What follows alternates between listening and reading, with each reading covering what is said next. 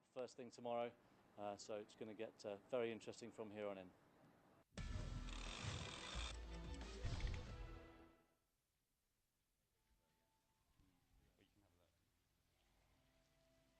So their confirmation of the overall results from yesterday. Taylor Canfield, US1 Sailing, having a cracking day on the water. The storyline perhaps not playing exactly as the scoreboard would tell it. He certainly was in some battles, but he finished off at the top of the leaderboard with 3 wins and no losses. Pierre-Antoine Mordan from Buenos días, bienvenidos a este segundo día de eliminatorias previas para la Copa Monzón que vamos a disfrutar hoy desde Malasia. Ya vemos aquí la clasificación. Malaysia's own Jeremy Koo, which he managed to come back and just close out. En la que el primero está Ken Fortero, que ganó las 3, después está Pierre Morvan, Francesco Bruni, John Bertheson, Paul Robertson, Adam Minoprio, Ian Williams, Paul Hansen, Matthew Richard y Kay Sweeton. David Wilton, Gilmore y Jeremy Kittu, que ayer perdió los 3, tanto David Gilmour como Jeremy Kittu, ayer perdieron los 3 matches.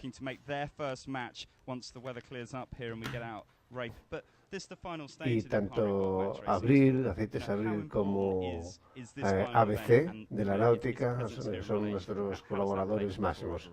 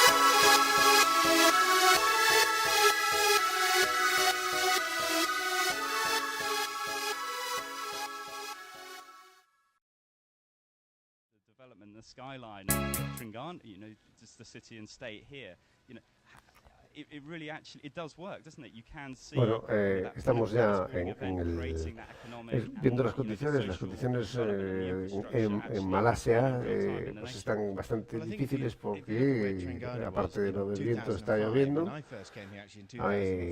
que nos están explicando ahora.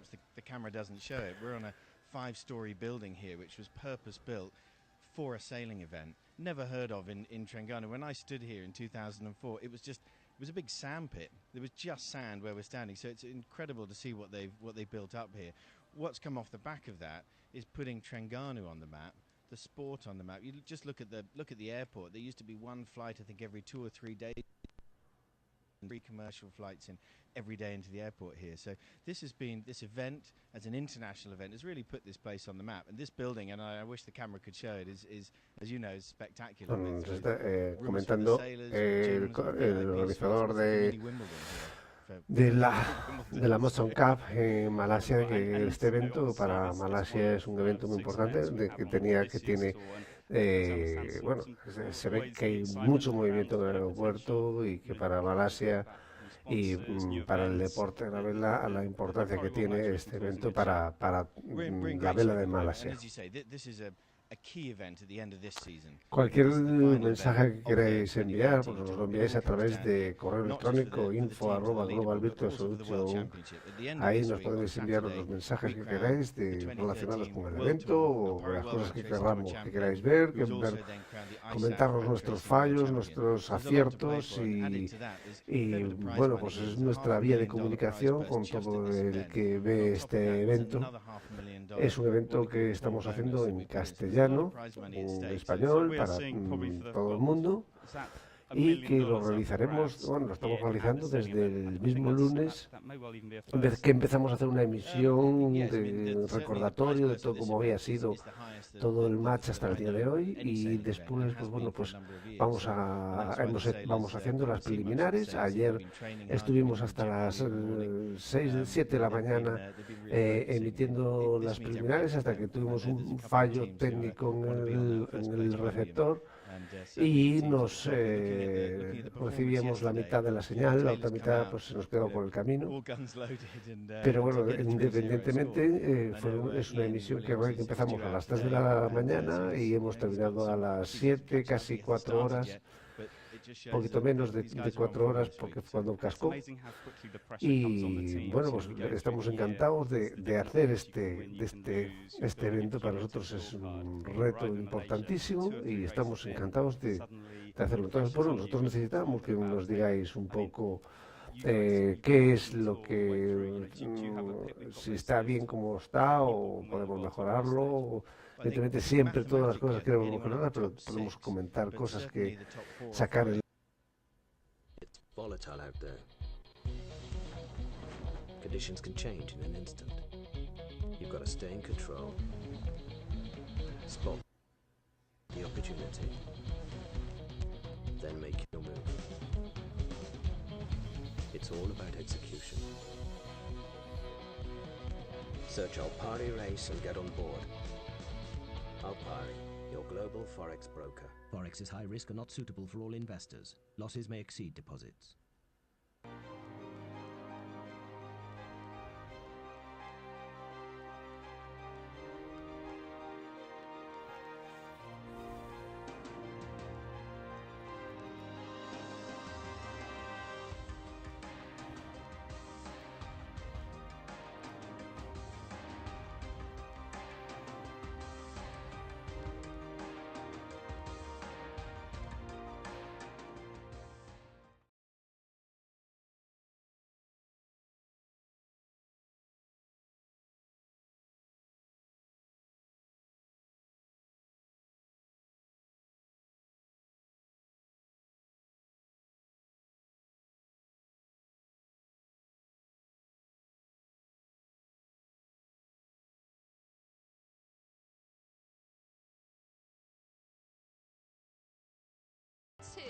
Estamos viendo uno de los matches de Suecia. Welcome to the Stena Match Cup Sweden. This place is absolutely booming this week. We're expecting huge crowds, some 100,000 plus spectators out on the cliffs rooting for the Swedish and also other teams, but especially the Swedish hometown favorites. And the nighttime here is fantastic. The restaurants are booming, and I can say that there is not a hotel room in the vicinity of Marstrand. It's just a beautiful place where it's a natural amphitheater where the wind funnels in towards the end of the arena, and that funnel creates a really difficult setup, and it's an extremely hard place to master. Actually, only one skipper has won it on the first try, and that was the first year in 1994 when Peter Gilmore won it. This is a venue that has hosted numerous World Championships, European Championships, and since 19 years back... Nos están presentando imágenes de archivo de la clasificación en Suecia, que fue la primera vez en Göteborg. Esto ya fue en julio de este año. Y bueno, para los que no conocen el trofeo Alpari Match World, es un circuito que ya se lleva celebrando desde hace muchos años, desde el 2007, 2008 aproximadamente, quizá antes. Nosotros, bueno, yo en particular ya lo seguía desde hace tiempo, hemos seguido el Match Race de Chicago muchísimas veces, y bueno, esta gente siempre nos gustó seguir este tipo de eventos. been 3 Swedish winners here in, what is it, 19 years or something like that. To do well here, to have a shot at the world title.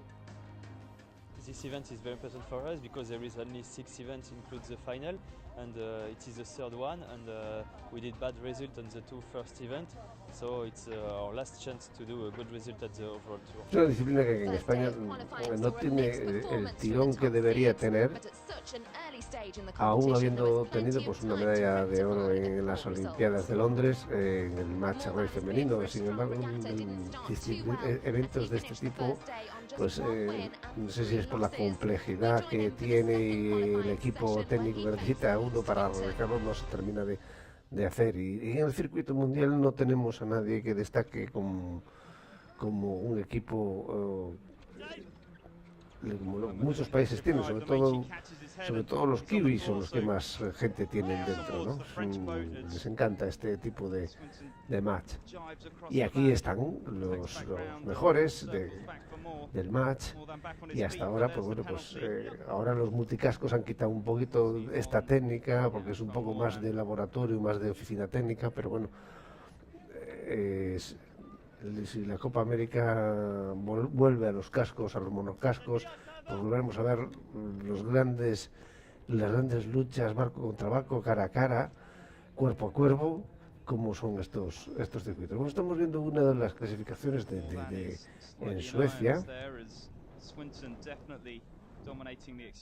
y ya vemos las evoluciones que llevan estos barcos, la proximidad entre ellos, la dificultad que trae la maniobra, la destreza, el manejo del reglamento, la utilización de técnica y la táctica, la picaresca, que tanto nos hacemos nosotros artífices de ello.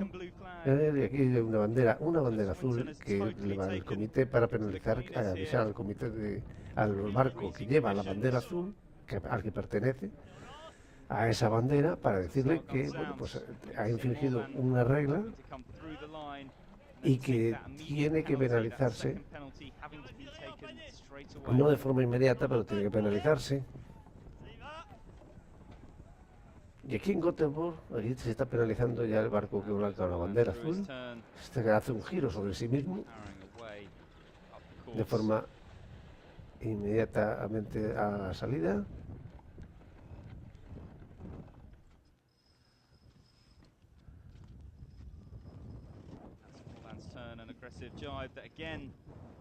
Sí, aquí el amigo casi se queda sin gafas. Era la velocidad que tiene de cazado de la mayor. Y viento en este evento, en este match, pues parece que viento va sobradito. Se les ha soltado un poco ladrizo de foque.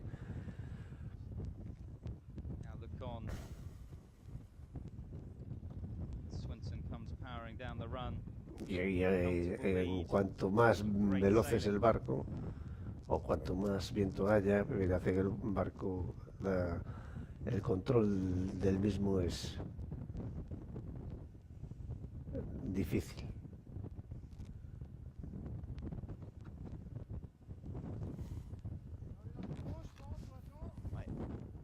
Nosotros esto lo vamos a retransmitir aproximadamente sobre unas 3 horas, que estaremos aquí, que aguantaremos lo que aguante el cuerpo. I think we did a really good job there. They didn't keep clear of us, and we tried to keep clear at the end, and obviously we had some penalty was on them, and but we managed to be in the controlling position after that. So that was a really good race for us, and we're very happy with that win. Taylor Canfield went on to lose his last race against Adam Minoprio, meaning he was out of the running for the Stena Match Cup Sweden title. Yeah, didn't end as well as we hoped. Lost our last race to Adam Minoprio, and just a really tough regatta for us. We struggled a little bit with the getting with the boats in the venue in the beginning, and then once we started out, we started to get a series of bad umpire calls. So we're not entirely out of it at this point. So Chicago, our home event, and then Bermuda, which we sailed well at last year, and then into Monsoon Cup. So I think 3 big events that we're está pensando en la Chicago. Hopefully we can just perform in all 3 and bring home the title. Another tour card holder leaving the competition early was Pierre-Antoine Morvan. His exit here may well impact on his world title hopes. Topping the leaderboard was Italian Simone Ferrarese. He'd have the first opponent pick for the quarter-finals, but no opponent was going to be easy to beat.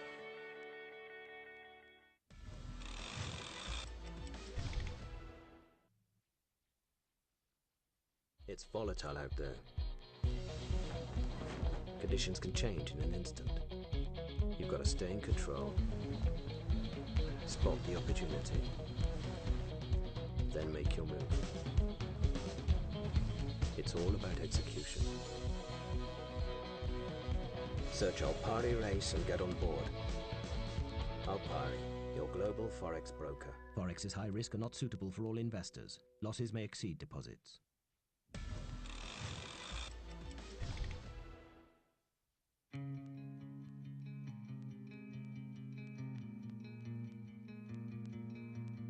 Welcome back to the Stena Match Cup Sweden, the third event on the Alpari World Match Racing Tour.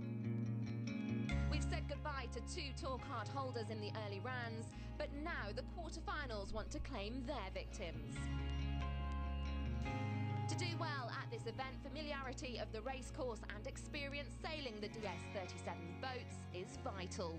This bodes well for Swedish skipper Johnny Berntsson and his Stena sailing team, who took some time out to share some of their knowledge with us.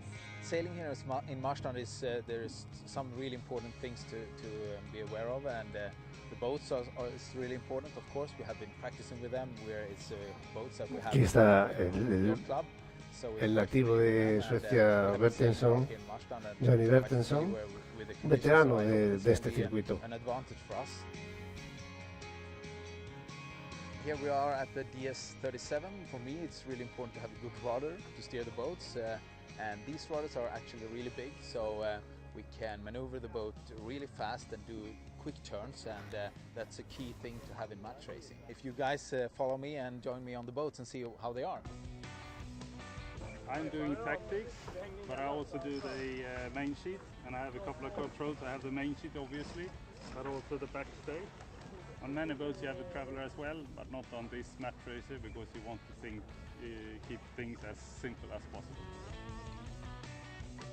And as a trimmer on board this boat, you control the sails in front of the mast, which is the jib and the spinnaker. We have a spinnaker. Veterano, los dos, Borg Hansen y Minoprio. Minoprio, que tuvo unas palabras un poco así tirantes con Ian Williams ayer en la reunión de patrones, porque le decía que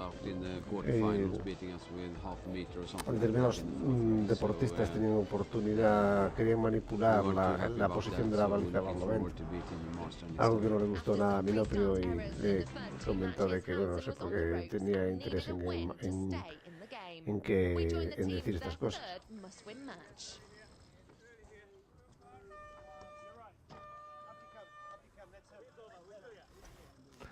Bueno, Hansen va a ir con la amarilla y Adam Minoprio va a ir con la azul. Big roll. Easing, big easing.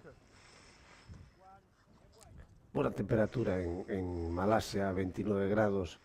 Bueno, nosotros desde aquí, desde Vigo, desde donde estamos haciendo esta emisión, en este momento ahora estamos sí con 7 grados, viento del noroeste, frío.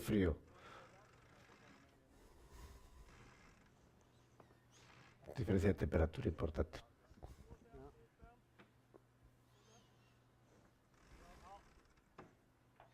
¿Quién pillara los 29 graditos?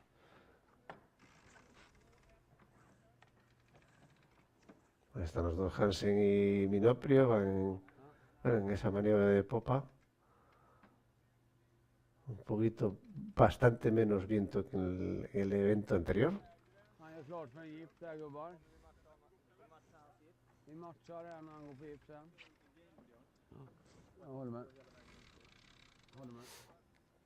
Y en la resolución de las protestas de este tipo de circuitos es a través de una lancha que va en el agua, una neumática habitualmente, y en la neumática van dos jueces, y en el momento que cada uno de los barcos protesta por alguna maniobra que infringe alguna regla, pues tienen que estar los dos jueces de acuerdo para penalizar al otro barco.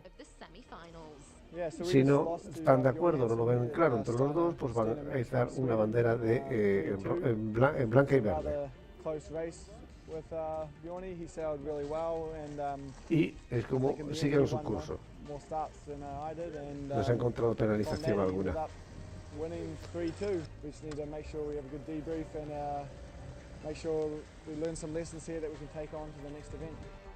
Bueno, estamos viendo un resumen de los eventos que se han venido haciendo desde todo el año. En este momento estamos viendo lo que es el match de Suecia.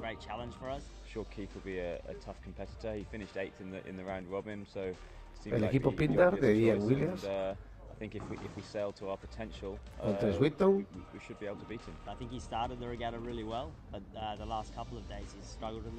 Estamos en los cuartos de final del Match Race de Suecia. Un resumen de lo que ha sido este circuito mundial de Match Race a lo largo del año. Which will hopefully stand us in good stead for the final rounds. Four-time world champion, a very strong competitor, so we're going to have to really sail at a high level to have a chance of defeating him. First blood went to Williams, leaving it up to Swinton to try and level the scores in their next match. Y hace que esta disciplina sea mucho más espectacular que cualquier otro tipo de evento de regata de longitud, de distancia.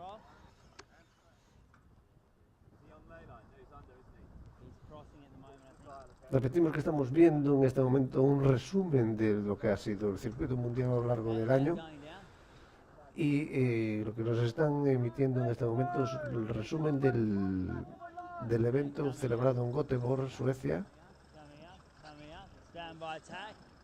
Göteborg, Dinamarca. En Dinamarca.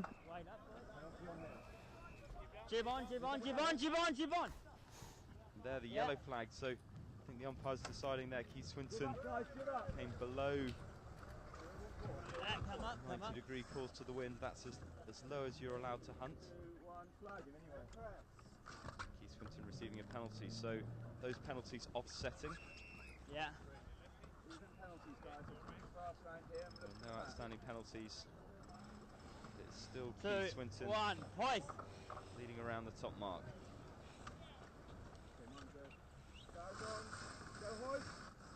Swinton really firing on all cylinders here as he comes down towards the finish.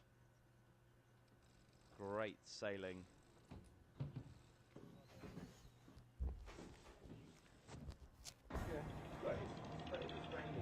Bueno, ya estamos viendo imágenes en directo de Malasia.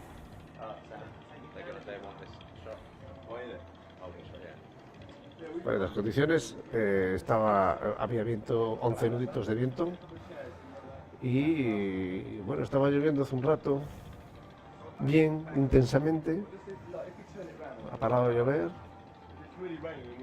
y suponemos que el comité de regatas en breve nos mandará a todas las tripulaciones al agua.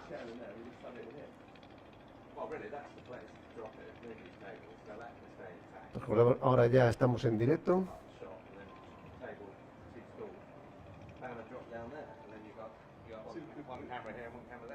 Two spots then, haven't we? Either facing out or facing in. Yeah, great. So if Mark can go on a mission to find a banner like 2 meters wide. I think he's gone. To be honest. So if you get the black head like that one.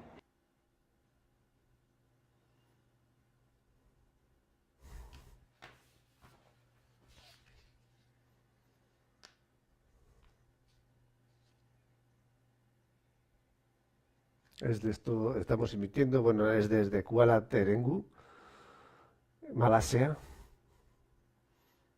11 nuditos de norte con 29 grados, cerca calorcito.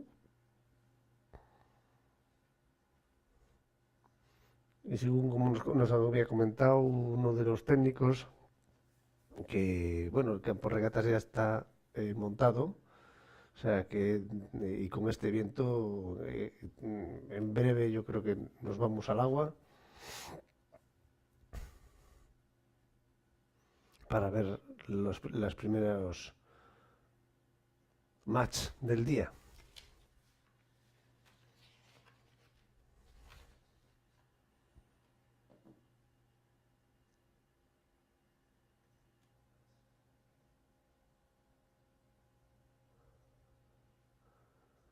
Y no vimos prácticamente nada de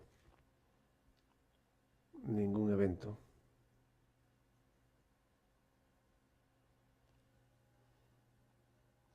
Que se empezaron a celebrar hasta las 8 de la mañana, no empezaron a celebrar pruebas, y bueno, nosotros ya con 4 horas de emisión pues cortamos la señal y los eventos se celebraron después.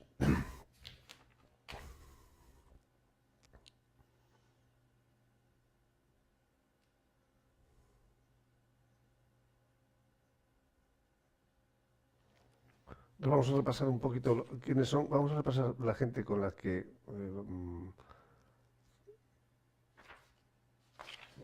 gente que está en este match. Entre ellos está Jeremy, el primero es el Jeremy Koo Wei Ken de Malasia. Jeremy Koo es un participante en este circuito que se ha ganado el puesto porque se ha ganado el circuito de Malasia, un circuito de match de Malasia. Es un veterano del match, ya estuvo en el equipo chino, en el desafío Copa América de Valencia, con el equipo chino. Y bueno, ha perdido ayer los 3 matches que celebró, en el que participó. Al igual que David Gilmour, ¿no? David Gilmour pues ya es un famoso dentro de este circuito, ¿no? Después también tenemos al veterano de Luna Rosa, a Francesco Bruni, otro que ganó en las Islas Bermudas, y donde va nuestro querido amigo y que seguimos con gran afecto, a Xavi Fernández, es del equipo de Luna Rosa.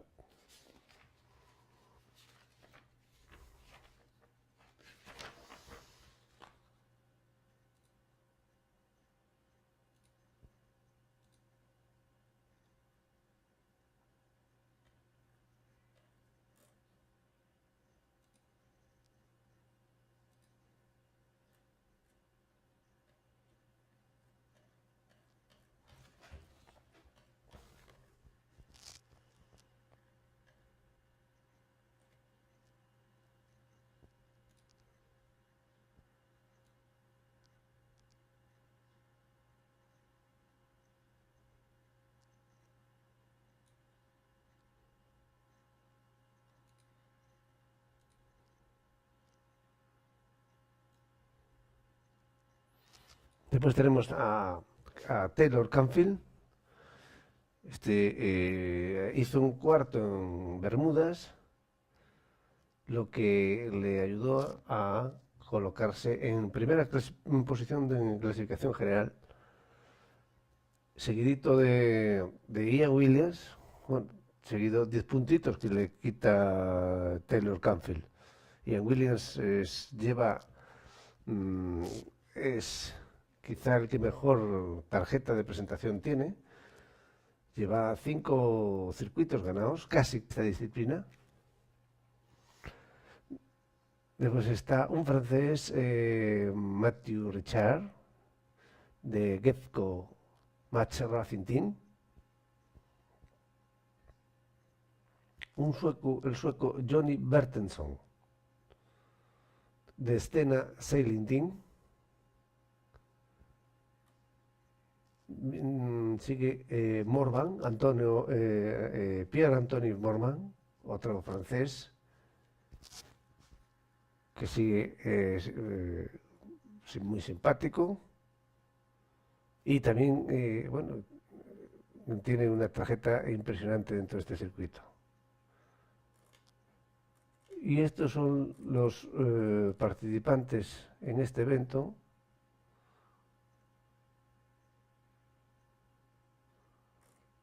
...12 participantes en concreto... ...que van a hacer los enfrentamientos... ...uno contra uno, todos contra todos.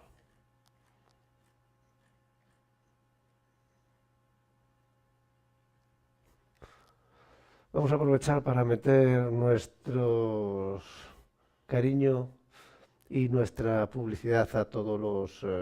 la publicidad que nos ayuda a hacer este trabajo.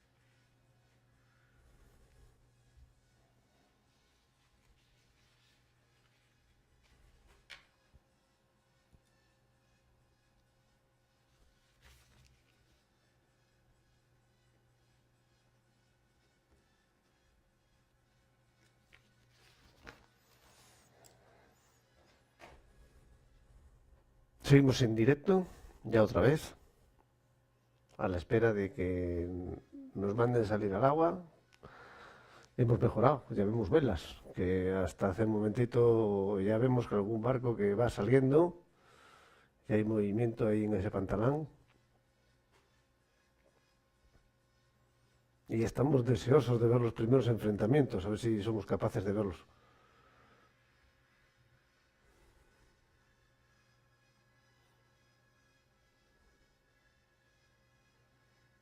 Este es el problema de las retransmisiones de este tipo de eventos. No dependemos del tiempo, dependemos del tiempo atmosférico y dependemos del tiempo de reloj, porque no somos, al depender del climatológico, pues bueno, pues las condiciones son las que son y a lo mejor hay 11 nuditos, pero no son estables, se están cambiando continuamente y el comité nos termina de verlo claro, y hasta que den la orden del comité, pues no se sale.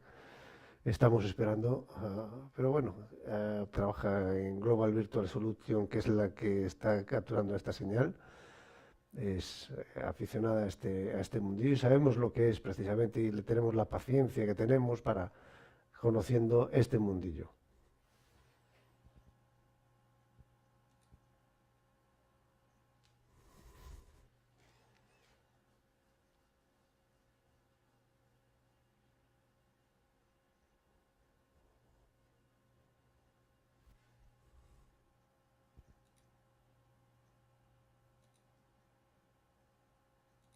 Bueno, cualquier cosa que nos queráis comentar y hacernos partícipes y saber que estáis ahí, que nos escucháis y que, bueno, pues de alguna manera podéis participar en esta retransmisión, porque nosotros todos los correos que nos vayan llegando a través de esta cuenta de correo que está aquí, info@globalvirtualsolution.com, podéis enviarnos los mensajes y de alguna manera vosotros podéis participar a través de, digamos, de mi voz, pues podéis participar en esta emisión, comentándonos pues, cosas que veáis, nuestros errores, nuestros aciertos, y estamos abiertos precisamente a cualquier tipo de crítica. O sea que la participación, si estáis interesados en participar, pues nosotros encantados.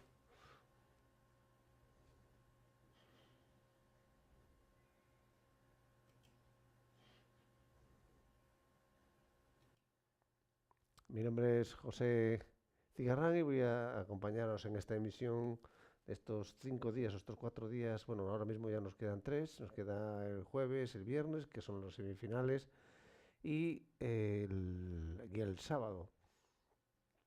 El sábado por la mañana, recordar que esto se va a emitir a partir de las 10 de la mañana del sábado, son las finales y las petit finales. Que se verán en directo a partir de las 10 de la mañana, no de las 3. Pero bueno, como los que nos sigan a través de la página web o del blog, pues bueno, pues estamos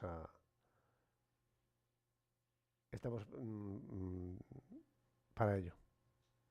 Ya lo seguís.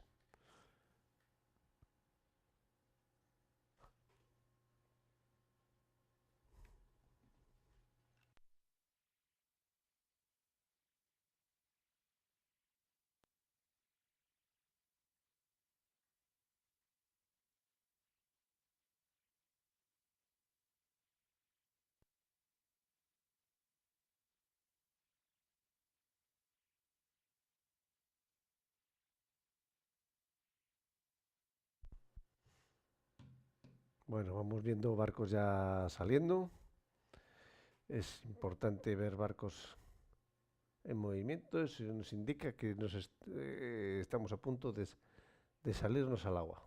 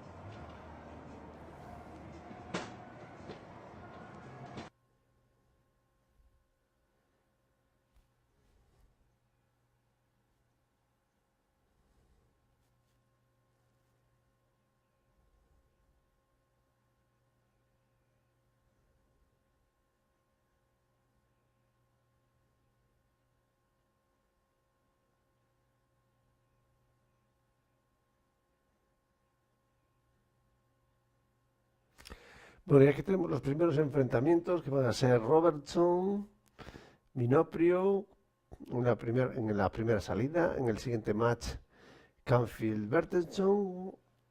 El siguiente match va a ser Whitton Williams y Richard Hansen. Okay, our apologies. We had a small technical problem. That meant we had to leave our coverage of Match Race Sweden. We're now going to go back to the Stena Match Cup while we wait for the racing to get underway here in Malaysia, which we're expecting. Bueno, pues nosotros, por nosotros tienes el perdón. So stay tuned, stay with us. Estamos aquí We'll al be pie del bringing you the cañón para latest hacer lo que haga from falta. the Monsoon Cup. But for now, back to Stena Match Cup Sweden. Bueno, ahí está, 11 nuditos. Bueno,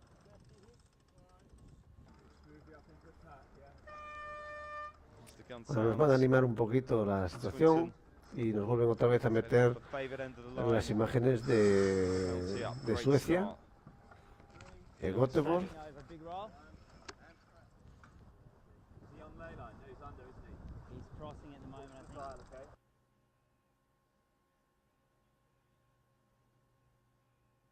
It's volatile out. The Stena Match Cup Sweden. Dubbed the Monaco leg of the series, this event is renowned for putting on a real show for the 125.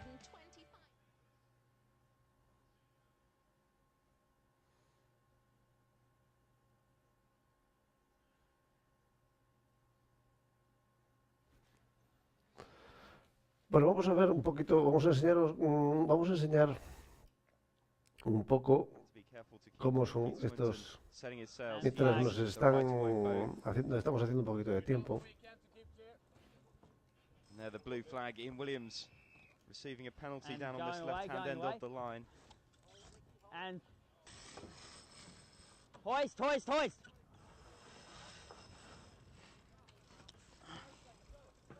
De cómo va a ser el circuito de match.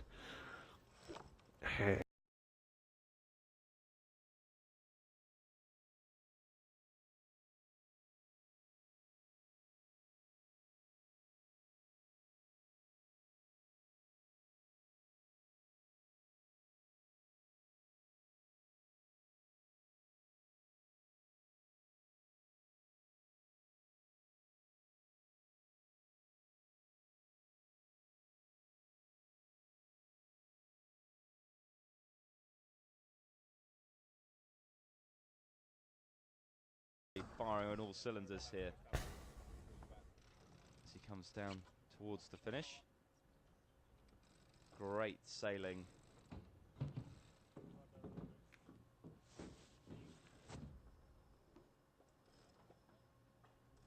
Okay, keep it dry. Nos estamos viendo imágenes de Suecia, Göteborg.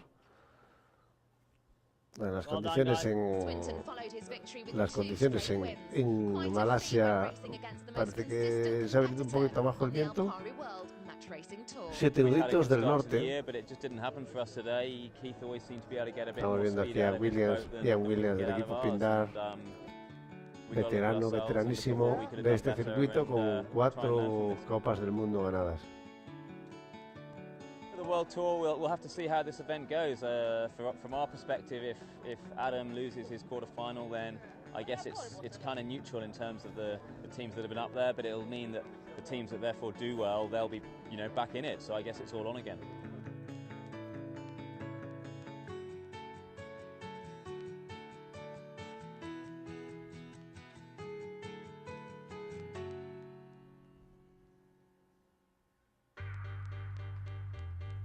With the world champion out before the semi-finals, the regatta was opening up. Bueno, vamos a ver las semifinales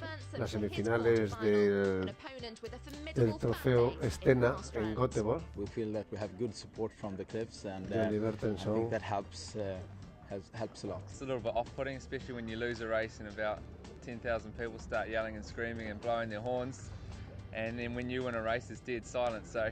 Yeah, it's going to be hard. He's definitely got local support behind him. His title sponsor's the sponsor of this event as well. And we didn't think about that one either, so no, that didn't come into it at all. But yeah, he's going to be hard to beat here on his home ground. I think they considered a lot before they chose us, but it's going to be interesting to see if that was the right choice or not. The first battle didn't disappoint, providing plenty of action for the spectators on the shore. Came off the line, not in the most ideal situation. It sort of did a big right swing before the start, so we wanted a windward start, and then it went a little bit light and left, and he got the leeward start, which was a much better option. Weight down, 3, 2, 1, and up. And right back down now. Yeah, all good on this chain, eh? We got the right, which was nice, and then we managed to go back at a good time straight off the line, I think, and picked up a really, really good lefty, which brought us right back into the game, and managed to take the lead after that. Winding up. He tacks here, we laugh, okay? He's not.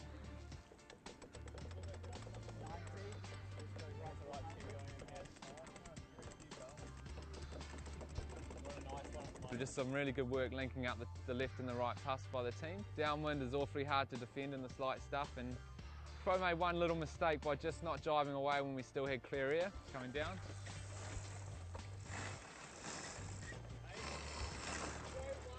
Holding sort of high here, tweaker. Okay, soaking when you got it, Jim. Main on a bit more. Soaking when you got it. Coming up now. Coming up. Coming up. Coming up. Coming up. Holding here. Should be faster here. Soaking when you got it, Jim. Wait up. Yeah. And then he rolled us, and we decided to attack at the bottom, which is, in hindsight, the right move. We copped the penalty. You can't hit me there. Holding, holding, holding. Oh, come on, guys. He can't get to me here. He still can't get to me.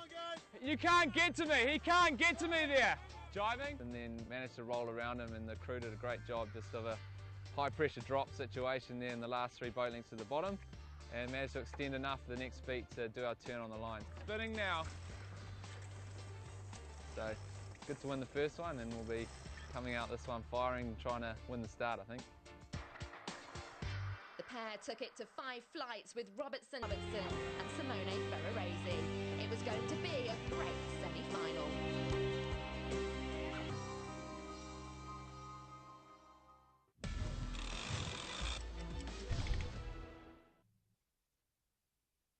It's volatile out there. Conditions can change in an instant. You've got to stay in control, spot the opportunity, then make your move. It's all about execution. Search Alpari Race and get on board. Alpari, your global Forex broker. Forex is high risk and not suitable for all investors. Loss.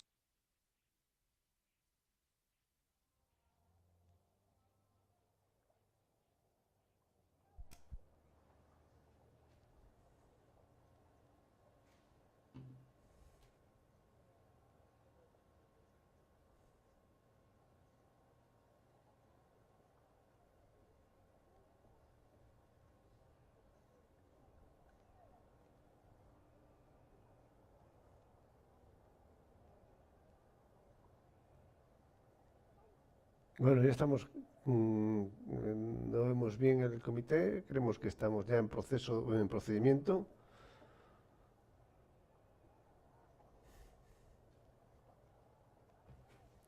Bueno, 7 nuditos.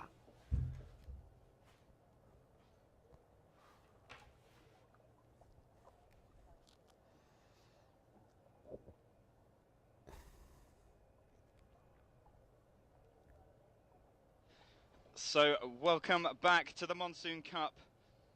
We are ready for racing. The breeze has clocked round to the right, and we should be underway very, very soon.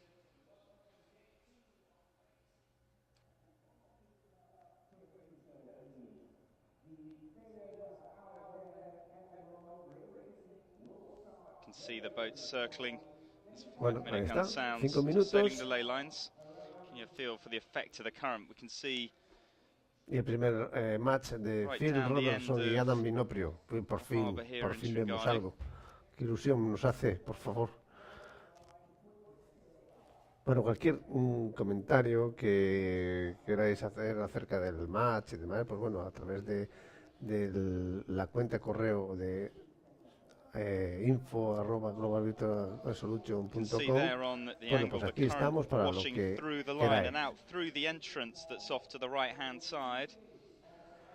Y ya vemos retirar el baldón para que podamos verlo en su esplendor. Pretty much full against the boats while they're sailing on starboard, and be across the boats when they're sailing on port. So just getting a feel for that effect on the time and distance for the pre-start.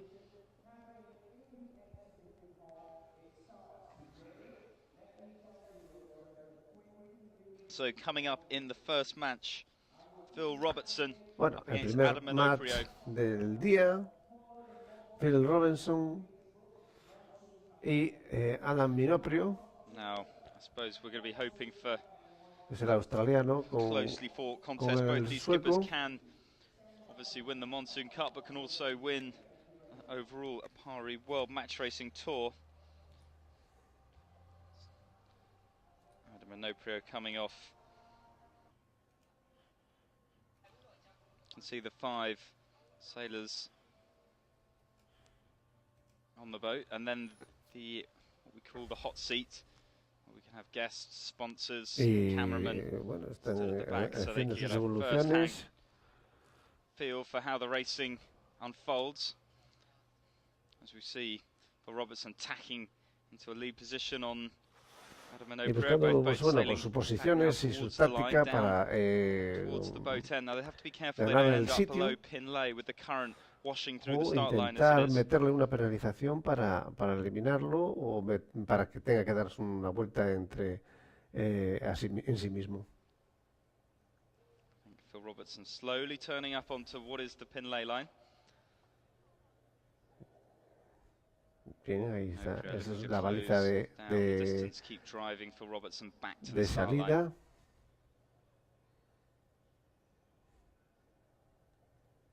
I don't think the boats are on the breeze. Robertson, I think, with a little more to come up, but there's the final minute. Echábamos de menos el reloj. 53, 51 segundos para salir. Hace una pequeña orzada. Y el otro va de vira. Ahí está. Un cuerpo a cuerpo, muy bonito. Intenta Can Manoprio make this work for him?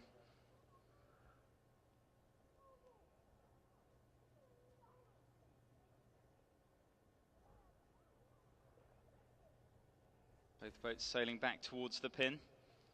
Robertson clear to swing. Still quite a long way from the pin, so the final 16 seconds, I think Manoprio in good shape.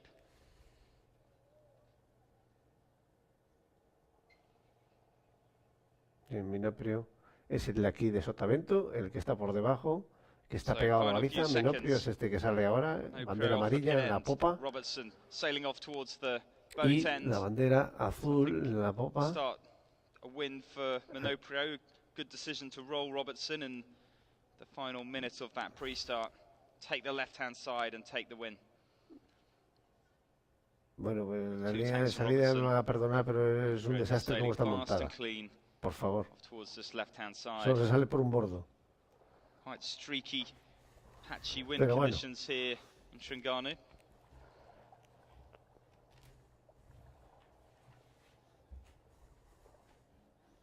As we see Manoprio, Minoprio going up the course. We're primero. going to come back down to watch our second flight of the day, second match of the day, sorry. Taylor Canfield up against Johnny Bernson. Esas balizas que están ahí son las balizas que tienen que venir después en popa a virarlas, que lo hablábamos antes.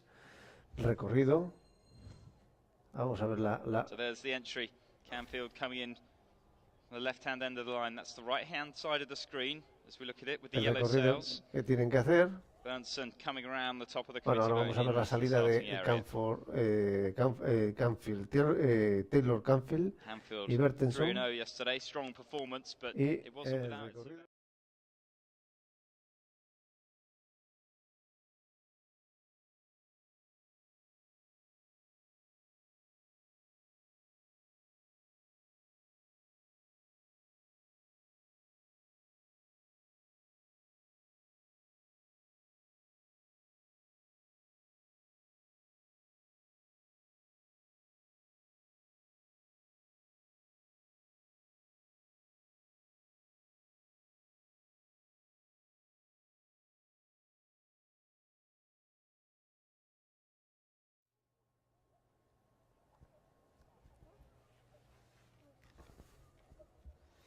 Ahora estamos esperando 2 minutos, 2 minutos 50, el tiempo que le queda a Canfield y a Bertenson para la salida.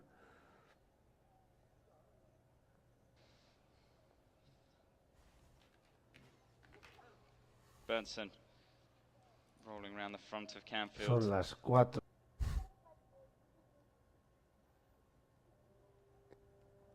Esto parece el Virtual Skipper ya, con obstáculos por el medio.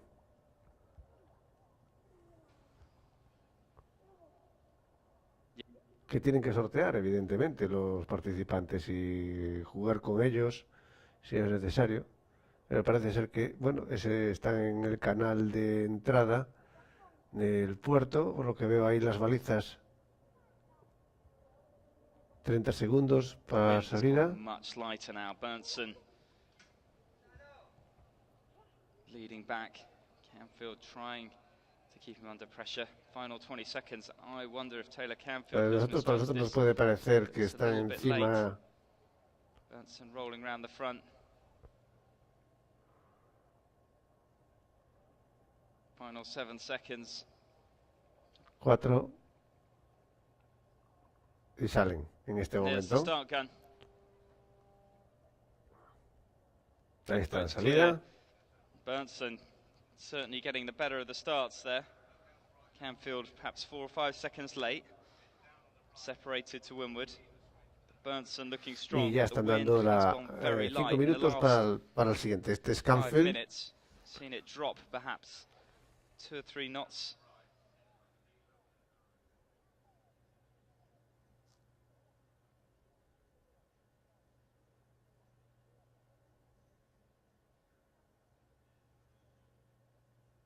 Canfield very gentle, making those fine adjustments to the jib. Bueno, este es el barco es el Foundation 35. He is going to have to come back. We're going to come down now for buen barco para este tipo de match. And that is the first appearance of y ya vamos ya a ver la siguiente, el siguiente salida del siguiente match. He's up against Keith Swinton of Black Swan Racing. Swinton Williams. El tercer match de hoy. Hoy parece que por lo menos vemos maniobras. Swinton under pressure right from the get-go, unable to dial up and has actually been hunted down towards the pin end.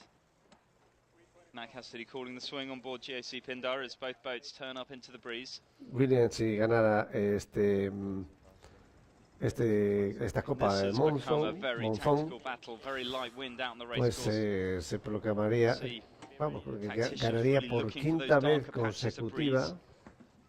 Try and find their way up the board that is Trengganu Racecourse.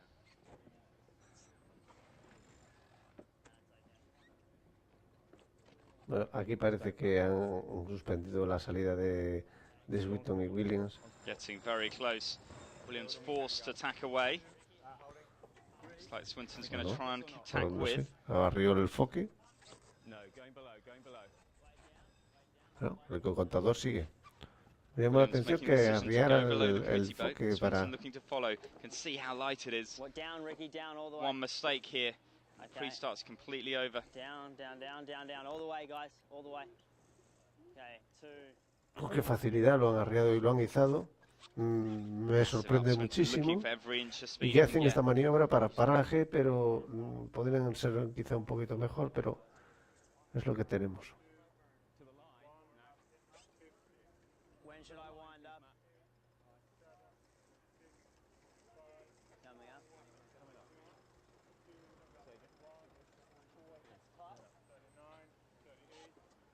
...40 segundos para la salida.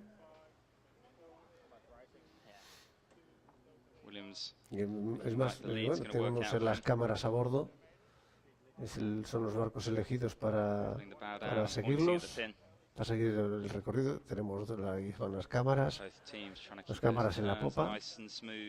Y ya vemos las evoluciones que habíamos hablado antes de la salida. 15 segundos para salir. 13, 10, 9. Definitely looking for a bit of separation. Has he managed to get any bow forward? Salida.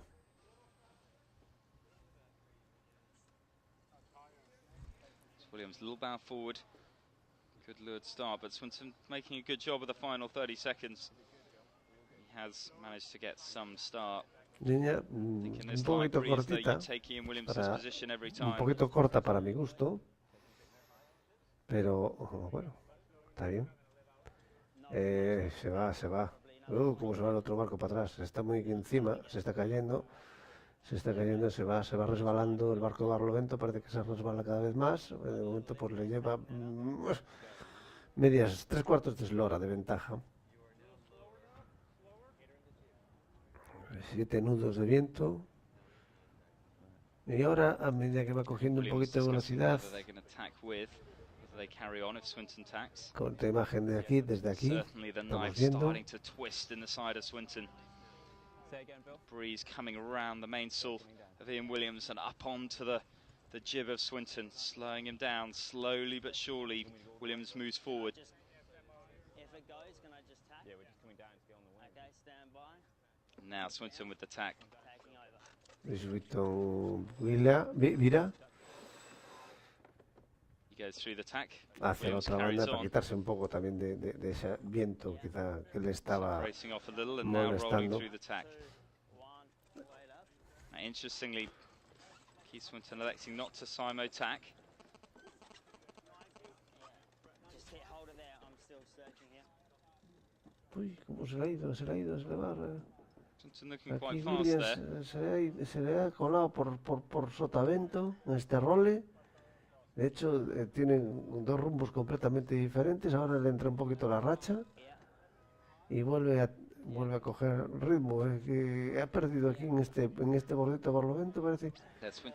Se le ha ido un poquito a sota. Bueno, desde aquí, desde esta cámara, en caso de que virara, aún poniéndose con el bordo de preferencia, yo creo que no ha llegado a pasar Swinton.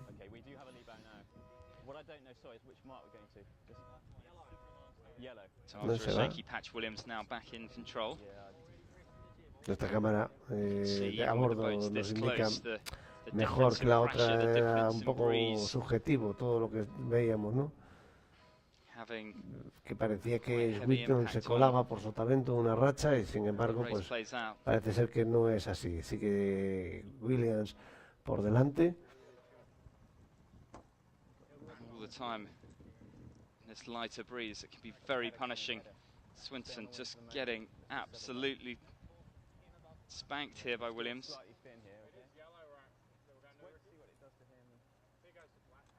Yeah. Okay.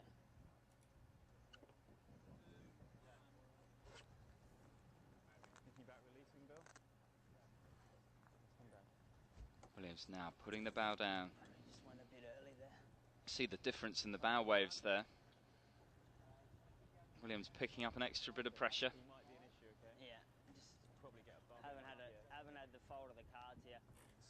Get out of the slot, Jacob. Yeah.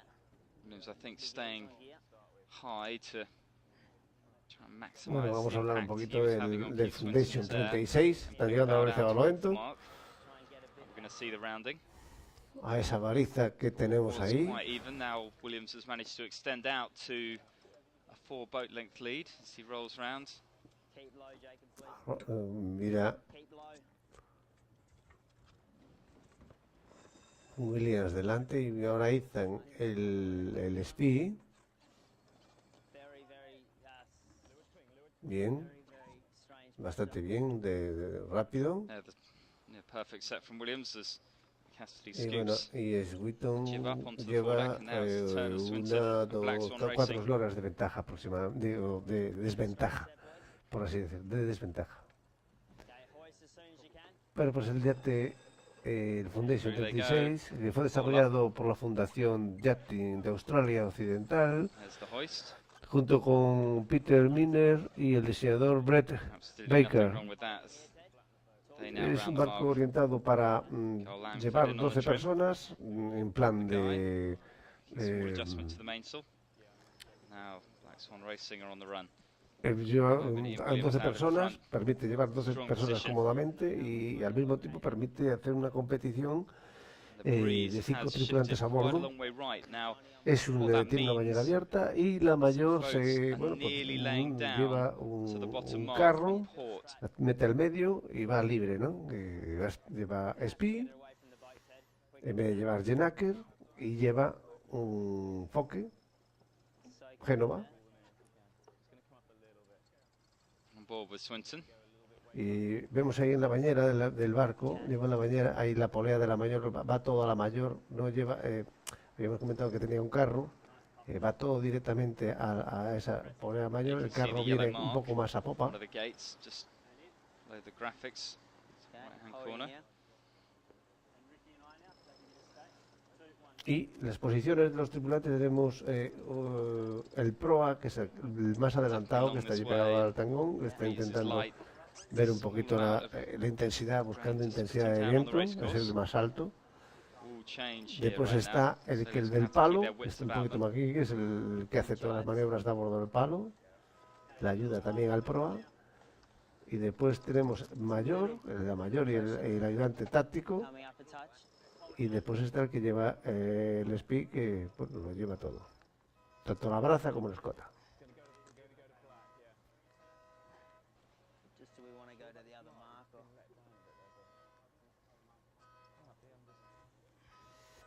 Estas dos balizas que están aquí es el offset. Recogen el SPI y toman la baliza. Pueden tomarse de la baliza por una banda o por la otra. La que a que más le interesa a los participantes. Williams tacking across as well on the starboard, so matching the direction of Swinton. This is one of those hard conditions where you're going to struggle to let the other boat go, always with half an eye on his position and how much wind he's got. You're not always going to be able to get to it to sail your own race, but also really try and manage that risk against your competitor. You can see the difference. Mark 1 in Williams, 26 seconds ahead. Most of that coming in the final minute and a half of that beat. Then by the bottom, in that lighter breeze, Williams 34 seconds ahead. So commanding lead, but right now I think Swinton is coming back. He looks a little bit higher. Perhaps even a little faster.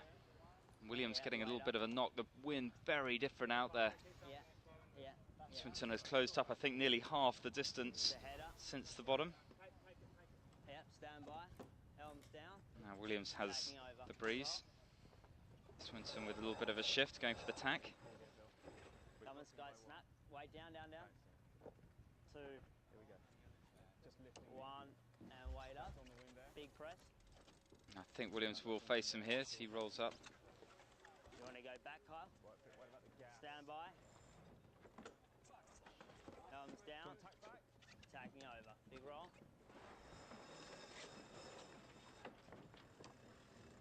2. Me da la sensación de que se nos está quedando el viento. Rough on Williams' boat there. We saw the jib bounce in and out a little bit. Williams sailing off towards quite light conditions on that right-hand side at the moment. Yeah, there's a bit of pressure here. Yeah. It looks light across the board. Interesting to see which the tacticians on board these teams manages to pick the last stage of this final upwind course right. At the moment they are still splitting. Williams off to the right, Swinton off to the left. Bueno, vamos a aprovechar para comentar que, bueno, pues sería interesante que os suscribáis a nuestro canal para informaros de todos los eventos que, bueno, vamos a ir cubriendo en directo alrededor del mundo. Y ya hemos, Global Virtual pues, ha firmado con IMG, tenemos las roles, vamos a tener también windsurf, paddle surf, para el mundo de windsurf, para el año que viene, todo el circuito. Vamos a tener el circuito también de este mismo circuito de Match Race.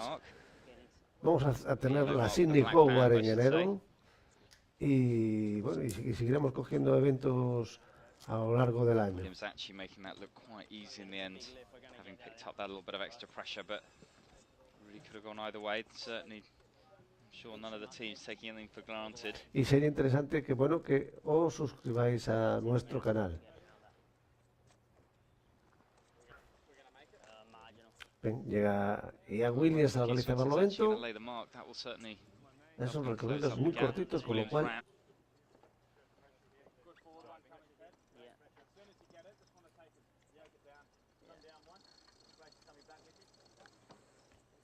Big pressure here, Teddy.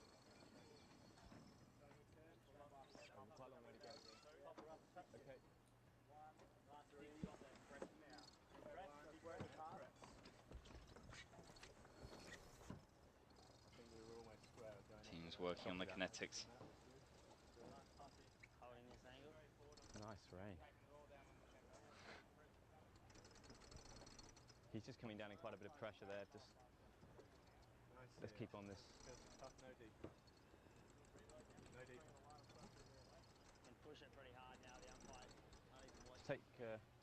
Bueno, no sé, me da la impresión, según las ventajas, no sé si quería volverlo a ver si nos lo pueden decir, pero me da la impresión de que este match con Johnny Bertenson y Taylor Canfield lo está perdiendo Canfield, con lo cual podría ser una sorpresa. Y aquí empieza a llover, parece que está lloviendo un poquito. Que a ver si nos lo pueden confirmar, me da la impresión.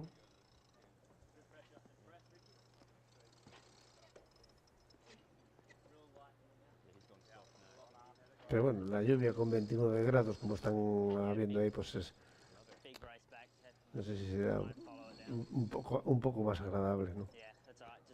Now Williams coming down to the bottom.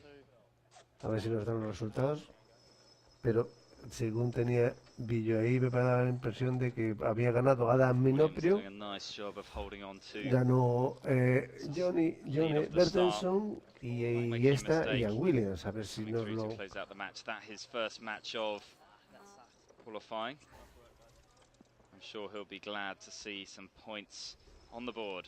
Bueno, llegado ya y se ve que, bueno, Ian Williams ya ganador de este match. Además, sitting there on 0-1. He'll be looking for a comeback, I'm sure, in the next race. Bueno, a ver si nos lo ponen.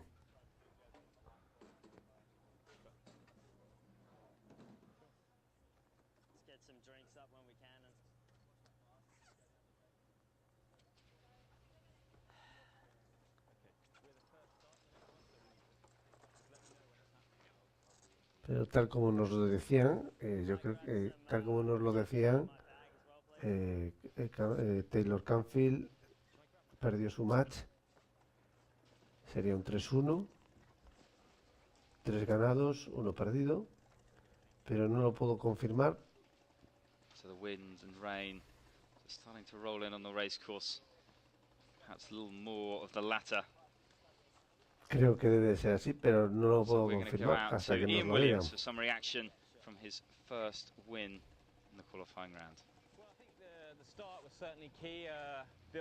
va a comentar, ahora vamos a escuchar a Ian Williams a ver qué nos comenta. ¿Ya está lloviendo?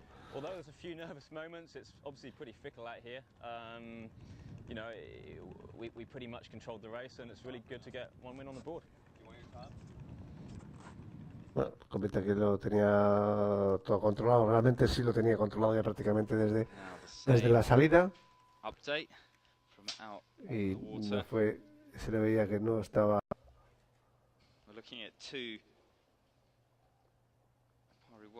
Richard, Phil and Hansen. When will we see one of these guys seal the deal?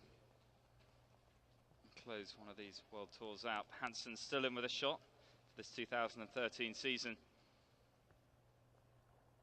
sailing super well through the early stages and through last year.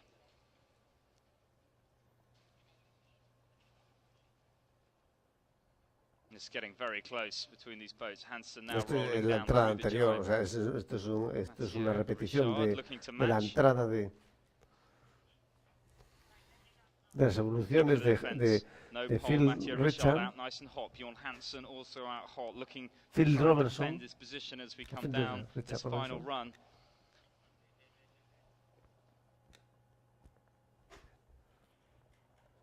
y Hansen.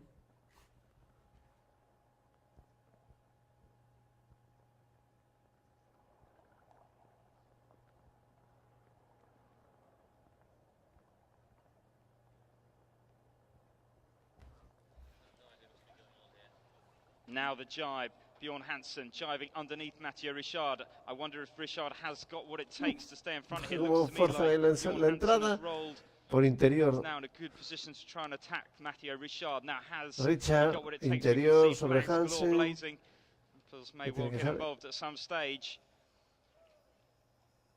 Y le hace Hansen le fuerza a orzar, todavía siguen para hacer la baliza de hacia la entrada. Mathieu Richard, I thought it was blue. Mathieu Richard Se quedó desventado. Le tapó las velas de Richard sobre Hansen. Le ha ganado ahí va. Y es la entrada anterior. Johan Hansen slowly coming in on starboard, has this race absolutely locked down at this stage. You can see the shoulders fall on board Mathieu Richard. It's a green flag. Bjorn Hansen through the line to close out that fiercely contested final third of that Gana el amarillo, gana Hansen. Incredible action out there on the water. Muy buena maniobra.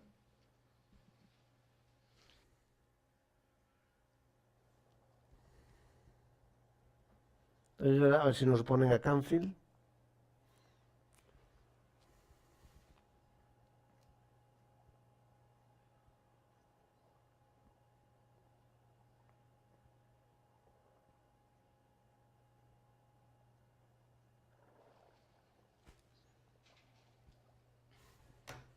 So we're just waiting for final confirmation of the overall results. A ver si nos confirman. Sí. We're going to run through the overall results. Taylor Canfield, US One Racing, he now is up there on 4-0, so formally moving into the lead. Pues claro, ya tiene los 4. Está primero Canfield, segundo Antonio Pierre Morvan, Francesco Bruni, Johnny Bertenson, Phil Robertson, Ian Williams, Bo Hansen. Phil Robertson and Waka Racing, he again. Y los que han We've had a couple of rain showers come through already. The breeze is a little bit further left than where we thought it was going to be, but it is in the general direction. We had a little bit more wind earlier on as that rain cloud came through and soaked us, but it's now calmed down a little bit lighter. But yeah, they're making the best of it. So it looks okay out there. Yeah, no, we're not going to throw stones, but you know, sometimes, Craig, you're out on the water, sort of helping. Bueno, este hombre que con la camisa, con el polo blanco, que se llama Simon Chong, este es campeón del mundo, ex campeón del mundo de Match Race y que, bueno, pues hace de comentarista dentro del circuito del circuito mundial de match. David Tallis out there with a great race team from the Malaysian Navy led by Byrne. They're doing a great job, and so it's really me here to communicate with David out there on the water for him to tell us what's going on, what he's planning on next, and to kind of feedback so we know what's going on this side, so we can communicate that out far and wide. And it's more than that. I mean, obviously we saw in the briefing this morning the umpires and the rules and the competitors. It's all integrated together in keeping an overview and consistency through the whole season. Yeah, I mean, it's good to have people that are at multiple tour events. You know, so I can try and bring consistency across the tour, which then helps the competitors, because that's what the competitors are after. They want to have every event as close as it can be to the next event with regard to rules and with regard to how the procedures out on the water go, just to make their lives easier, so they know what to expect. So there's no curveballs coming in there, although every now and again there's a curveball comes in, which we can't stop. And we've got many nations in, not just the competitors represented here at the Monsoon Cup, but then also across the race officials, the umpires, through the entire tour. There must be battles and structure that you have to sort of impose to keep that consistency. Exactly. It's true. I mean, it's a truly international series,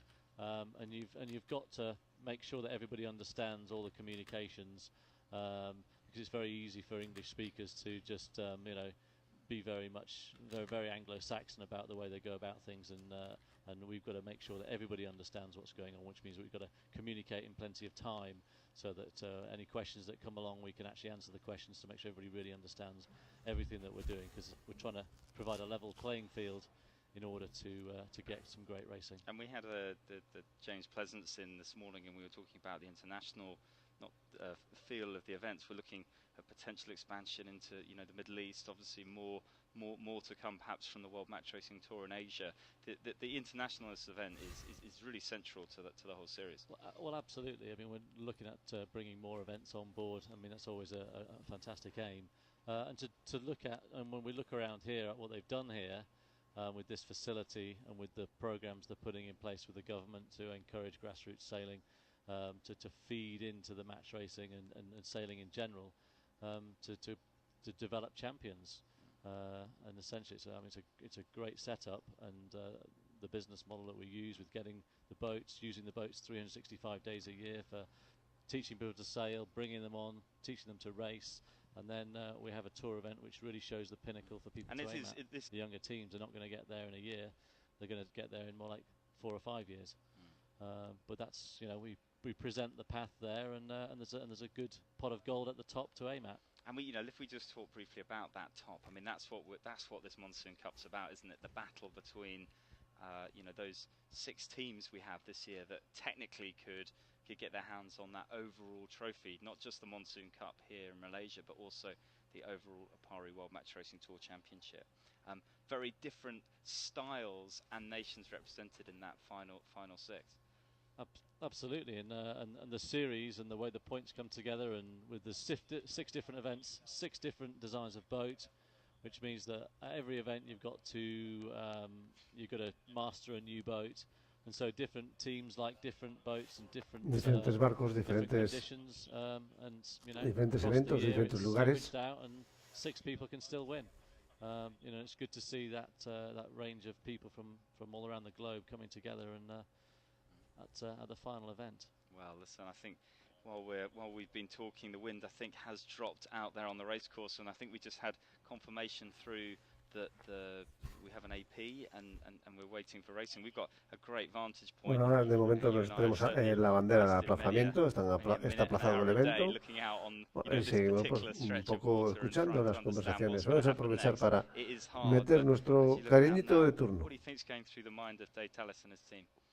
Well, I mean, they're looking at, they've really got to.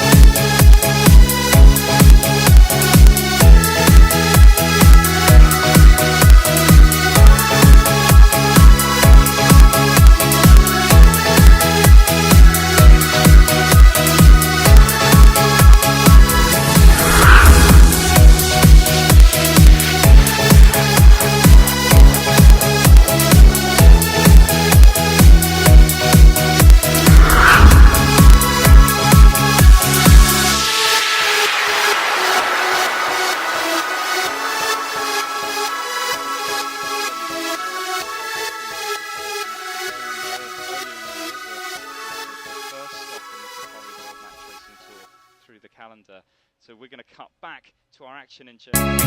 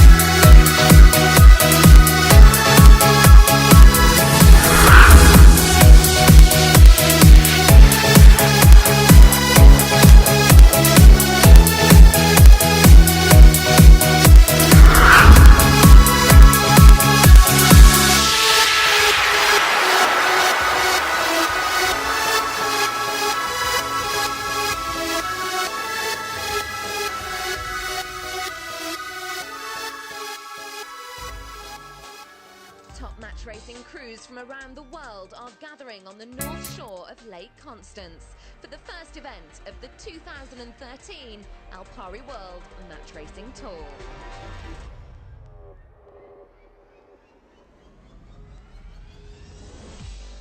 2012 was a great year on the tour and went right down to the wire. 8 events had 5 different winners, with Ian Williams and GAC Pindar eventually knocking Bjorn Hansen and Mekonomen Sailing Team into second, with Phil Robertson of Walker Racing in third. Wildcard Taylor Canfield shocked the field by winning 2 events, including... Came out strong after that. We won the 2 next regattas, Chicago and France. And we went to Malaysia with a decent shot at winning.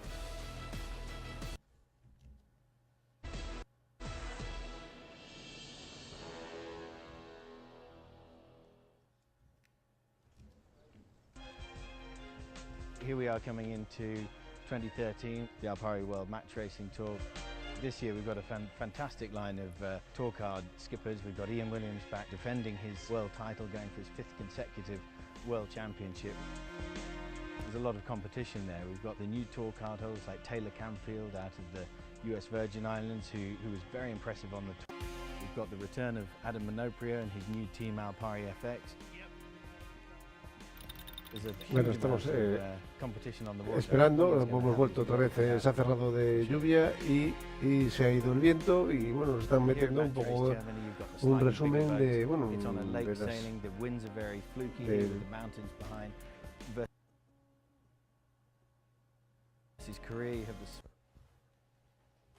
del día de días anteriores. But I would say that it's all down, certainly to the first few events, to put the points on the scoreboard. We're really trying to raise the bar of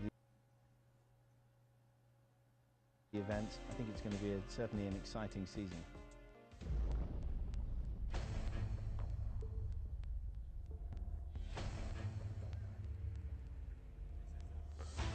Bueno, a las 12 de la mañana en Malasia, las 5 en España.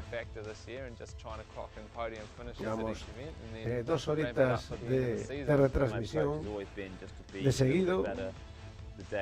After the day before, you know, it's really just about tightening up with the communication and the skills and everything on board, just to get a little bit more accurate and therefore, you know, a little bit more consistent. Team-wise, you know, I don't think anyone's strong, anyone's weak. Team Alpari FX being back in the tour has raised, and it's going to make it a lot harder for Williams and Bjorn and Phil. It'll probably come down to teamwork and who's got the best team at the end of the day. It's not the skipper, and it's not anyone else on board, it's all working together, and that's going to be a big part of it. There's a bit more pressure as one of the tour card holders this year, but you know, we're sailing with the same team, kind of doing this. We're just going to again take it one race at a time, and I think we've definitely raised some eyebrows, but you know, we're not going to change anything on our part. Chicago está imparable. Y aquí tenemos a Minoprio, We won the last 2 Ian Alpari Williams. match racing tours. Of course, we wouldn't be happy unless we win another. It's not to say it'll be easy, but that's got to be our goal, and that's what we'll be trying to do. I think it's always nice to beat the other Kiwi team, that's for sure, so we'll put a target on Minoprio's head and try and take him out. We're going to do what we've got to do to win, mate.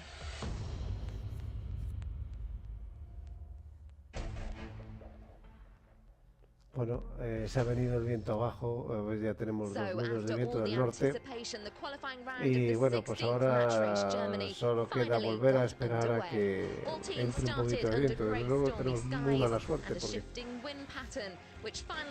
tenía que haber entrado un poquito más.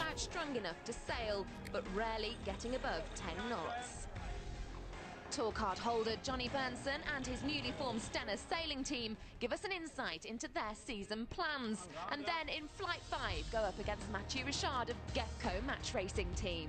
Johnny desperately needs the... Johnny. Rival. Johnny is a nice guy. We are good friends. A little harder to read, I'd say. Well, we're definitely not good friends when we're out on the water. On the water, I don't really talk to him. We just try and beat him. We call him the smiling assassin. The killer. Relaxed on land, and when it comes time to race, flip the switch. The smiling assassin.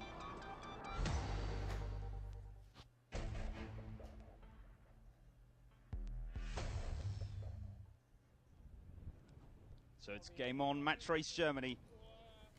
It's a qualifying round, Flight 5, Match 1. Mathieu Richard up against Johnny Berntsen.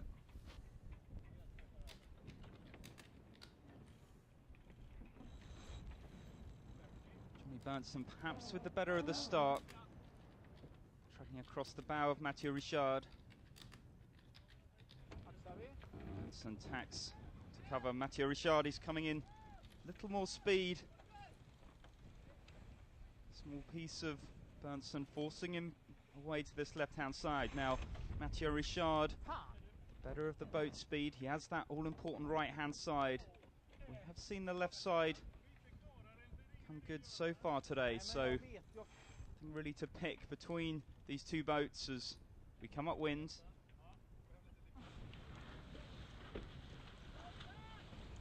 As we come up towards the top, it's Johnny Berntsen below the ley line coming up to try and force Mathieu Richard through the tack. Some appeals from Richard, but it's Johnny Berntsen that's going to have the inside at this mark.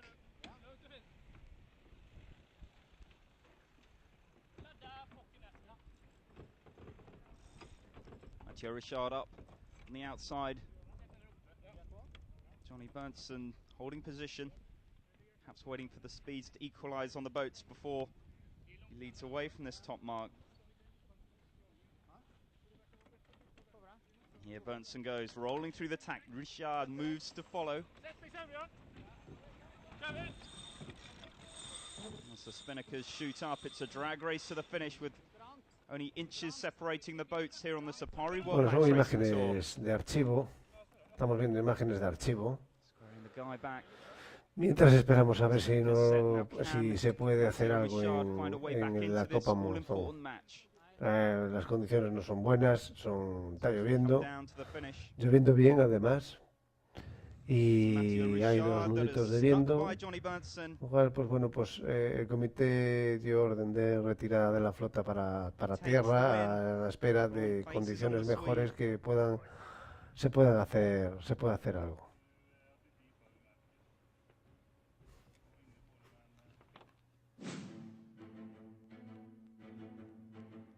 The organisers ripped through 10 flights of the qualifying round, bringing all of the 12 international teams up to 5 races sailed. At the end of day 1, the leaderboard Nosotros vamos a dejarles un ratito con este resumen en versión original y descansamos un momento y volvemos otra vez a la batalla. Taylor Canfield, Keith Swinton, Adam Minoprio and Bjorn Hansen, whilst Phil Robertson and Johnny Berntsen struggle on 2 wins and 3 losses. Alpari Team FX are one of those teams in the hunt for qualification, and the matchup one that everyone has anticipated for a while.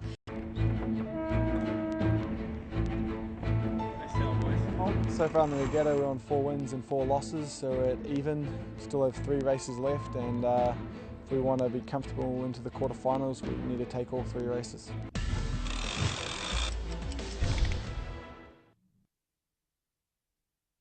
It's volatile out there. Conditions can change in an instant. You've got to stay in control, spot the opportunity, then make your move. It's all about execution. Search Alpari Race and get on board. Alpari, your global forex broker. Forex is high risk and not suitable for all investors. Losses may exceed deposits.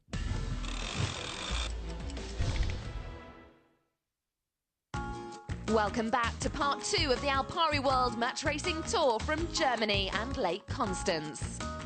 There are 2 stories running concurrently. First, the tussle for who would win the qualifying round and head directly through to the semi-finals. Then there is the battle of the remaining 11 teams, vying to make it into the remaining 6 places available and to qualify for the quarter-finals.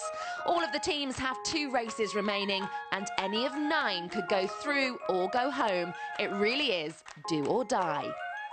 Today's the 3rd day on Match Race Germany. We're having 2 races left.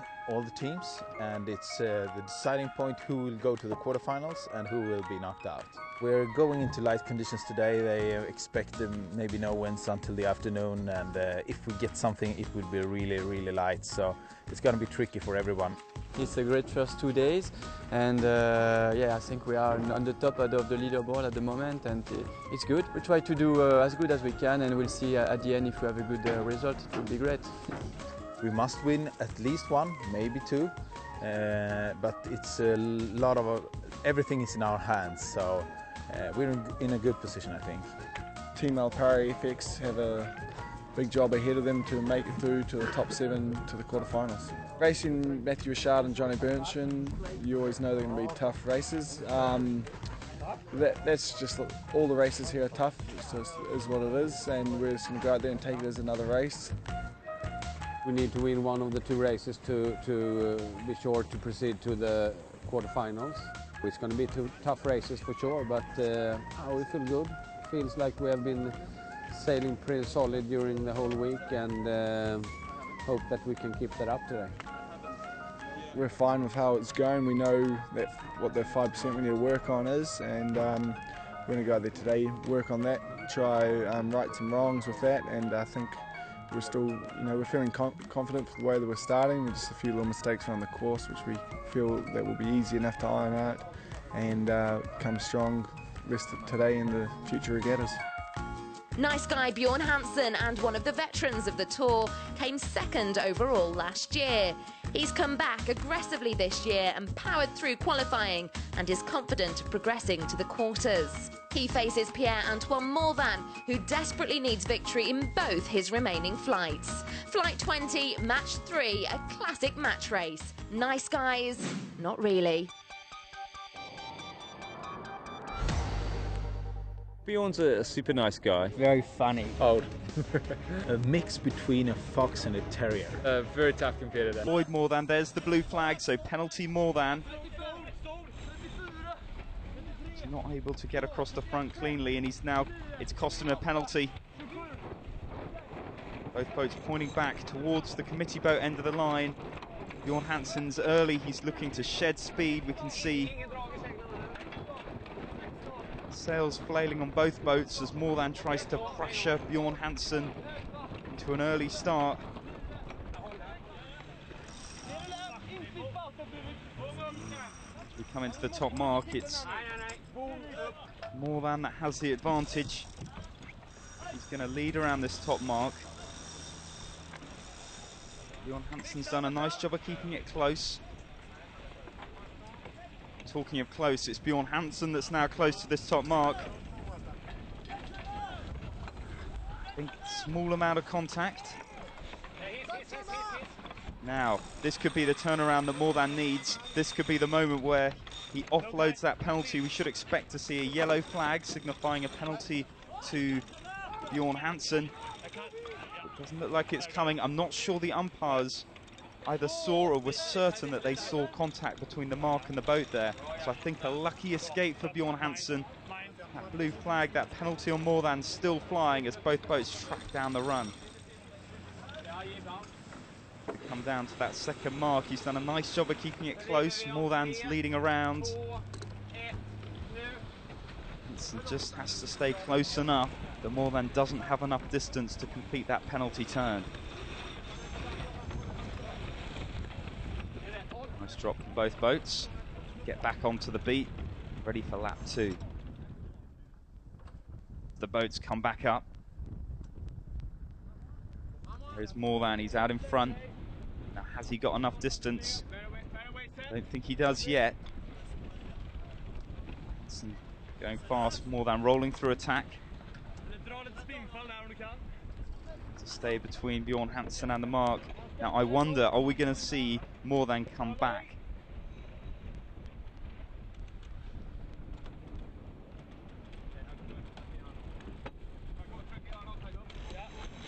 Here comes Pierre-Antoine Morvan. I think he's going to try and do a mark trap.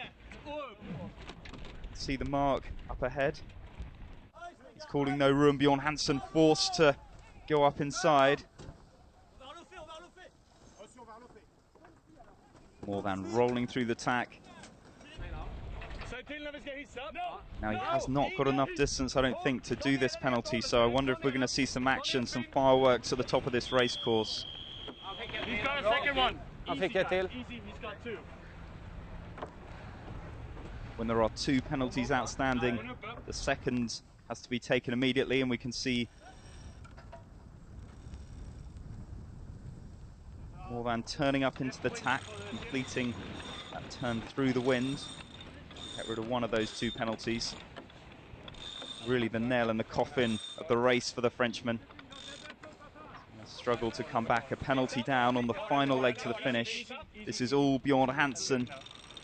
Mekonomen sailing team coming down the run. Comes down towards the finish. This confirms his place in that quarter-final round. I think the first time he's made it through to the knockout stages of Match Race Germany.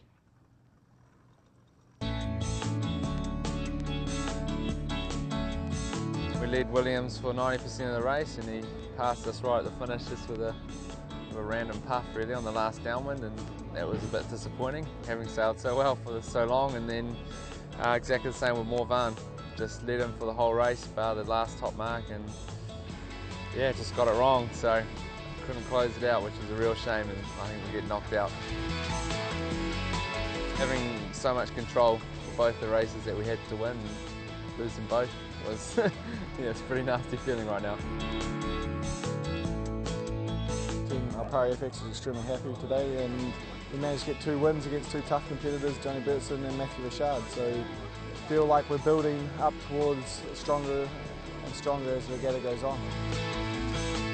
We tend to be pretty strong in the round robins, and you know, the important time is the last day, as the semi-finals and the finals. So we'll do all we can to have a good performance there, and we'll see how we go.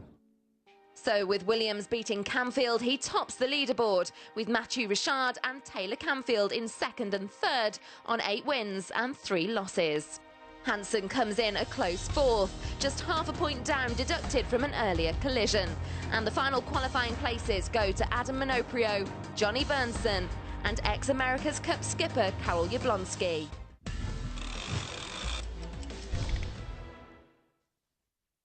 It's volatile out there. Conditions can change in an instant. You've got to stay in control, spot the opportunity, then make your move.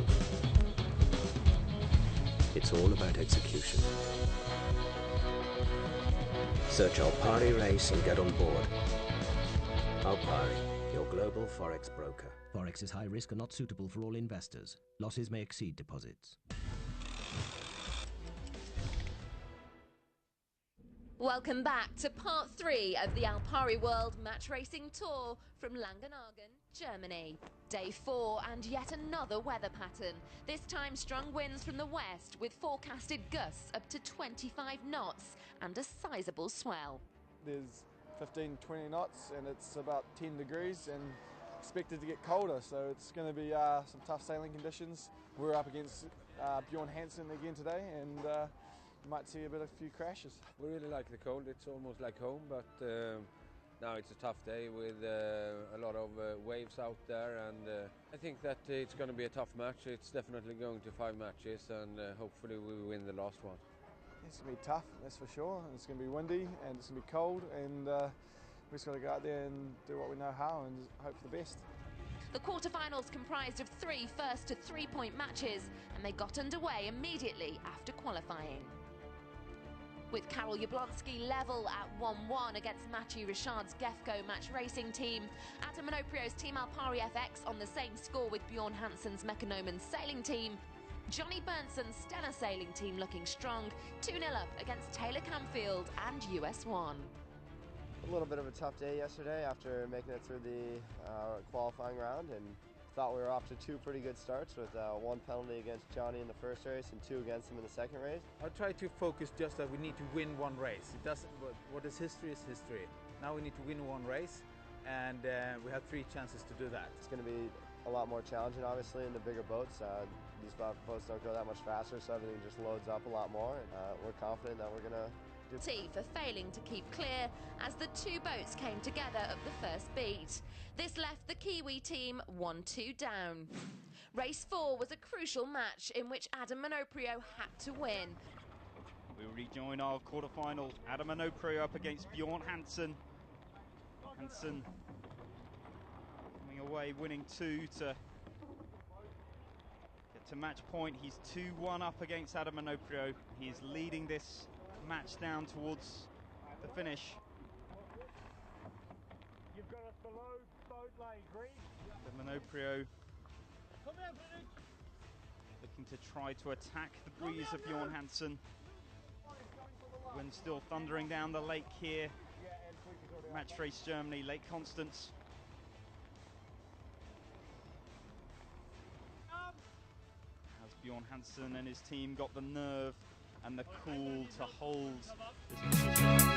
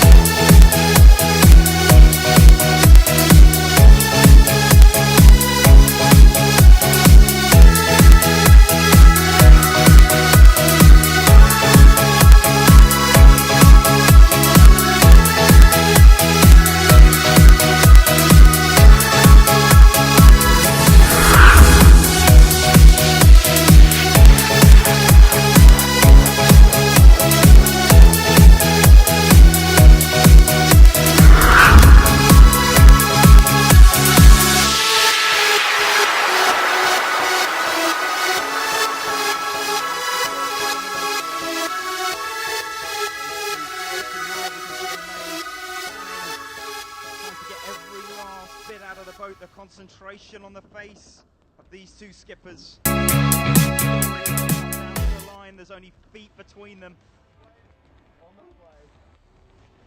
And Minoprio with a late surge, I think, has a small advantage. It may well come down to the bias on the line as we come through.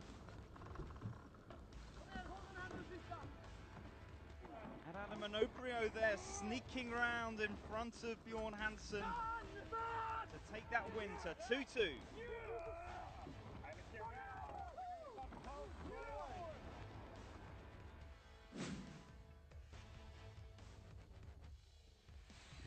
With Team Alpari FX winning the 4th race, albeit by a whisker, and now equalising the scores, it means it all comes down to one final race to decide who would make it to the semis. Over to Simon Shaw to commentate. Adam Minoprio up against Bjorn Hansen. Both boats in the pre-start. Minoprio circling round on the stern of Hansen, trying to force the mistake. The breeze is up, the weather is in, and we have a show in front of us as these two match racing heavyweights go head to head.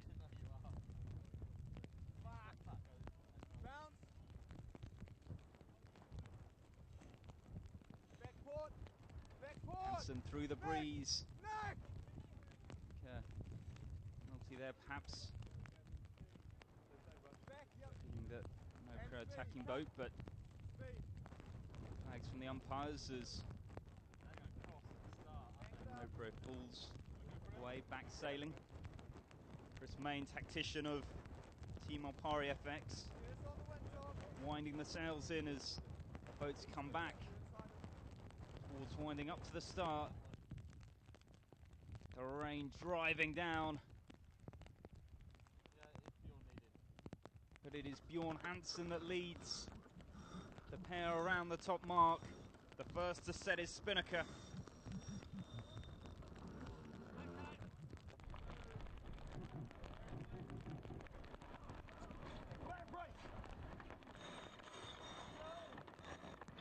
Here comes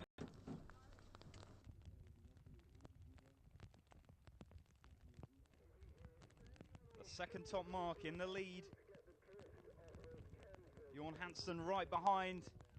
A great set from Team Alpari FX. Bjorn Hansen there and getting into a little bit of boat handling difficulty. We can see his spinnaker has not set. A very poorly timed error from the Mekonomen sailing team. Still no spinnaker for Bjorn Hansen. This is a disaster. He had the lead, he had the control, but some swift work from Adam Onoprio at the top. That second beat. And he now has the lead as we come down to this bottom mark. This is to the finish. As we come down to the bottom of the course, we can see there is Adam Onoprio with now significant advantage. Great sailing.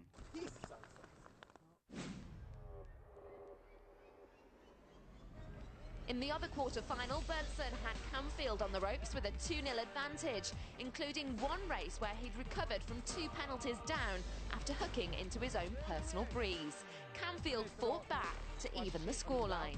Tough day out there, obviously. We had a great comeback and equalized the score at 2-2 in the quarters against Berntsen, and we just couldn't follow through in that last race.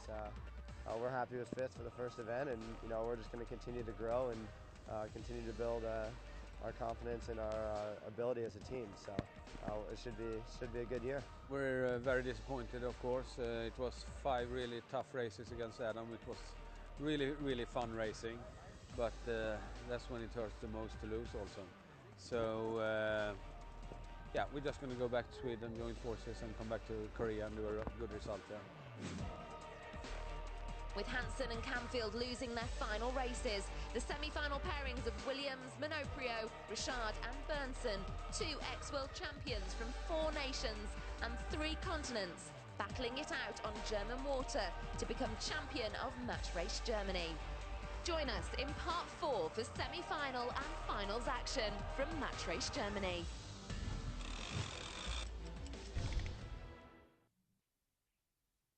It's volatile out there. Conditions can change in an instant. You've got to stay in control, spot the opportunity, then make your move. It's all about execution. Search Alpari Race and get on board. Alpari, your global Forex broker. Forex is high risk and not suitable for all investors. Losses may exceed deposits. Welcome back to part 4 of the Alpari World Match Racing Tour from Match Race Germany. And it's the day that matters. It's the business end of the regatta. So the semi-final pairings are in Match 1, Ian Williams, GAC Pindar and Johnny Berntsen's Stennis sailing team. Whilst the second pair were Adam Monoprio's Team Alpari Team FX against Matthew Richard's Defco sailing team. The first of the semi-finals happened in light and shifting winds following the raging storm. But in a tale of 2 halves, once the storm died down, the conditions changed and Lake Constance, wedged between various weather patterns, proved a tricky place to sail. Conditions are very different this afternoon, really less wind, but still waves, probably big waves on the race course. So tricky conditions on those boats with light wind and waves, and should be one of the keys of the victory. I mean, the boat handling and the boat speed. The intensity and the level of the game here, the smallest mistake normally counts, and as the regatta goes on, we're getting stronger and making less and less mistakes. We're sailing against Johnny Berntsen. He had a great quarter-final against Taylor Camfield. He was the first pick in the quarters, and it's often the way you go through and then you're the first pick in the semi. So we certainly won't be taking him lightly. Interestingly, a condition change. It was windy for the quarter-finals this morning and the breeze has dropped right off. So I think that hopefully will play into our hands a little bit. The practice that they were getting shouldn't advantage them quite so much. Ian Williams, who'd gone straight through to the semis from the qualifying round with a bye, was a little slow out of the blocks and was 1-2. But Williams getting stronger all the time as the boats come back together.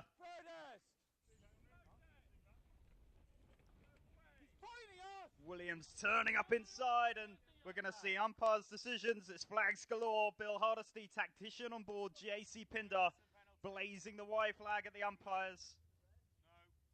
There's the penalty. It's a blue flag. That's a penalty on Berntsen.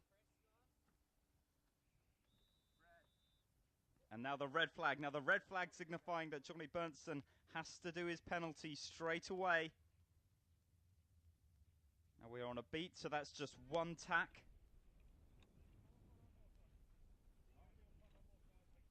here comes Johnny Bernson. He's round through the breeze.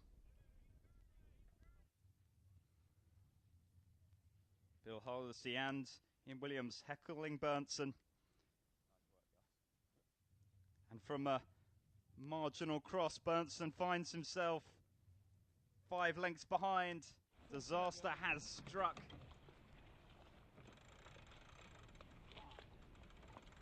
As we come on to the final downwind.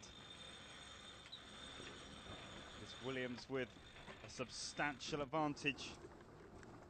I think they'll give us time for a schnitzel. Here, Bill Hardesty, tactician,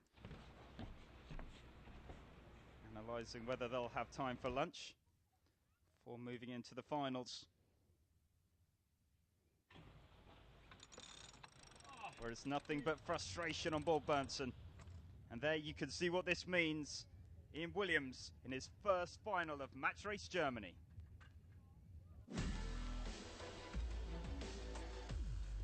In the other semi-final match, Adam Minoprio had to come from behind to win against France's experienced Mathieu Richard and his Gefco Match Racing team to take him through on a 3-1 scoreline.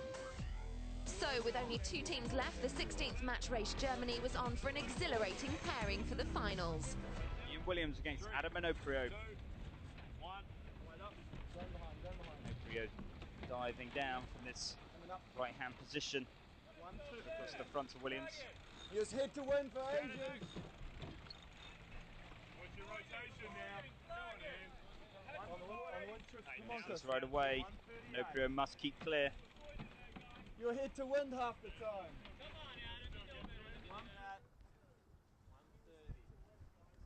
And as the crews exchange over that incident, Minoprio at risk.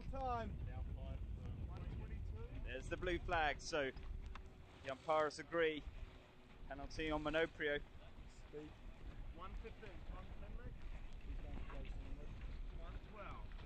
Williams looking for that wide right start, positioning himself to the right of Minoprio.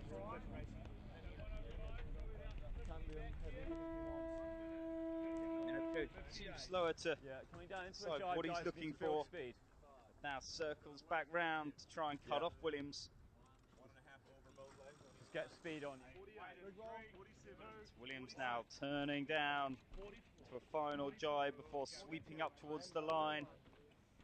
In the final seconds, both winding up the speed.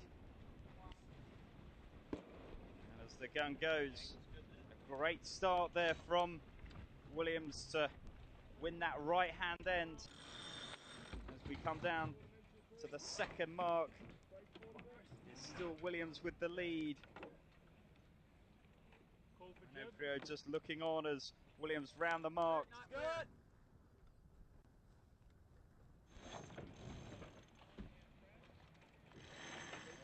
Now here comes Minoprio.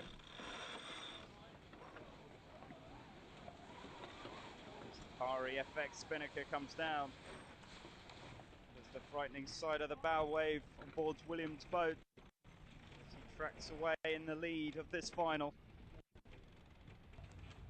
As we come forward to the final downwind, that shot says it all.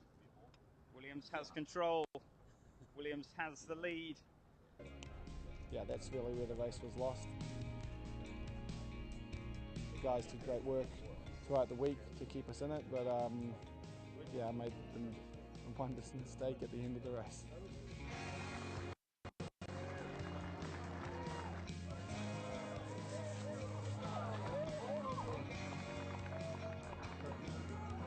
We've got a week off and then we're off to Gyeonggok for Korea and one of our favourite events, the Korea Match Cup.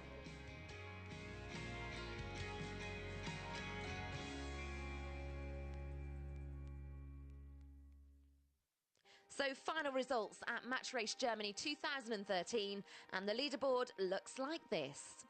In first place it's Ian Williams and GAC Pindar on 25 points. Second, Adam Minoprio and Team Alpari FX on 22. Mathieu Richard is in third from Gefco Match Racing Team on 19. Fourth, Johnny Bernson from Stena Sailing Team with 16 points. 5, Taylor Canfield and US1. They're on 14. Bjorn Hansen is in 6th place with his Mekonomen sailing team on 12 points. 7th, Karol Jablonski on 10 points. Pierre-Antoine Morvan in 8th with Van Aglo's sailing team on 8 points. Phil Roberts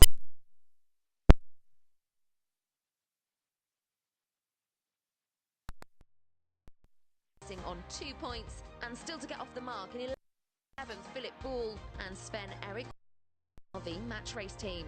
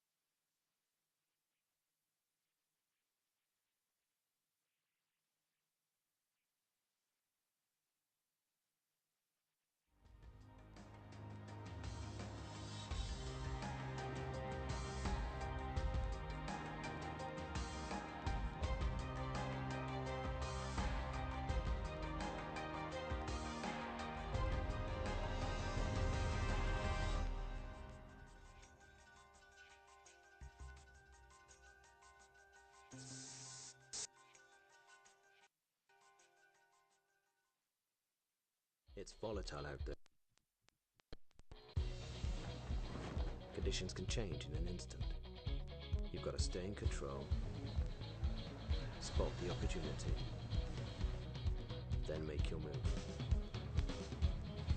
It's all about execution. Search Alpari Race and get on board.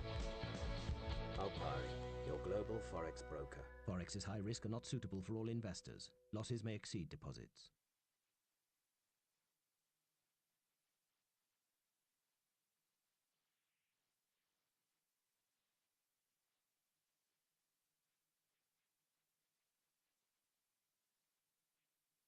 Well, welcome back to Malaysia and the Monsoon Cup. Now, as you can see out on the water, the boats are in, and I'm joined up on the balcony by David Tallis, sort of principal race director, I suppose, of the Monsoon Cup. Looks like we're just cruising back this way a bit. Yeah, it's all right. You can stay nice and close.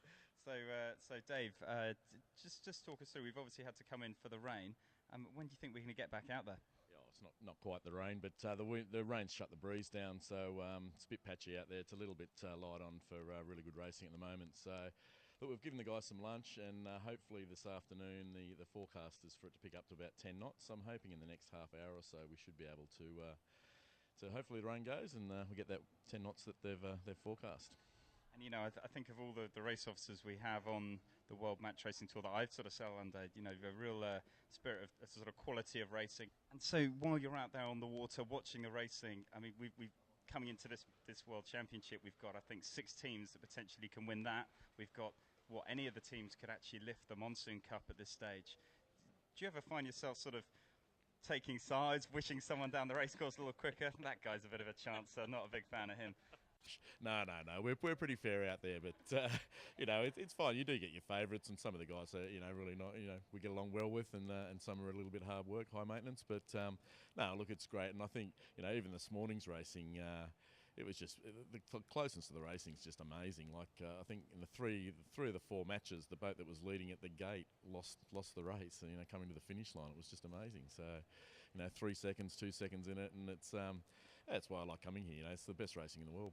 And so we've got compared to previous, there seems to be a lot less current around on the race course. You know, previously that's been a real feature. This year it's not as much. It's always changing. Yeah, it is. And I think before bringing this a week earlier, we used to get sort of a week of rain, and it takes about a week for the rain to really get down the river. And yeah, previous years we've had 4 to 5 knots of current, and this year probably a little less than a knot out there. So that's changed it all for the guys as well. And plus the harbour's changed a little bit with the dredging that's going on. When I first came here, it was only 3 metres out there, and now there's 15-metre holes out there. So that makes it tricky for the guys as well. So it's a tough place. Well, you were talking a little earlier, I think yesterday in the skipper briefing, about the piles going in for the bridge. You know, and I can see that the starting box was down sort of in that direction a little bit today. You know, keeping these boats going is a key part of the race management here as well. Yeah, absolutely. I mean, every year I come, I wonder what they've done to make it harder for me. It was a small place to start with. It's gotten smaller this year, and now I find out they're going to put a bridge across the racetrack for next year. So they say it's an opening one, so we'll see if we can't put the top mark on the other side of it. Yeah, I mean, for those, when you're out on the water, we're trying to figure out how much sand that actually is. Is that 10,000 tons of sand? Is that 100,000 tons of sand? I don't know. My sand estimation skills are a little weak. I don't know if you, as the race director, have a view on that. Yeah, I know. All I know is there's more sand there than there is on Bondi Beach, so it's a lot of sand. There was a few places that had waterfronts over there a few weeks ago, and they don't have it now. So, yeah. Well, brilliant. Listen, I think we're all looking forward to getting back out in the water, and I'm sure you're going to keep doing a great job. So thank you to you. Now, for the viewers at home, we are still on a postponement, as you've heard. I think the crews are in having a bite to eat, and we're looking forward to getting back out there on the race course for more action from qualifying. Before that, we're going to go now to catch up on a previous Alpari World Match Racing Tour regatta, the Chicago Match Cup out in Chicago. Sorry, cancel that. It's Bermuda, just hearing in my ear from kind director. So we are going to Bermuda, actually a pretty nice spot as well, for action from the Bermuda Gold Cup.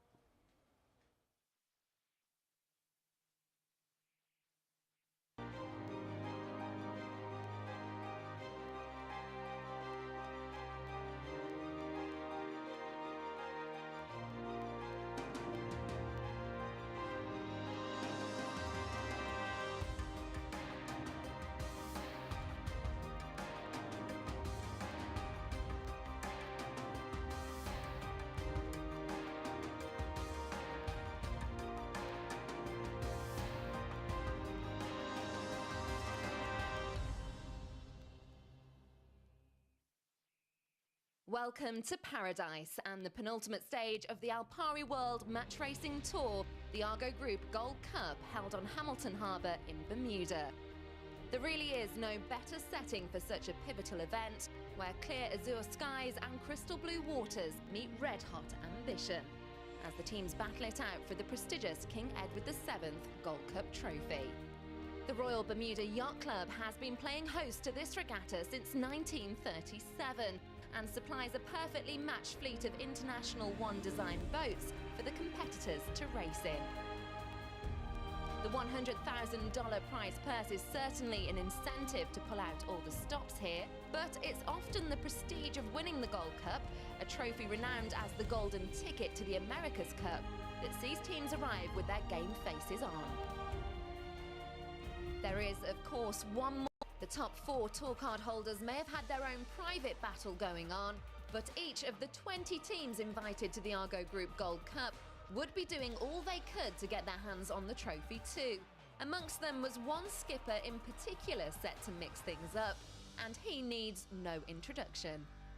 Sir Ben Ainsley, the most successful sailor in Olympic history, is no stranger to the Alpari World Match Racing Tour, and his formidable team of Ian Percy, Matt Cornwell and Christian Camp have a special love for this event and an extra special reason to return here this year. I think the Alpari World Match Racing Tour is a fantastic circuit. I mean, the venues and the style of racing and the different types of boats is really a huge challenge for all of these teams. Our track record here at the event is pretty good actually. The first year we came, that was 2007, I think, and we were third, and we came back again in 2009 and 2010, and we managed to win both times. So we have always loved coming here. We've got a lot of great friends here, and have always enjoyed racing in these types of boats. These boats are very special. I mean, they're obviously, all of them are very old. It's a very old design, and it means that the racing is unique because the boats are very slow. they take a long time to accelerate and a long time to decelerate, and therefore the manoeuvres brought out much further ahead. And if you make a mistake and you get into trouble, it's very hard to break free. And that is slightly different to a lot of the other events which are sailed in slightly faster, more manoeuvrable boats. We haven't raced on this tour on these types of boats for about 3 years now, and you know, the level of the teams that are here, they're all very, very successful, talented sailors and teams. So for sure, Ian Williams is probably you know, one of the guys we've always had great racing against. He's a 4-time world champion, I believe, and certainly probably the most accomplished match racer here.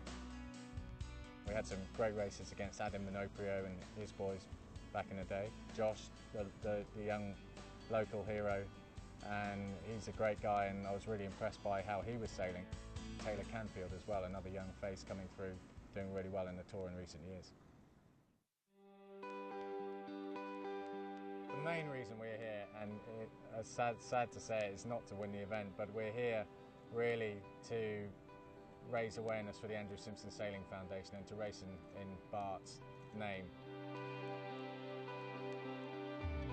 And one of the first events we ever did on the match racing tour was this event, I think in 2008. He was only here for a week, but he left a huge impression on everybody he met, and people have always talked about him when we come back in past years. And so he had a great following here, he loved this event, and this was just a great way for us to get our old team back together. We're all great mates, have some fun sailing, and remember Andrew, and raise some funds for this great foundation.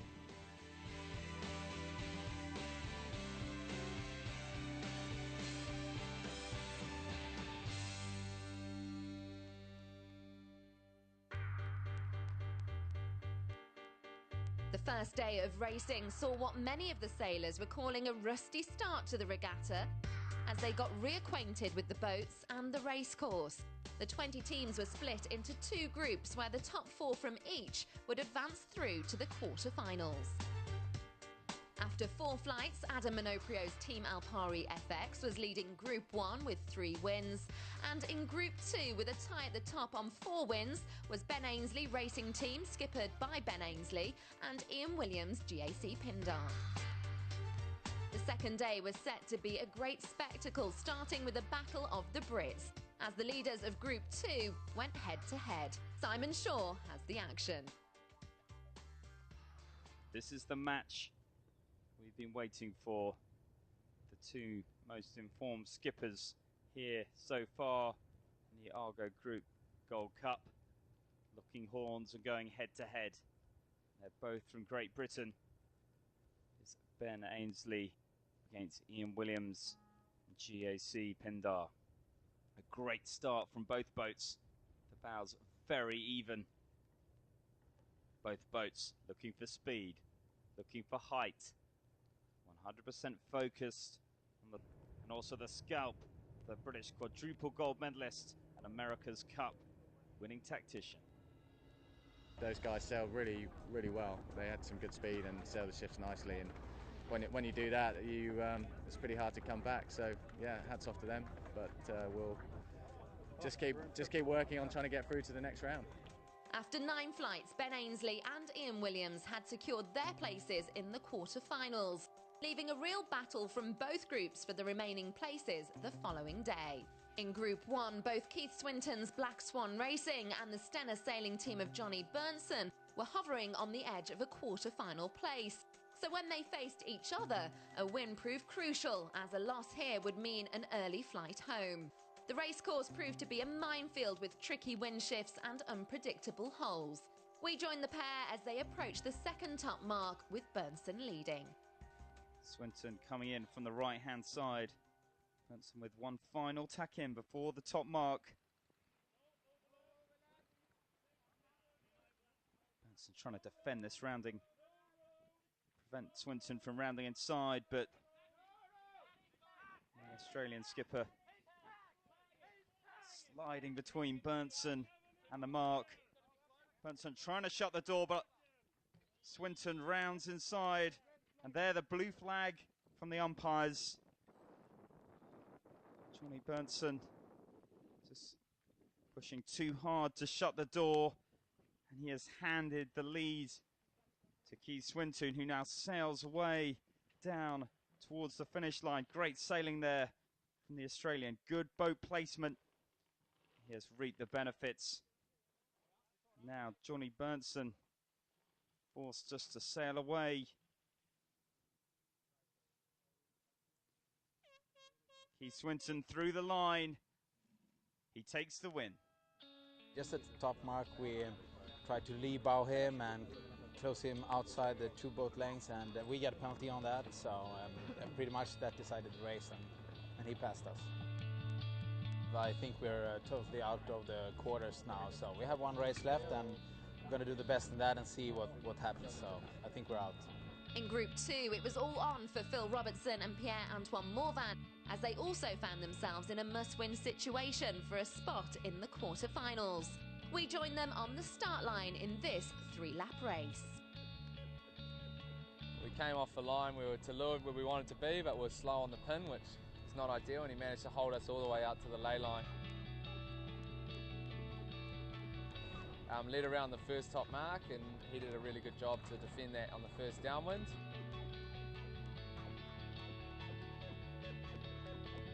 Got in a real good tacking jaw on the upwind, and we managed to gain out of every single tack, so I think that's credit to the guys on board just tacking the boat properly.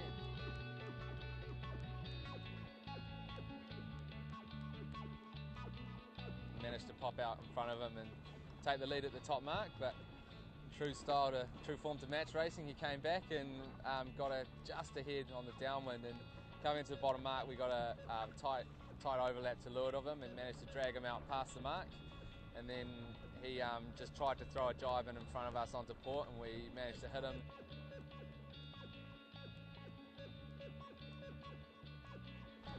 He got a red flag penalty right after the bottom mark, which put him behind where he should have been, and we managed to just extend and lead the race and win it from there. By the end of the day, all quarter-finalists were decided, with Bruni, Camfield, Minoprio and Swinton qualifying in Group 1, and Williams, Ainsley, Hansen and Robertson advancing through in Group 2. By the evening, the teams had swapped their sailing kit for suits as they attended a fundraiser evening for the Andrew Simpson Sailing Foundation, hosted at the home of Mark Watson, CEO and President of Argo Group, and his wife Anna Paula. Ben Ainsley and Ian Percy also played their part in what was a beautiful, poignant and truly sensational evening, raising over $90,000 for the cause, which aims to encourage and support youngsters who wish to make a career in sailing.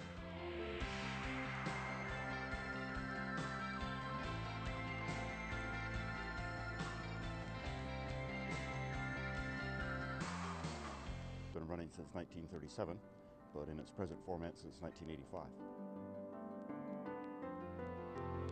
Bermuda's got a great history, and this event just adds to part of that historical story that Bermuda presents to the world. Our boats, which are an International One design, they date back to 1936. We had a race in Jamestown, Virginia, that was won by Sherman Hoyt in International One designs. He presented the trophy to us in 1937, and so we've been racing for this Gold Cup since 1937 in the same boats.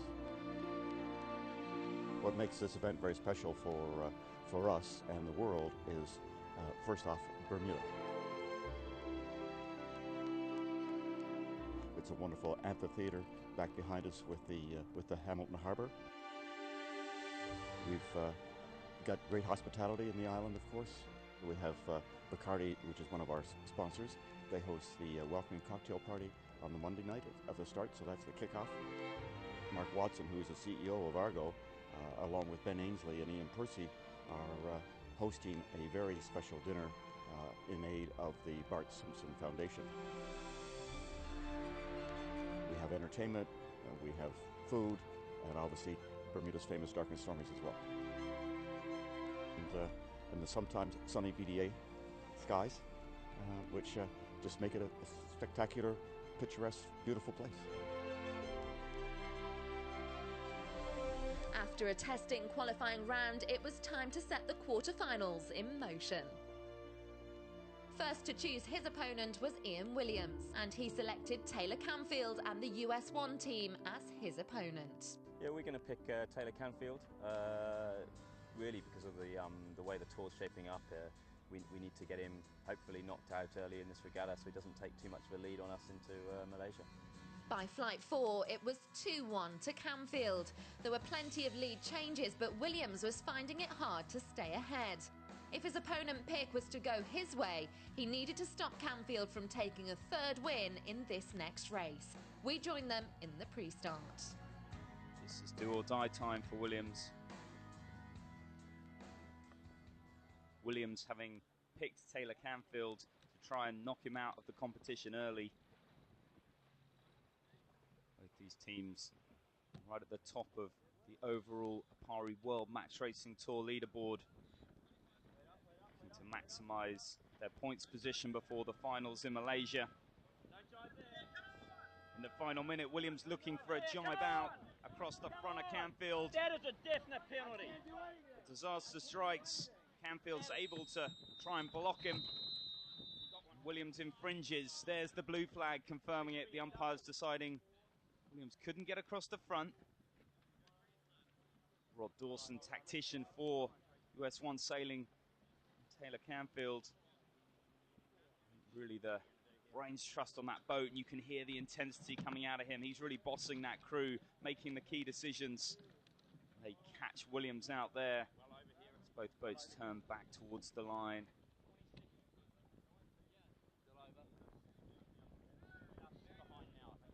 Williams there looking to try and drive Canfield down the line, but he looks to be across. It's Canfield that's going to take the pin, the better of the two starts. As they come up to the top mark, it's Taylor Canfield out in front. Williams is right on his tail. As they come onto that final downwind leg, it is Taylor Canfield out in front. Williams still has that outstanding penalty. Both boats coming down towards the line. It is Taylor Canfield that has upset the reigning Alpari World Match Racing Tour champion. That is Taylor Canfield coming down the final run. US 1 Sailing team to take this quarter-final and with it eliminate Ian Williams. A mighty fall for Ian Williams here may have a significant impact on the way the scores play out at... Helpful out in telling them where to go. My name's Adam, I'm from Walker Racing. My position on the boat is the bowman. And what's my favourite position? I think my favourite position is being in front of another team.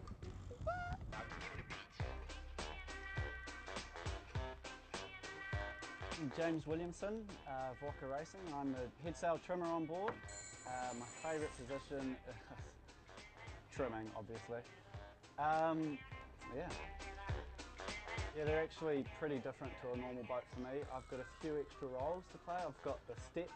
I've got to provide a step for Phil. I'm a 60-40, so 40% of my body is my legs and the 60% is my torso. This boat's actually really good, and it's fine because it's about waist height, so my bum sits up over it all right. But on other boats, it comes up to about my chest. So what we've actually had to adapt to as a trimmer, I call for a step. He gets on his back like this, and I just step up and take the boat like that. I think it's more degrading for Phil than it is for me. Phil is pretty short. I know what he's talking about. Bringing it up now. Some more Trav. On you on 3. I've got to drop the spinnaker and sort of help hoist it. And of course my winch is a little bit different to a normal winch with the handles on the bottom. 80% now. I'm trimming the jib. Other than that, it's all sailing's pretty standard. Match racing these boats, communication is probably the biggest thing, I think. Just making sure the skipper's always talking about what he wants to achieve, how he wants to turn, when he's going to turn, and the trimmers have to be responding to what he's saying, basically. Still building here. Looks like some pressure coming inside of us here. 90, 100. More lift coming as well, eh? Yeah.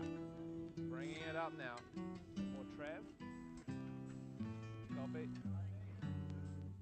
Unfortunately for Phil and his team, despite their camaraderie and strong knowledge of the IODs, their road to the Gold Cup would end at the quarter-final stage. Francesco Bruni, winner of the 2011 Alpari World Match Racing Tour and tactician for Luna Rossa Challenge in this year's America's Cup, took 3 straight wins, maintaining the dominant form he'd been showing all week. Oh, we just weren't there today.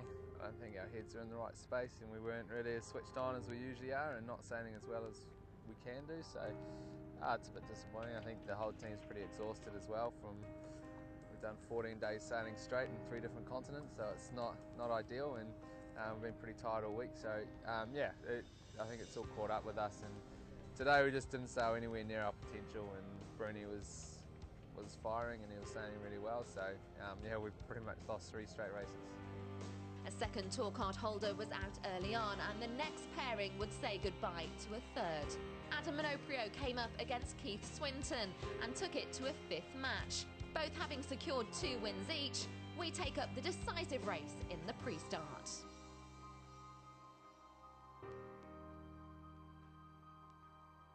Keith Swinton with a big luff, the tack across the bow of Adam Minoprio. Trying to escape to that right-hand side.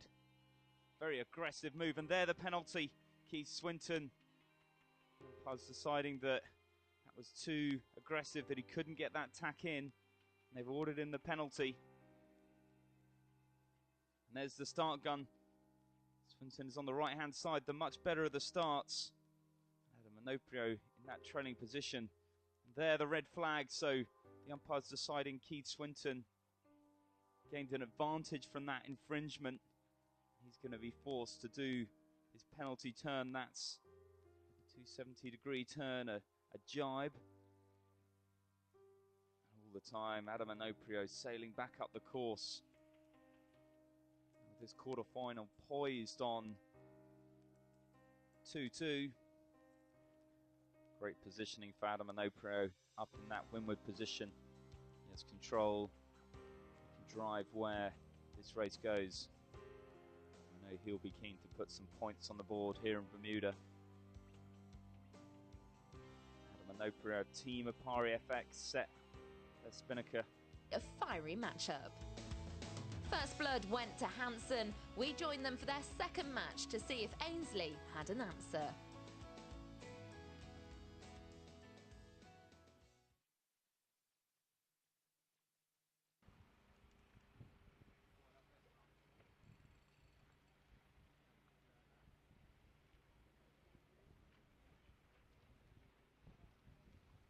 Both boats in the pre-start.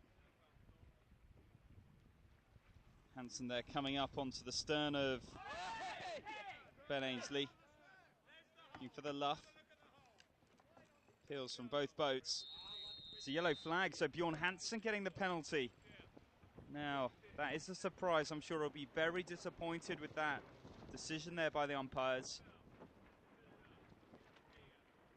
Wasn't expecting to see the penalty on the Swede, but that's what the umpires have decided. Now Hansen has Ben Ainsley trapped towards the left-hand end of the start line. Hansen with the tack away now in the final few seconds. Looking to start up here at the boat end. Ben Ainsley all the time building speed, building momentum on his IOD 35 down towards the pin. Hansen with 2 tacks, that not looking the quickest. Start gun sounds. Both boats tracking upwind. As we round the top mark, it is Bjorn Hansen that has Ben Ainsley out to the right-hand side of the racecourse, looking to luff. He has a penalty down, so he needs to be aggressive here, but to get control of this race, try and force a mistake of quadruple gold medalist. As they track over towards that right-hand side, I think Ben Ainsley just managing to work a bit of space. Hansen there sailing slightly lower, looking for a bit of speed. As they get into that right-hand corner, Ainsley able to fit the jibe in. Hansen jibes on top. Excellent crew work from both boats, but Ben Ainsley with a very aggressive luff, forcing nearly a broach out of Bjorn Hansen. We're on the final leg to the finish. Does the Swede have an answer? He needs to extend, he needs to sail fast. Ben Ainsley all the time pressing back towards the finish line, keeping it tight, keeping Hansen under pressure. He's going to try and complete his penalty turn. There's the jibe, there's the drop, here comes the tack. Has Hansen got enough? We can see Ben Ainsley coming into shot, coming up to the line, but there's the bow of Ben Ainsley. And he comes through the line, and it is Ben Ainsley takes the second match, and to level the score in this semi-final at 1-1. Ainsley went on to win his remaining 2 races, taking the win and knocking Hansen out of the competition. Advancing through to the semi-finals were Taylor Canfield, Francesco Bruni, Adam Minoprio and Ben Ainsley. The first head-to-head was Francesco Bruni versus defending champion Taylor Canfield. Bruni took the first 2 wins, leaving a must-win race for Canfield. The fireworks begin in the pre-start. Taylor Canfield trying to roll around the bow of Francesco Bruni. It's very close. There, the blue flag. The umpire's deciding that Taylor Canfield did not keep clear. He had tried to escape to the left-hand end of the line.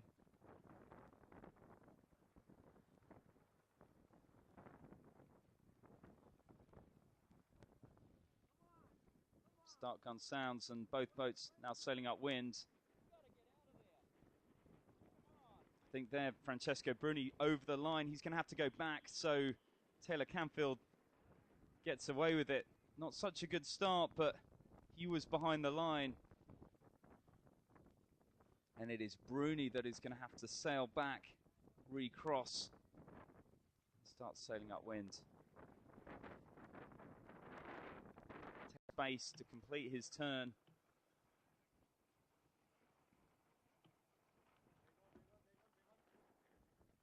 And there, Francesco Bruni diving for the inside.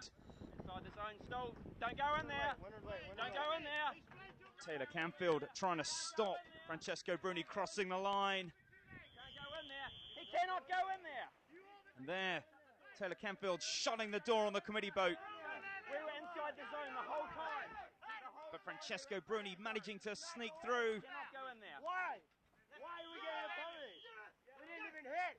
Rod Dawson and Taylor Canfield screaming their protest. Bruni comes away with the win. Wow. Did you guys not see the zone? The first finalist was decided, but who would join him? It was time for Ainsley and Minoprio to fight it out. Team Alpari FX is racing in the semi-finals against Sir Ben Ainsley. The Kiwis are a bit competitive bunch, so I'm sure they'll be trying to get us back for, I think last time we raced here was in the finals. The first 2 times we raced Ben, we won, but then the last time here in Bermuda didn't turn out so well for us. I'm sure they'll be trying hard to turn the tables from that one. He's very focused, aggressive sailor. He's got a top crew. There's one thing with Ben and his team, they're always fast. He's one of the best match racers in the world. They'll always be on your tail, regardless. He's very good at the game, the knowledge of the rules. They sail the boat fast and in the right shift, so you've got to be on top of your game to beat him. Those guys have sailed together for quite a long time now, so they make a very good team, and you can see that in the results. Hopefully we can go out there for New Zealand and take down Sir Ben Ainsley. Ainsley took the first win of their semi-final before heavy rain put an end to the racing. The next day saw better conditions and their second match got underway. So Ben Ainsley, he's coming up against Adam Minoprio, team Alpari FX.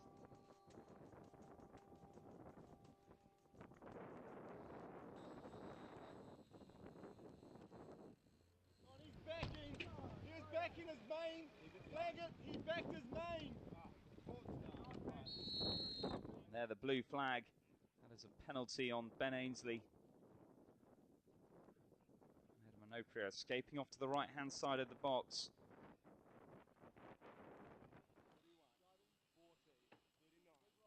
Ainsley over the top of the committee boat, inside the final minute. 34, 33, 32. 30 seconds to go. Ainsley turning up, leading this pair back towards the pin end of the line. Percy, tactician, looking up the course, trying to cool the breeze. 13, 12, 11. Final 10 seconds, both boats trimmed in. 3, 2, 1, go. There's the start gun. Oprio from the right-hand side. Ben Ainsley coming all the way over to the left. Looks like he's picked up some nice pressure on this left-hand side. As the boats come back together, he's able to use that to come across the line. And Oprio, he's going to cross. Now, remember, Ainsley has that outstanding penalty, but right now he has that all-important lead.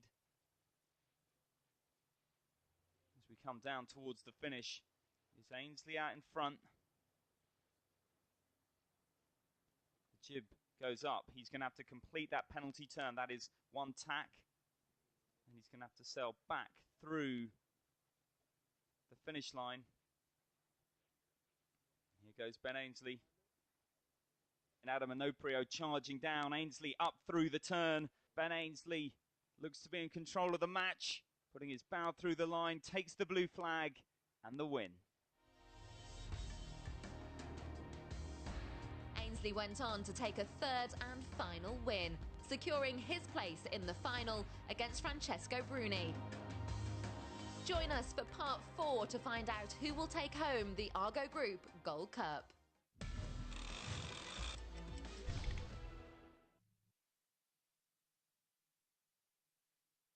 It's volatile out there.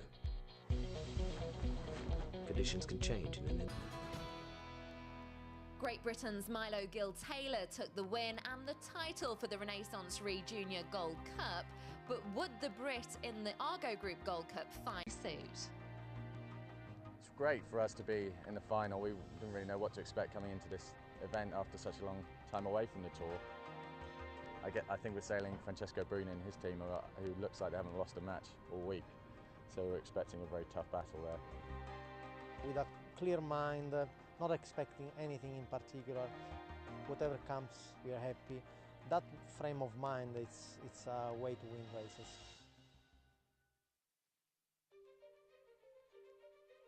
So it's finals time. Up against Francesco Bruni of Luna Rossa. It is Francesco Bruni on the right of screen, heading off towards the left-hand side. As they come in at the top mark, Francesco Bruni able to capitalise on that position, and he leads his first match around the top mark down towards the finish. It is Francesco Bruni who sails through the line to take race 1.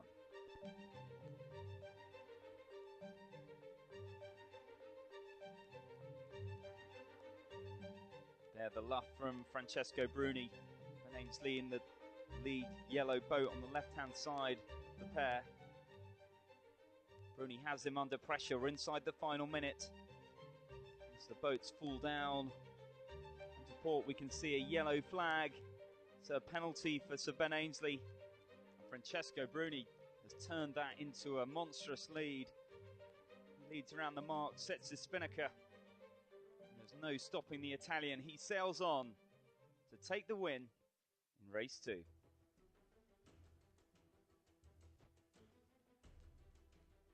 So this is the match. Ben Ainsley on the ropes. Bruni with a 2-0 advantage. Ainsley sliding off towards the right-hand end of the line. Francesco Bruni powering off the centre, off towards the left. Ainsley having to do 2 tacks in quite quick succession. As the boats come back together in the centre of the course, we'll be able to tell who's out in front. Ainsley, the final tack over on this left-hand side. It's a game of chess out there on Hamilton Harbour. Both skippers looking to use the breeze to their advantage. And it is Francesco Bruni that comes in from the right-hand side. A quick tack in front of the bow of Ben Ainsley, who looks for the hook. He's diving down his side. Will he get the overlap? Inch perfect precision from Francesco Bruni. He's able to stay in front. As they round Mark 1, it is the Italian team that have the advantage. Coming up to the final top mark, Bruni again with the lead. Ainsley crossing towards that right-hand side. Looks to be picking up a nice shift. Now can he use this to his advantage to throw a spanner in the works? Last chance saloon for Ainsley. He needs to win this match. Now can Francesco Bruni cross?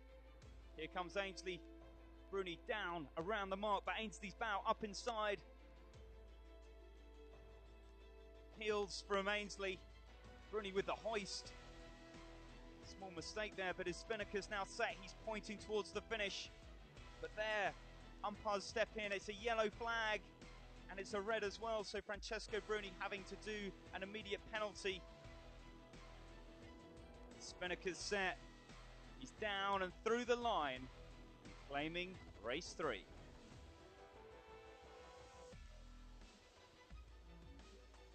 Bruni, final tack towards the boat end. Ainsley follows underneath. Trying to force Bruni to be early.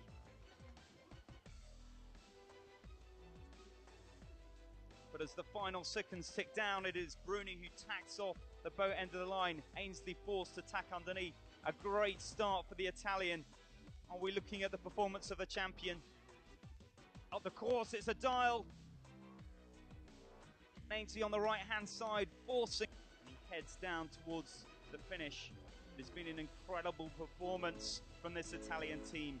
Francesco Bruni of Luna Rossa Challenge comes down and through the lines, and he punches the air. He celebrates his victory. He now holds the Gold Cup. Yes. What an amazing achievement. Winning here at the Yes, amazing achievement. Yes.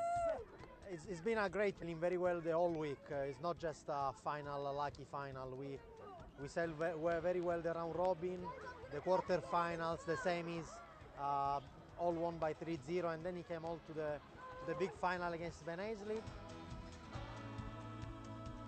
It was a great return to the World Tour. I'm so happy. I was not expecting to go so well. I think that I have to thank you, Luna Rossa, for giving me the opportunity to come here, and the Luna Rossa guys, the boys that were here with me. You know, they did a fantastic job. Without them, that would have not happened. It was a great final, I think, to go to 3-2. It's great for the event. Francesco and his boys sailed really, really well, and we had to fight very hard to get ourselves back into the game and take it to the final race. They did a nice job to push us into the light winds under the buildings and put them into a great position.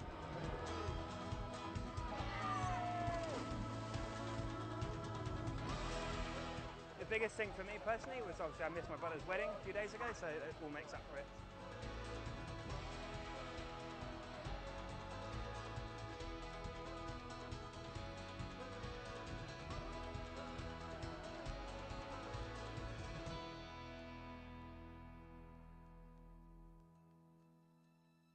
The Argo Group Gold Cup has been a whirlwind of great match racing action and a social scene to match, making the whole experience enjoyable for all involved.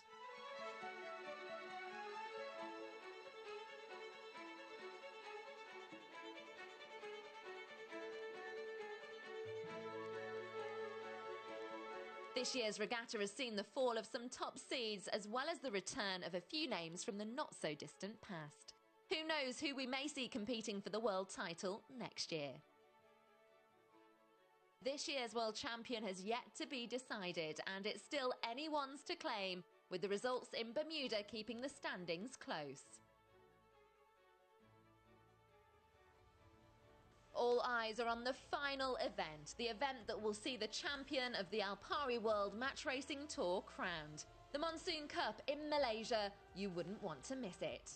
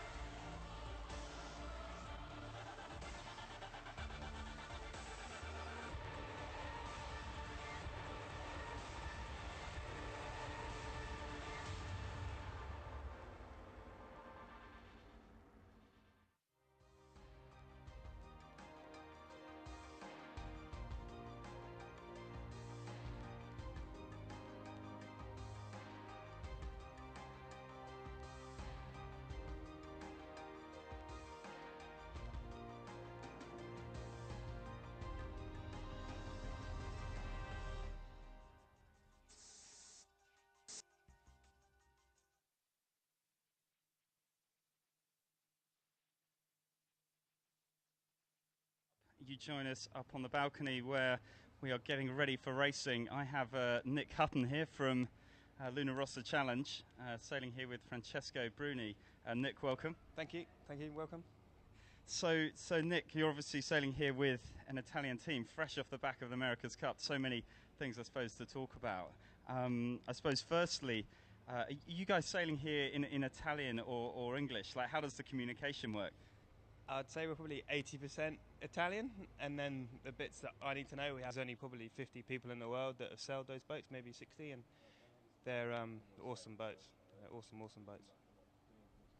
So fantastic boats, and I mean, obviously, you know, very different from the boats we're sailing here in Malaysia and on the World Match Racing Tour. I mean, what do you know of the future of Luna Rossa Challenge and how, I suppose, you're going to stay together as a sailing team and its possible progress into the next America's Cup? Yeah, I know at the minute we're in a kind of a transition period, you know, as all the other teams are, and trying to decide what the future is going to hold, and it all depends on what Oracle decide to put us in. And you know, we're kind of trying to keep the good team together, and then we'll move forward next year with some plans that will become available later in or after the new year. So I know, you know, Chris Draper, the helmsman's been doing a little bit of sailing in the UK and the little boats. We've got Francesco Bruni here. Well, you guys in Bermuda, and then here at the Monsoon Cup. I mean, are we going to see an Italian Luna Rossa team on the Alpari World Match Racing Tour next year, do you think? I'm not sure right now, but I think, you know, for sure Francesco would like to do it. I just depends on whether Alpari would like to have us here, and we'll see how we go. Okay, well, listen, I think it would be fantastic to see you guys if we had that opportunity. I mean, in terms of the Monsoon Cup, you know, actually this is one of you've done a few Alpari World Match Racing Tour events, but not a huge number. I mean, what do you make of the conditions and the sailing here? I mean, obviously pretty different from San Francisco. Yeah, and I mean, before I came, I was kind of warned that it was going to rain a lot, but so far it's been good. And you know, it's also very patchy, and we're waiting for the wind again now. So, I mean, we should be good. The breeze obviously comes a bit more in the afternoon as the sea breeze builds, so the afternoons all tend to be a bit stronger for getting the racing in, I think. And so, just in terms of your role here, you're up on the bow. What sort of roles, aside from the spinnaker going up and down, you know, you sort of, how do you break down the roles within your team? Well, so I'm kind of calling the time, and then the wind onto the boat, upwind, and then obviously round the top marks, getting the spinnaker up, jib down, getting ready for the jibe, and then same at the bottom, getting it down. And do they make you go and get the lunch and carry drinks? I noticed when we went down there and asked for an interview, they're like, Nick, you're in charge of interviews. Well, yeah, they're still having lunch, you know, it's dessert at coffee time, so, you know, I'd take it on, but... You do not have time for coffee, you do not have time for me. Unfortunately, I'm not a massive fan of coffee, which is a problem with the Italian team, but it's all good, and, you know, it's very, very nice, and I'm very lucky that, as it was already said, that I have had the opportunity to work with these guys, and especially with Francesco and the people, and Shabby, you know, and it's a huge opportunity and a learning experience for me every day, so we just keep pushing forward. He's certainly very calm under pressure, and well, for an Italian, you know, all things are relative. And it'd be great result in Bermuda. It'd be great to see you know, you guys move forward and do really well here. So all the best of luck, and we'll catch up with you in a little bit. I think we're now waiting for Dave Tallis, the race officer, out on the water to finally get the race course set and the racing underway. We're now going to go back to look at the season so far and how we got to being here at the Monsoon Cup.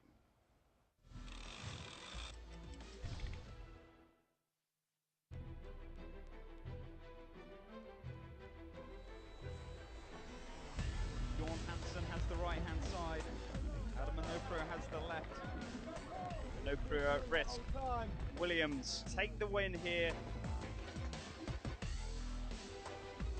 Big contact. It's not right there! Hey! Hey! We were crossing it! There's contact. The boats come up to the finish. It is Mathieu Richard that holds on to the lead.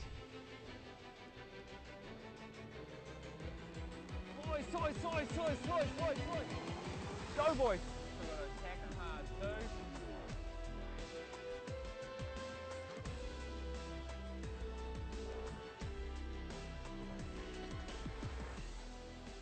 Towards the finish, the crowd begin to erupt. It is Taylor Canfield that has come home. He is taking this for US 1 sailing.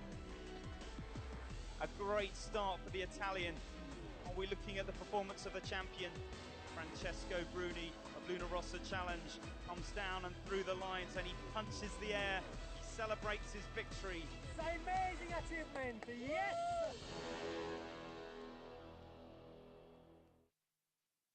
We're not going to go any further down the leaderboard because those are the teams that all conceivably can win the Alpari World Match Racing Tour, those top 6 teams. Now, if we just look in a little bit more detail, Ian Williams, Bjorn Hansen, they are 10 and 11 points behind. Now, if Ian Williams from GAC Pindar, he needs to finish first. If Taylor Canfield then finishes third, they end up tied on points. That's a 10 gap difference. So going into the semi-finals has to beat Taylor Canfield at that stage. If Taylor Canfield makes it into the final, he will win the overall Alpari World Match Racing Tour Championship. Bjorn Hansen actually has to knock out Taylor Canfield before the semis if he's going to be assured of having a chance at beating him overall, because he would, if Taylor Canfield finished third and Bjorn Hansen finished first, would actually lose by 1 point. So that difference between Ian Williams and Bjorn Hansen actually working out to be quite key in terms of what they have to achieve here at the Monsoon Cup.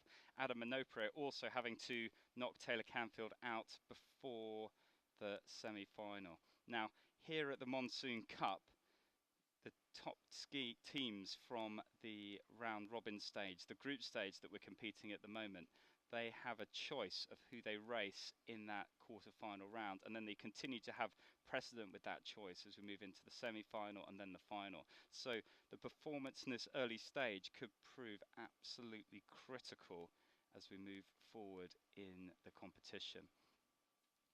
Bjorn Hansen, Adam Minoprio, Ian Williams, Keith Swinton all have that very hard choice as we come out of this round when they try and pick Canfield, if any of them do indeed make it out of this round. Now, and almost every previous Monsoon Cup, we have seen one of those top teams in the running for the overall Alpari World Match Racing Tour eliminated at the group stage. We're currently in that, and we're going from those 12 teams down to 8. So 4 teams will be eliminated.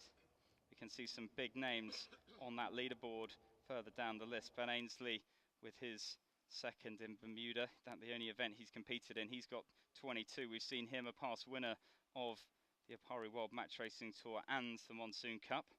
And then Francesco Bruni, who we just heard from Nick Hutton, his bowman from Luna Rossa Challenge. He has one result as well, and that a win in Bermuda, which we just saw the highlights from. So some big names on the leaderboard as ever on this Alpari World Match Racing Tour, and we are looking forward to getting out there and looking at the racing.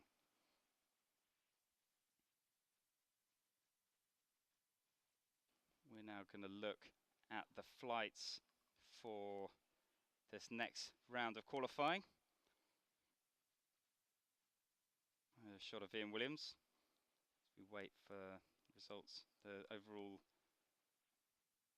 there we go, match 1. Phil Robertson coming up against Ian Williams. That's who we're looking at now. Ian Williams winning his first match out there on the water today. And then Keith Swinton coming up against Taylor Canfield. So some fireworks there, I'm sure. Bjorn Hansen coming up against Johnny Berntsson in that all-Swedish matchup, match 3. I think that is our feature match for this flight. And then Mathieu Richard from France coming up against Adam Minopre. How they are. I'm doing tactics, but I also do the main sheet, and I have a couple of controls. I have the main sheet, obviously, but also the backstage. On many boats you have the traveler as well, but not on this match racer, because you want to keep things as simple as possible. And as a trimmer on board this boat, you control the sails in front of the mast, which is the jib and the spinnaker. You have a spinnaker sheet and a tweaker to control the spinnaker, and you have a jib sheet to control the jib. On these DS37s, my main role is to help the trimmer on with all the Genoa tailing on the upwind, and on the downwind it's a spinnaker on these boats, so it's controlling the spinnaker pole and also one side of the spinnaker. My name is Björn and I'm the bowman in Stena sailing team. In the pre-starts I'm responsible for the time and also the timing and the distance to the line and also the opponent. So I'm Johnny's eyes here in the bow, you could say. His DS37 has a really big rudder and can make really quick turns and so on. So that can make it pretty stressful for us in the crew because it's a lot of maneuvers and a lot of conflicts and so on with other boats and that makes it pretty interesting for us sometimes.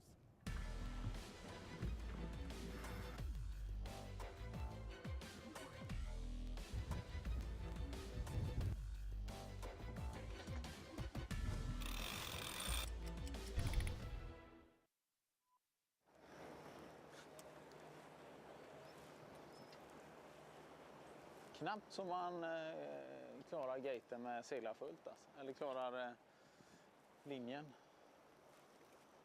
när man seglar fullt. So it'll be interesting to see how he progresses as we move through this qualifying round. Now the 7-minute flag is flying. Dave Tallis out in the water with Malaysian race management team from the Navy. Finally deciding that the wind's settled enough to run some great racing.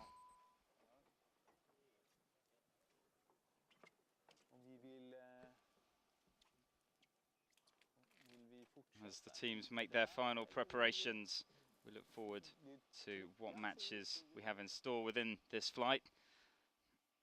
Phil Robertson and Ian Williams, that will be match 1. We'll be following that pre-start all the way through. Then Keith Swinton and Taylor Canfield. Then our feature match, the all-Swedish showdown, Johnny Berntsson and Bjorn Hansen. And Mathieu Richard up against Adam Manoprio. You can follow all of the updates here in Malaysia in a number of ways on Twitter, at World MRT. It's the main feed, and then this WMRT live race updates for the blow-by-blow account. You can certainly heckle me directly on commentary at Shore Sailing. Facebook is World Match Racing Tour, and then obviously you can keep track of the teams using all of their individual Twitter accounts. Now we're also trying to create a bit of engagement between the teams and all the fans at home watching the sailing, both on IPTV and on the live broadcast, using hashtag good luck and the @WorldMRT.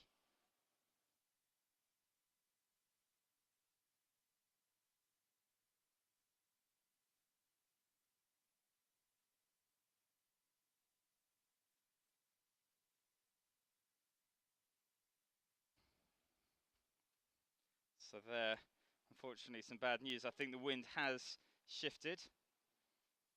Postponement flag has been hoisted on the committee boat. You can see that flying there just on the left. And this wind is very, very shifty indeed. And that makes this race course a game of snakes and ladders, or perhaps a game of chess, which is the sport of match racing.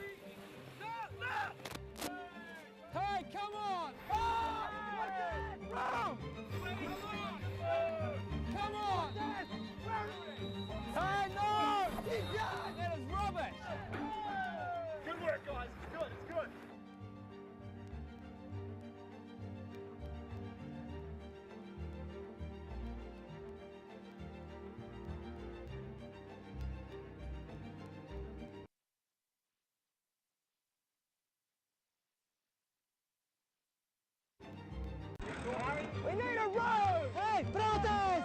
Protest! Come on, they have to give us room! Room at the back! Bang off, bang off! Big lead, okay? Hell it on.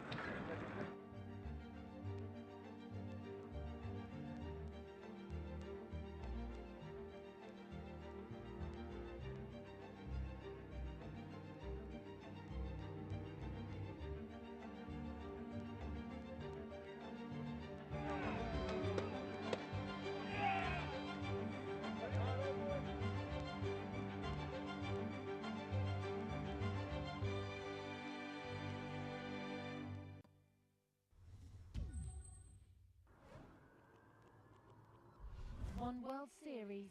One World Championship.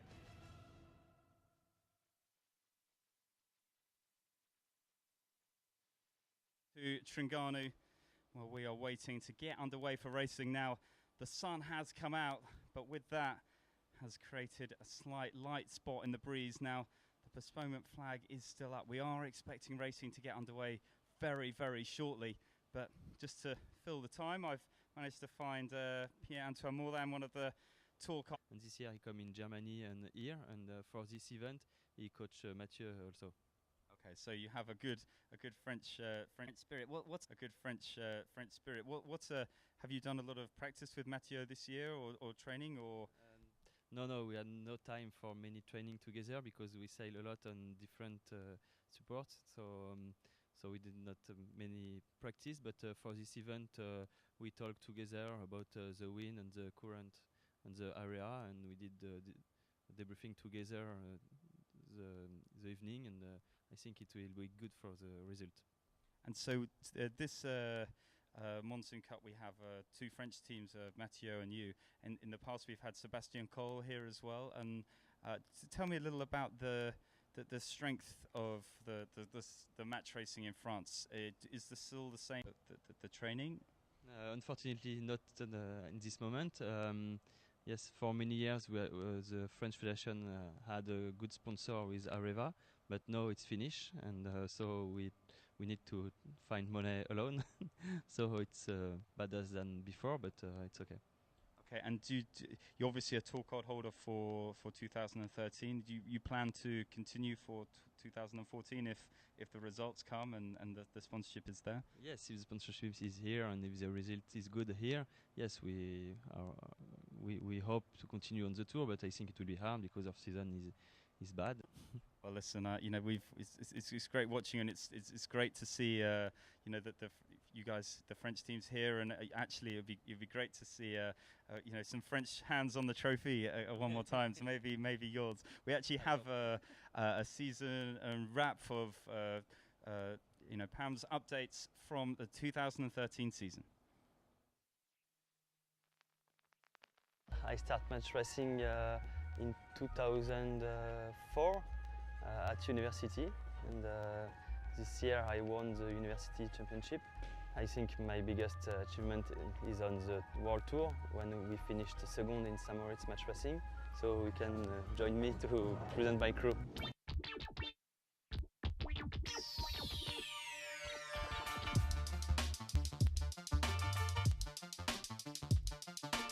My name is Cédric Chateau, and I'm the mainsail trimmer.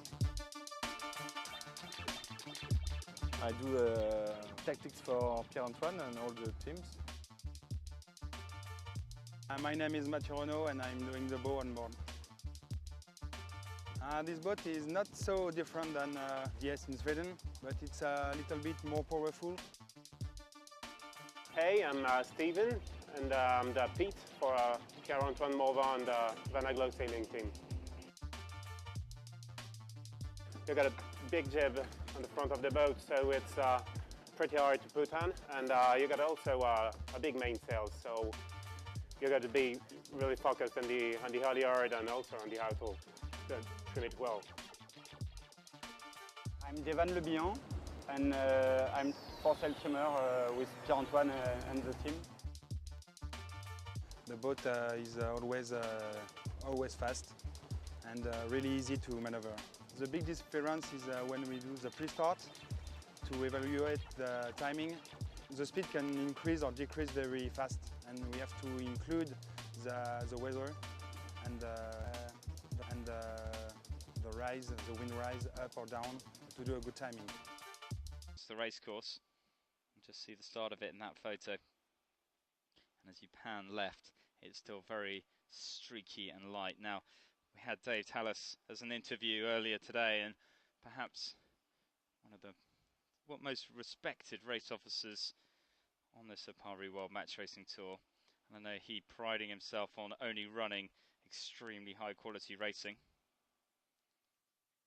Pan across the race course, left to right, and the top marks all the way down to the start line down there coming into shot. You can see the race committee Mark Lair just putting in the various top marks, a clean and a red stripe, so that they can direct the racing as they round to try and keep the course axis as true to the wind.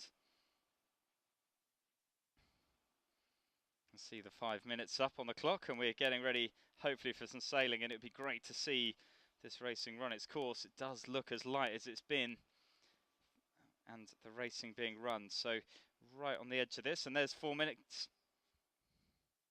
It's time to enter. Let the racing get underway. Robertson against Williams.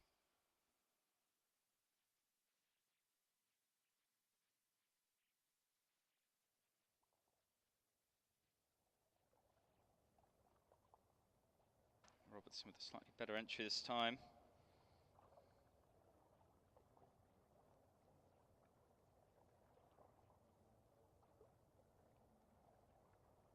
Robertson up into the breeze. Williams hunting him all the way through as he turns up and around.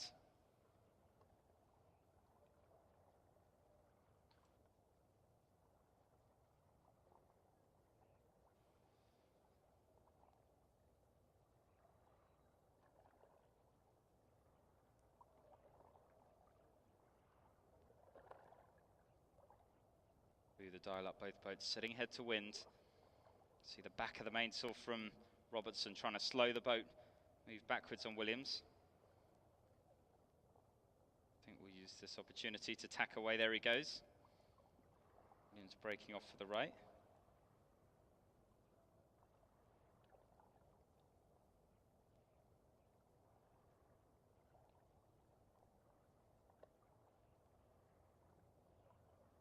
Robertson much slower, and I think nervous of that, going for the spinnaker.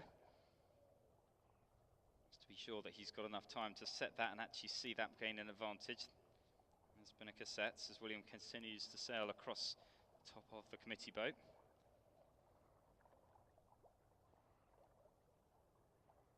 Robertson able to sail a little faster and a little deeper, the big black spinnaker.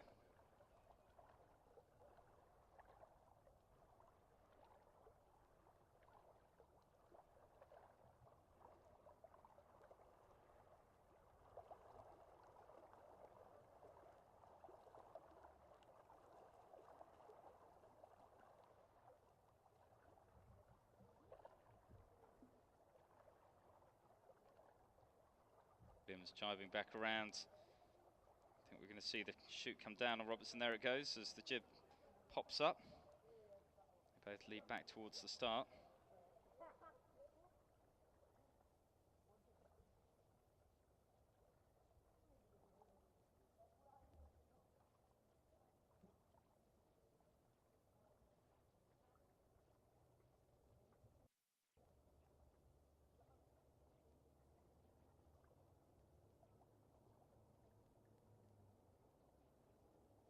Robertson with the lead, Williams with the follow. There's the 1 minute gun.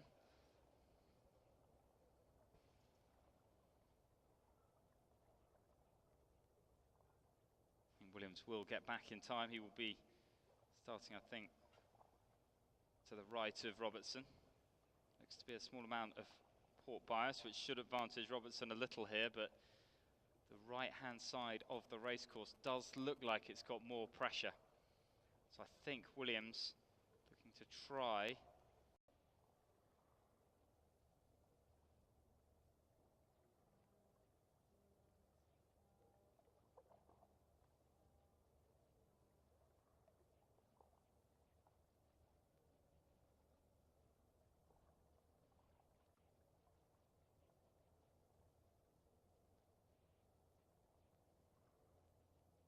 Canfield and Swinton into the starting area, and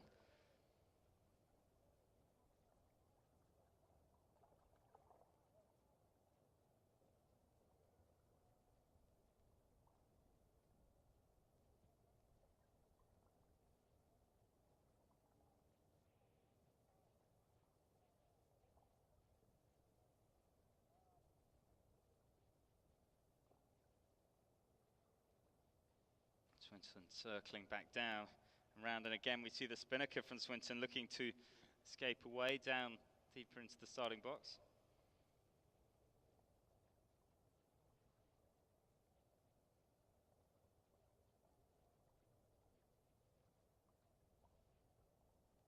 Now that wind is very, very light out there at the moment. You can see these moves in the pre-start. Certainly appears very slow, perhaps a touch disjointed, but actually this is some of the hardest sailing conditions. And strategically most challenging. You make a mistake in this light stuff, and that is the end of your race. So these skippers in this game of cat and mouse in the pre-start need to make sure that they make every decision right. I wonder whether this quick use to the spinnaker by Swinton will end up giving him some advantage. Both boats are coming back together now, 2 minutes. Would think that Swinton is crossing Taylor Canfield. As Canfield jives down, try and get closer to the line of Swinton.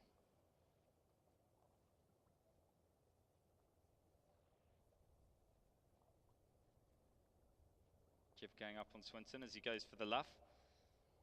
It's a hard move on the drop, watching the attack of the spinnaker there being passed under the jib and the drop underneath, all being done by Swinton's bowman. I just wonder if they needed to go for the jib at all there. Perhaps could have just swept up on the spinnaker and just dropped without, as this pre-start dance continues to unfold between these two teams. Swinton now bow down and looking for the turn now. Taylor Canfield's going to try and put his bow down inside here and prevent Swinton from jiving. No, I think deciding that's not on, so he goes straight and I suspect looks for the tack and follow. For me, Swinton on the front edge of all of the decisions through this pre-start. I've seen Swinton hit a couple of moments of real brilliance on this Alpari World Match Racing Tour through this year, defeating Williams that epic battle in Bermuda.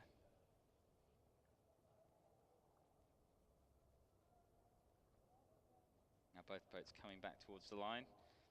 Addition of Carl Langford to the team, I'm sure, helping the young Australian skipper out, as again the jibs come down and we see the luff from Swinton looking to try and hold Canfield out on the right hand side. I don't think Canfield is going to be able to get in here. It'll be interesting to see how this goes. 20 seconds to go. Swinton looking for the shut. Canfield, I think, must think he can get in there, but only 10 seconds to go, and it looks like this is the Keith Swinton show as he ducks down to go behind the boat. Canfield in all sorts of trouble. Now, we saw him get away with a couple of things yesterday that didn't really look like it was going to plan, and this, I think, is definitely going to be one of them. I think Taylor Canfield may well be looking to sail over the top of the start line. He is, of course, over at this point. He's going to be returning to start down through the line. This is going to be ugly. For some reason it's taken a long time for Swinton to cross this start line. It's certainly not the first time these two skippers have done this, I'm sure. I wonder if perhaps even 1,000 matches between these two, having probably been banging heads for the best part of the last 20 years.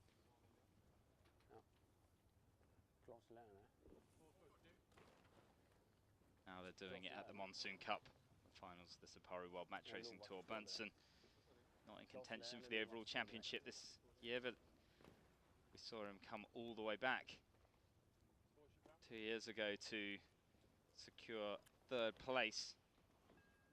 He was touch and go with it before Bermuda in 2011, 11 whether he was even going to make an invitation to the Monsoon Cup, and ended up on the podium of the Alpari World Match Racing Tour. So we've seen Berntsen turn it around at the Monsoon Cup before, and I'm sure that's what he'll be hoping to do again. But to do that, he'll have to win races. He'll have to get past that man, Bjorn Hansen, who tacks away this jib-backed. Just trying to get this race going. Now, the wind is still very light. Look at the boats across the course. Certainly looks tricky conditions.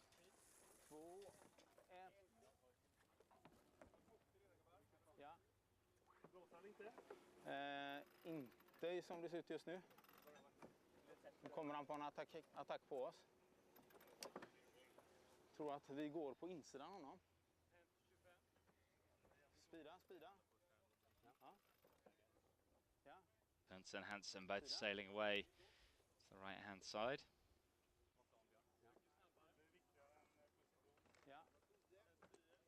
Jag tror att vi går, ja det är bra, han kommer bli sen här. Berntsen just crossing across the top of the committee boat as Hansen turns down and looks to jibe. That's the final minute.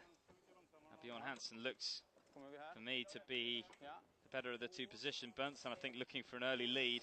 Hansen is going to be coming back, and Hansen will be faster as the boats come back together. In fact, we'll see these guys start a little ball of flames up here on the committee boat end as Hansen completes this jibe. Hansen sailing fast, sailing straight. I think perhaps turning back a tiny bit too late.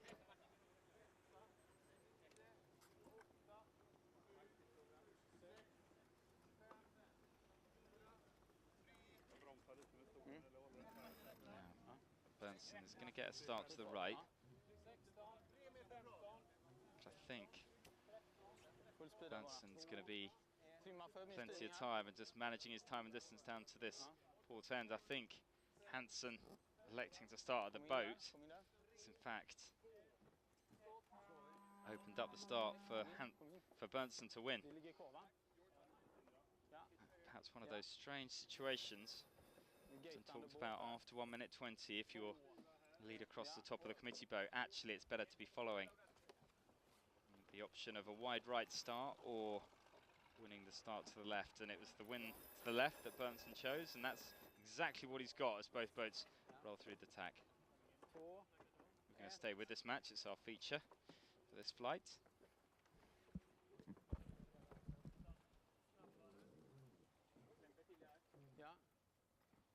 Accelererar hårt här. Och beredd att komma in för det ser ut som att det kommer mot. Ja, såg det kom mot där. Bra. Det är inte lika bra som det ser ut, får jag komma ihåg. Ja. Är historien okej? Historien är säkert okej. Ja. Vi kör på märket här. Och lämnar sitta här. Ja. Jag jobbar fart, gubbar. Motar.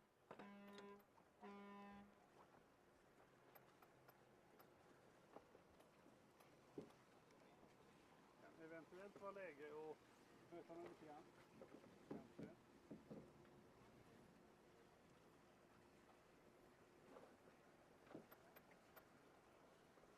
Still nothing really to pick between these two teams. Vad sa du? Ja. Ja. Det är svårt slag. Vi kommer antagligen inte kunna läsa eller komma upp. Don't need that camera in. All of these decisions of how it plays out on the racecourse really governed by those choices you make in that pre-start.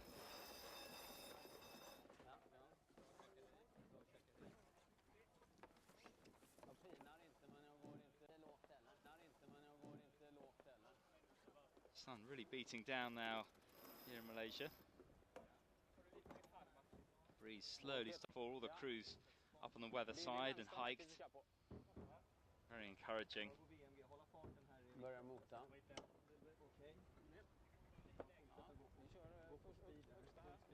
Precis. VMG helt enkelt. VMG. Bara VMG-segling här. Det är en barroway set här framme, Gobs. Det kommer bli en tack set. Det är inte det vi styr på utan det är tack ner i lä. Ja, tack ner i lä. Det ligger långt över styrplayen här. Vad du ska tänka på är att han blir jobbig när vi sätter fram. Så hiss på mitt hål då. Sätter den så mycket så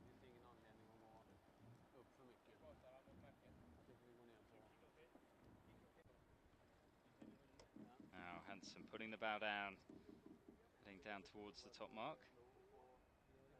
Ja.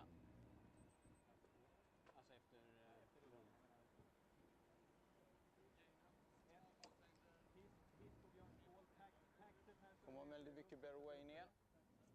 Mota lite här.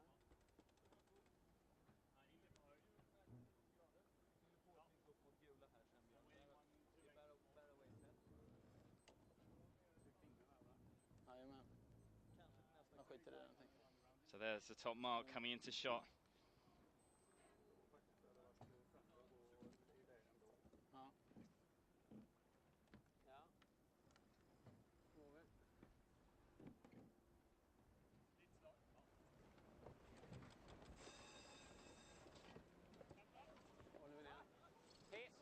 Round Hansen goes as he works sailing team. Tess hoisting the spinnaker to the top. Timma på styrning nu. Gould on the trim. Rullar vi om 2, 1, nu försiktigt. This team's been together for a while now, and so they'll be hungry for a result. Lite lågt. Jag tror att jag kommer gå upp högt här, för han har ganska dålig mjugg tryck. Chansar på att vi får en tryckare med oss ner sen. Kommer upp här.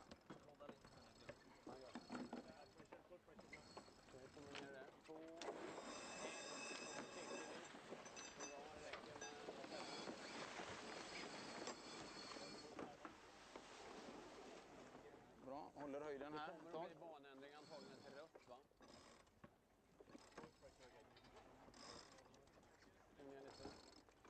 Jag tror vi funderar på det vänstra.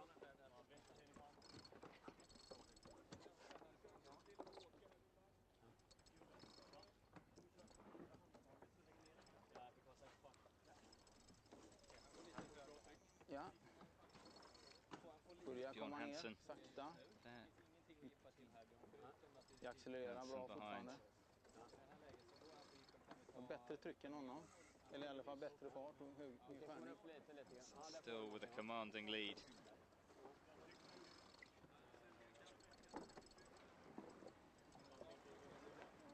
Johnny Bernstein has to find a way back into this match. Ja, du förstår. Bra. Björn Hansen possibly being ligger kvar där, Oskar. bridesmaid of this Alpari World Match Racing Vi kör Tour for a ovanför number den of years. kryssande båten. White mate Bernstein, the page boy.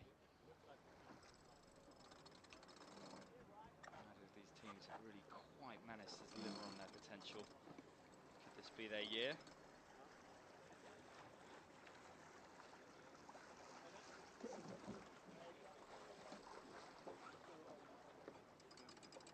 Här har vi en kryssande båt till, Williams. Jag tror att vi går före honom här.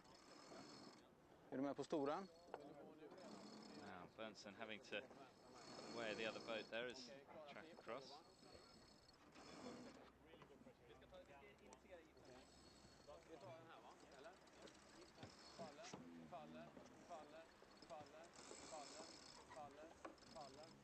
And round and through, heading up towards the mark. Nice and hot angle back. Nu, riv om 2, 1, nu. Here's the drop and the rounding.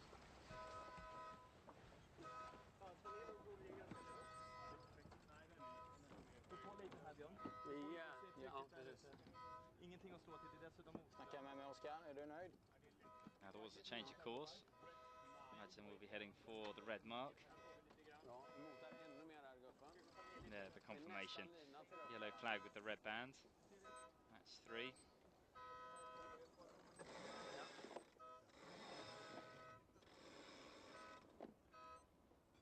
Kommer vi här.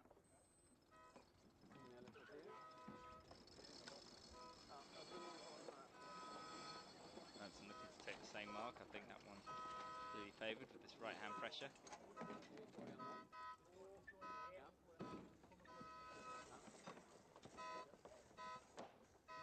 Han slår där.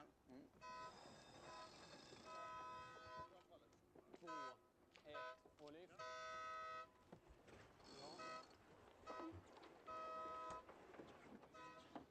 Han kommer på vårat märke.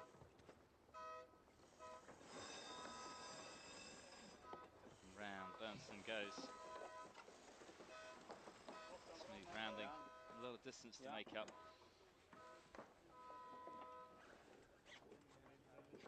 Framåt i båten, gubbar. Bra tryck här. Han slår. Kan... Ja. 2. Ja. Ska vi... Så att han inte kan svara. Svårt läge. Now we can see time difference. Mark 1, 45 seconds. Mark 2, 74. Ja. Han kommer. There, Benson managing really to stay in touch. 2.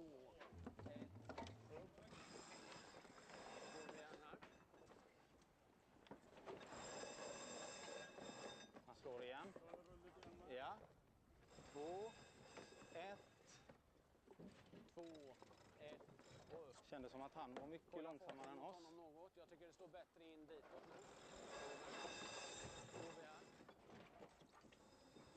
2, 1. Han slår igen.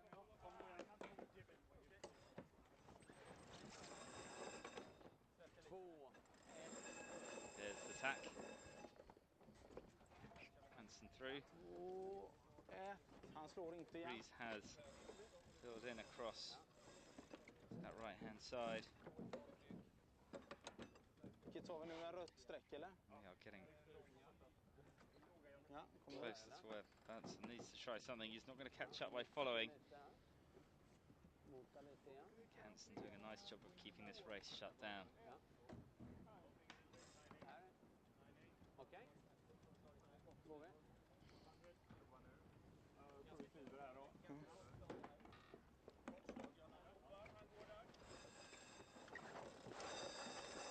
Hansen with the tack.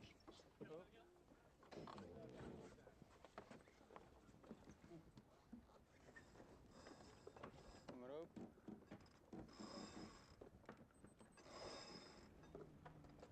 Går vi här? Have we got anybody filming the bottom? Inga kors så länge som Black möjligt. and black. We got some finishes. This is fucking boring. Upp.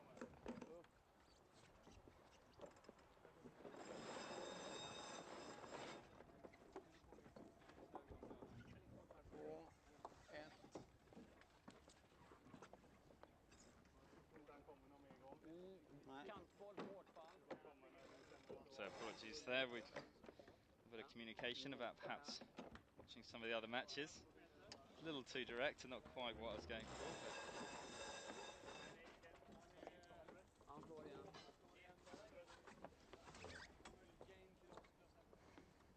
Mota.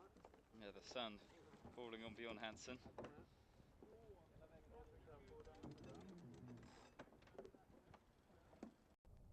So Richard out in front.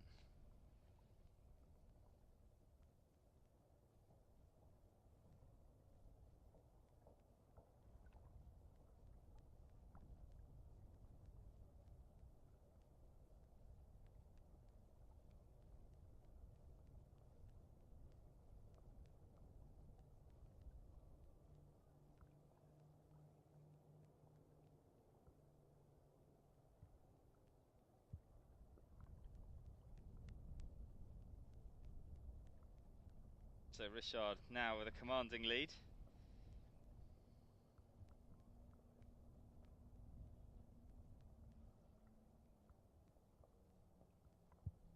There we can see all 4 of the boats left on the racecourse.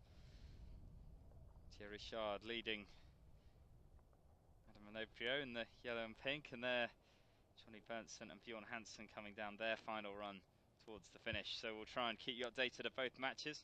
Both of them have relatively stable leads, both Bjorn and Mathieu, but we'll see how those play out and how that unfolds out on the racecourse.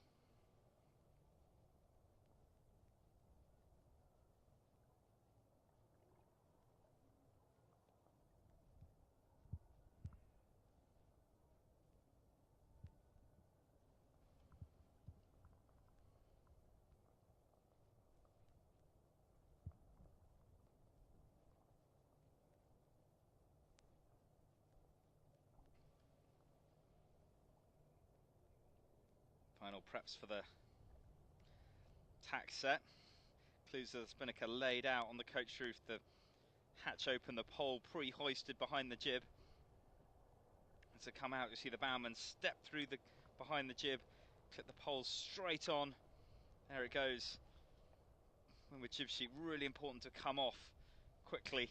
And then as they round, bowman going for the spinnaker halyard, main sheet man stepping forward onto the guy to pull the guy back, the trimmer uncurling the jib sheet, grabbing the sheet, and the spinnaker is up and they're sailing away from the mark. All done in probably the length that time it takes to sail the length, just to pass and round the mark. See how Renaud Priaulx's compared. Pole topped a little later, but still straight on round. Chris Main going for the guy, getting that set and pulled round. Out of Renaud Priaulx, super smooth with the turn. As Tom jumps in on trim. Nick Blackman on the bow there, wrestling the jib back onto the bow. Now we're going to go and see Bjorn Hansen coming through the finish line.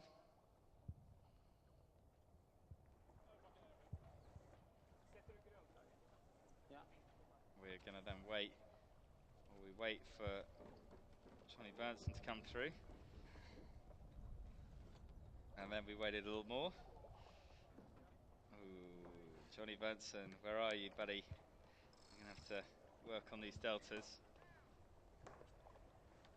There he goes, Johnny Berntsen's through. So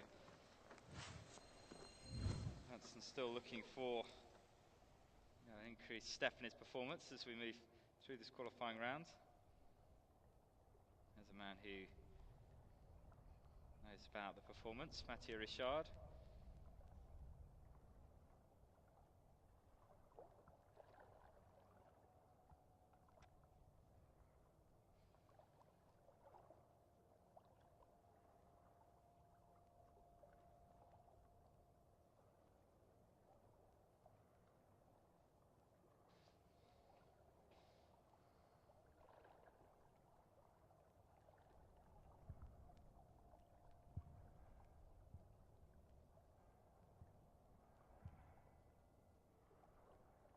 Richard, a great performance from the Frenchman.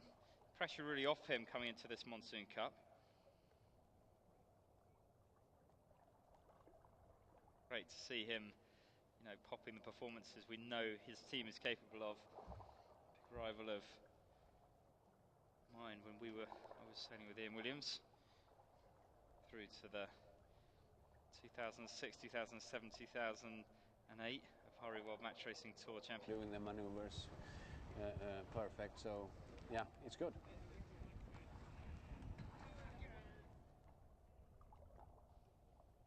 So there, Bjorn Hansen, pleased with his performance. And there, confirmation to the overall. Taylor Canfield still on a march, 5-0. I think that's got to be sending shivers down a number of spines here at the Monsoon Cup. Pierre-Antoine Morvan. The great performance we just heard from him up on the balcony. Great to see him up there on 3-0. Francesco Bruni had Nick Hutton on the balcony, so it seems like coming up and doing interviews with Simon Shaw in the commentary position is good for your overall performance, so other skippers, please come. He is on 2 wins and 1 loss, as is Johnny Berntsen on 2 wins. Unfortunately, he has 3 losses as well, so not quite such a good scoreline for him. Phil Robertson, he is on 3 and 2, and I think perhaps a small mistake in the score table there with him down in 5. Ian Williams is on 1-1 after his defeat in that last match. I'm sure that coming as some level of disappointment.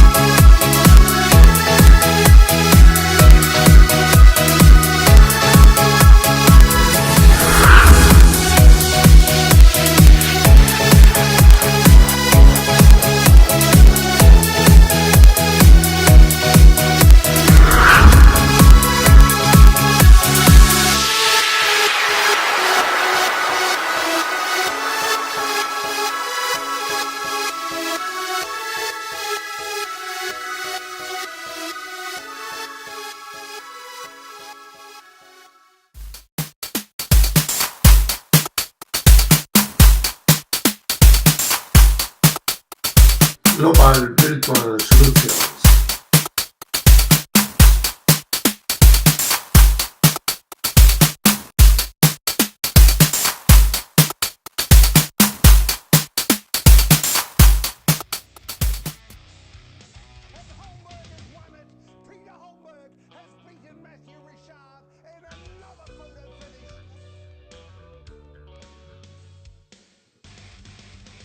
The champion, the winner, the skipper, Ian Williams.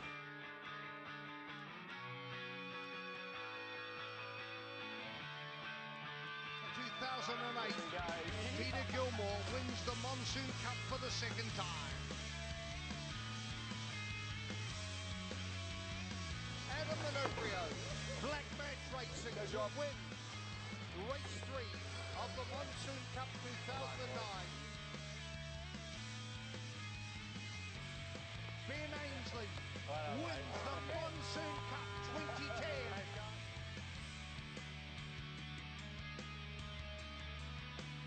There is the blue flag. Ian Williams, Monsoon Cup champion, triple world champion.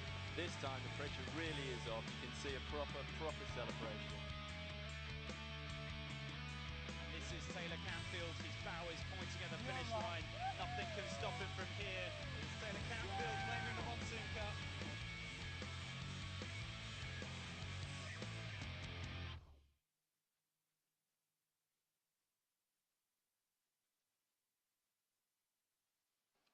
So welcome back.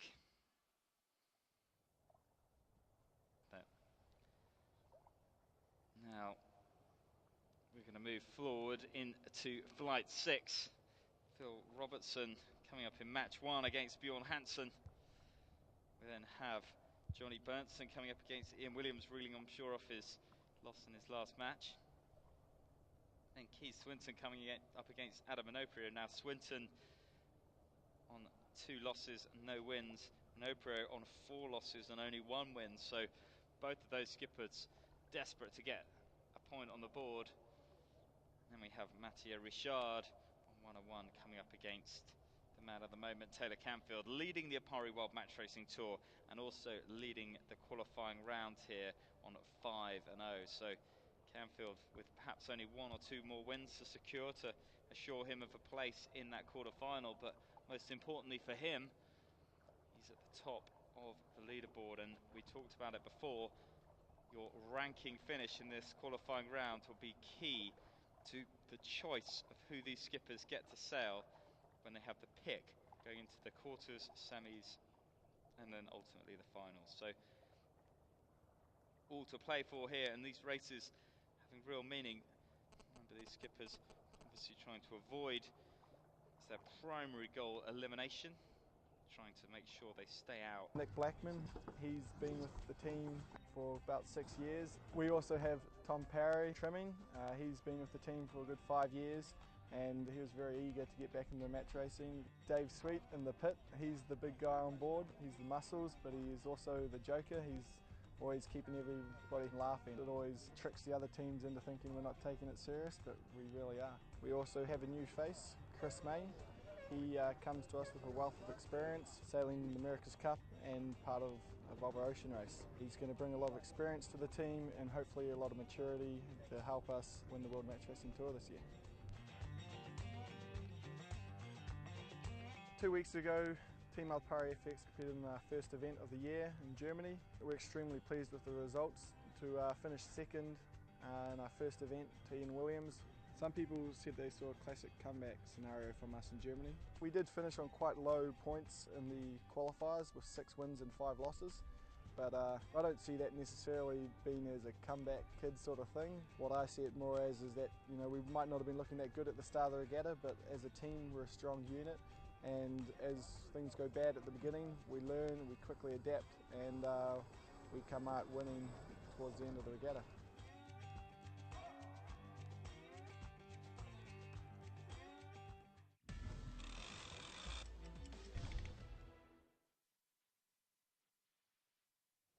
So welcome back.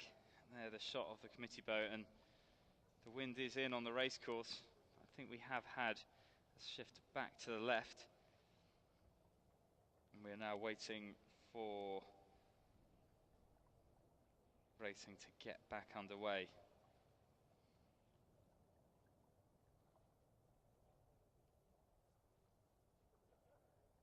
There, a preview again of our matches to come. Phil Robertson coming up against Bjorn Hansen in match 1. And Johnny Bernson coming up against Ian Williams from GAC Pindar in match 2. Match 3, Keith Swinson from Black Swan Racing coming up against Adam Manopro from Alpari FX.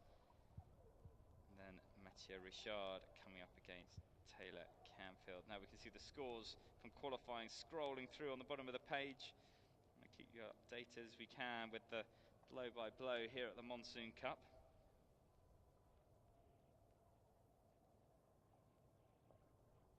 Now, we have been told that there is at least a 10-minute gap until we're going to be back racing again. I think the race officer deciding that enough's enough. He's going to give it a solid little gap now and wait for the wind to stabilise before he gets the next racing off. We're going to go back to the Stena Match Cup, previous stage on this Alpari World Match Racing Tour, to bring you a replay of some of the action from the 2013 season. It's volatile out there. Conditions can change in an instant. You've got to stay in control, spot the opportunity, then make your move. It's all about execution. Search Alpari Race and get on board. Alpari, your global Forex broker. Forex is high risk and not suitable for all investors. Losses may exceed deposits.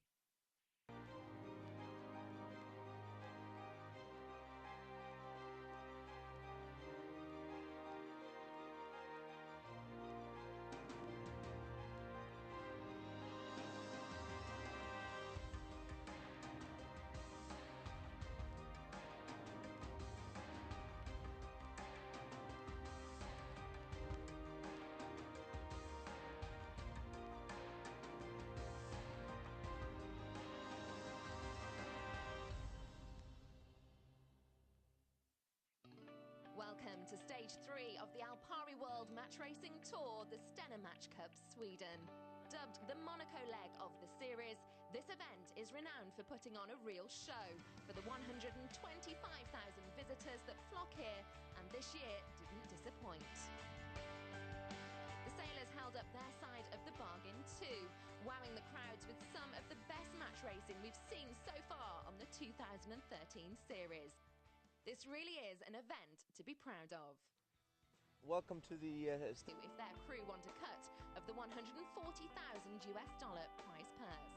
Prize money aside, the Stena Match Cup itself has only been lifted by 2 of the current tour card holders, Ian Williams and Bjorn Hansen. So why is this such a tough event to win? Sweden's an awfully tough event. The boats are pretty unique. They're really tough to handle, so the Swedes generally have a little step ahead in them, I guess. It is a tough event to win, definitely, especially for the Swedes. I think that we feel a little bit more pressure than the rest of the guys, maybe. Definitely Bjorn Hansen has seemed to have a bit of an edge here in Sweden, and DS37s, I think he sailed this event every time it's happened or so. I think it's actually only been 3 Swedish winners here in, 19 years or something like that. So we're looking forward to making it 4 this year. Marstrand is it's a difficult place to sail. I think the conditions can change quite easily, and I think it's hard to get a grip on the conditions. So it's difficult to get comfortable from day to day. It always changes. It's an extremely tough event. The boats are pretty difficult to sail in general, I found in the past. The tillers go 90 degrees, they turn on the spot like a dinghy, but yet they're still 37 feet long and heavy like a keel boat. So yeah, there's definitely a knack to sailing the boats. Here in Marstrand there are very strong currents that are quite hard to get your head around. They're not obvious, they're not charted. And so I think experience at the event does count for quite a lot. This event is really tough because all of the top teams enjoy it and come here, and the competition is really high. It's a very hard event to win, and it's one probably everyone is targeting. Not only is this a tough event to win, it's also an important one to win. It's the third of 6 events on the World Series, and the teams at the bottom of the leaderboard are running out of chances to climb to the top. One such skipper is Pierre-Antoine Morvan, and he knows he needs to do well here to have a shot at the world title. This event is very important for us because there is only 6 events, includes the final, and it is the third one, and we did bad result on the 2 first events, so it's our last chance to do a good result at the overall tour. The first day of qualifying saw a mixed performance from the top seeds, but at such an early stage in the competition there was plenty of time to rectify a poor result.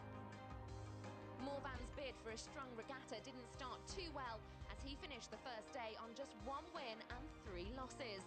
We join him for the second qualifying session where he faced Keith Swinton.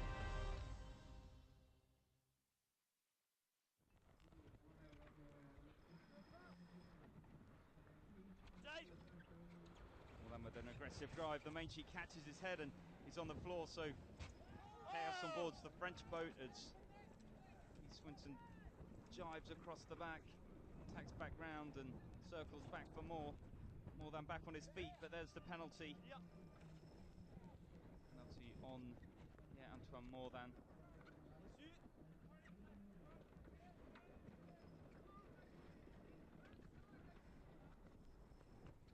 Ça vire, ça va.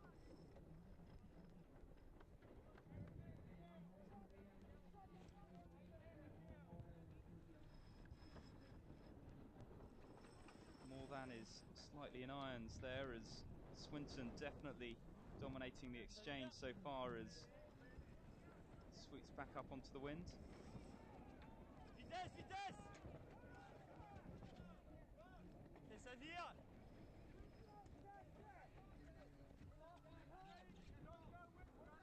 Ça vire. And there another penalty on Pierre-Antoine Morvan. There's a second blue flag.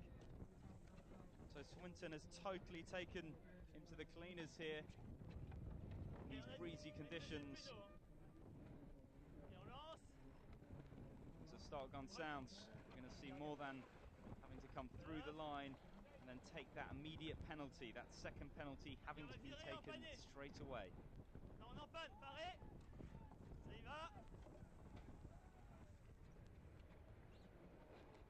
Down goes Morvan through his turn. Swinton powering away up the course.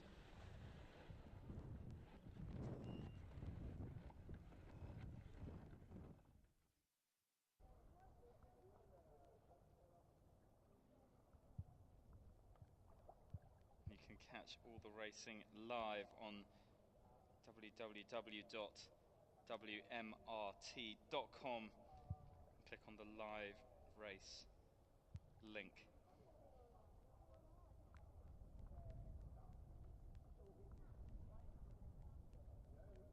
I'm getting all kinds of plugs in my ear through the radio channel. We are, of course, open to all spontaneous advertising commercialization of this IP feed. So if you're a business or you fancy just really getting a shout out on air, then get in touch and we'll try and get some mentions out to all the viewers at home watching. You're getting a lot of chat from Shooting Dave out there on the racecourse behind the camera. I'm not quite sure what he shoots as Dave. Certainly was having a think about shooting a couple of little puppies last night as we were eating Chinese.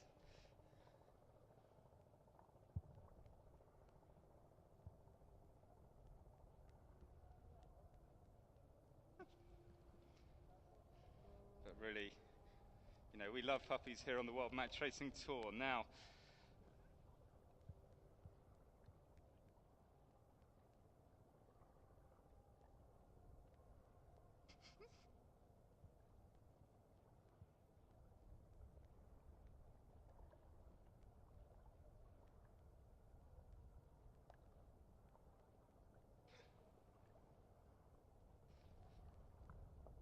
both boats coming back towards the start.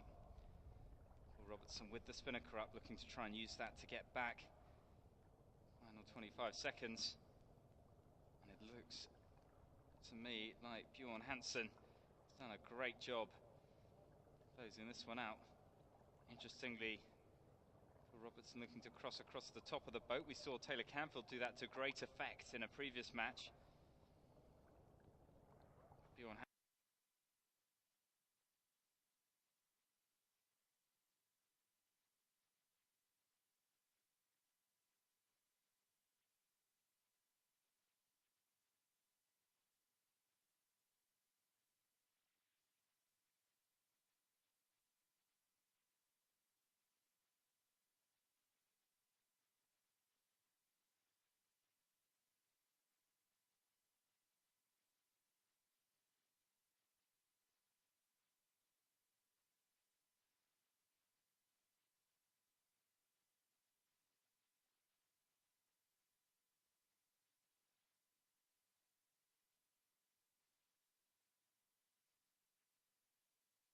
Bjorn Hansen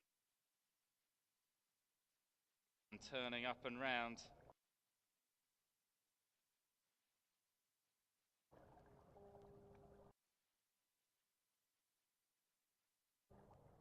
And there's the gun. Now Robertson is over, but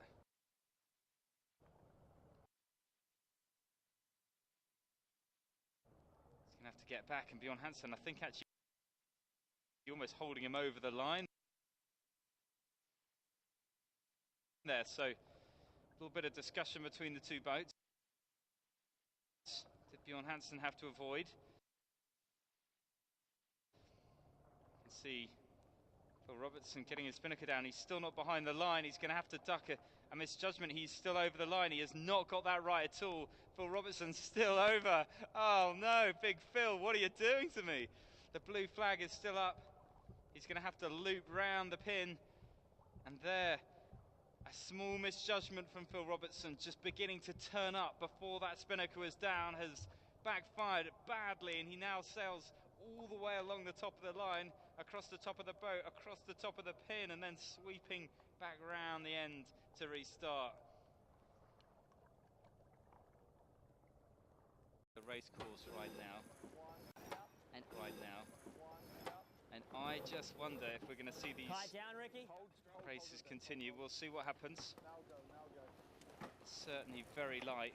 Just got the start by Dave Tallis, the race officer. Ease main, ease main. There's a lot of pride in his racing.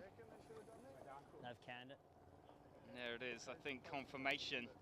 We heard 3 horns, which would normally suggest an AP flag. We're just waiting to bring you final confirmation of that, and there it is. So, there, a little nod from Bill Edgerton, the chief umpire, coming past in the umpire boat. I think he deciding, seeing the same as us in the commentary position. Perhaps this wasn't the greatest of sailing conditions. Now, as it stands, the other match that is racing around the course, that is still in play. That hasn't been abandoned yet, and as we look up, there is Phil Robertson and Bjorn Hansen. We'll have to see an abandonment flag, checkered white and dark blue, and the pennant flag, for which flight that would be, and in this instance that would be pennant 1 because they're match 1. So we'll be watching for that change if it comes. Moment, quite a relaxed view on board Bjorn Hansen's boat as they continue to sail upwind.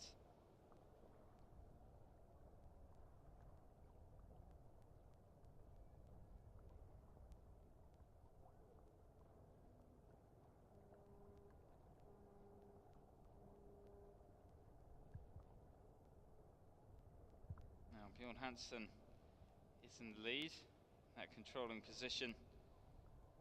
I can see there Phil Robertson turning down, and I think that can mean only one thing. There is the abandonment flag we talked about, the checkered blue and white, and the pennant flag, the white with the red dot, the pennant 1, indicating that it is match 1 that's abandoned. So reprieve for Phil Robertson after that mega choke up in the pre-start.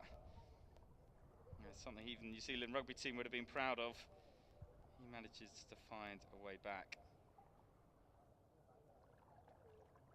Now, with that postponement in place, While we await further news, we're going to cut back to where we left off with the highlight show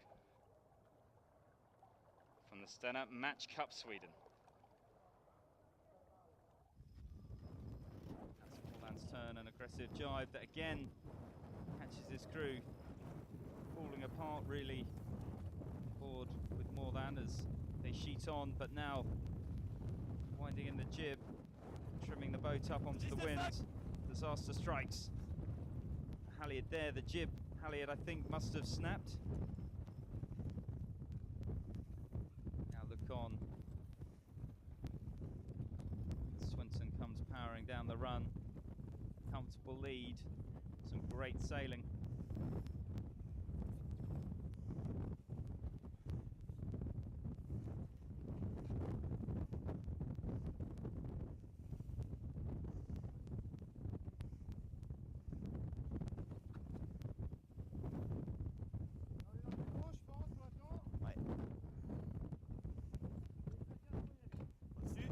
Hoisting the jib, sailing through to take the win.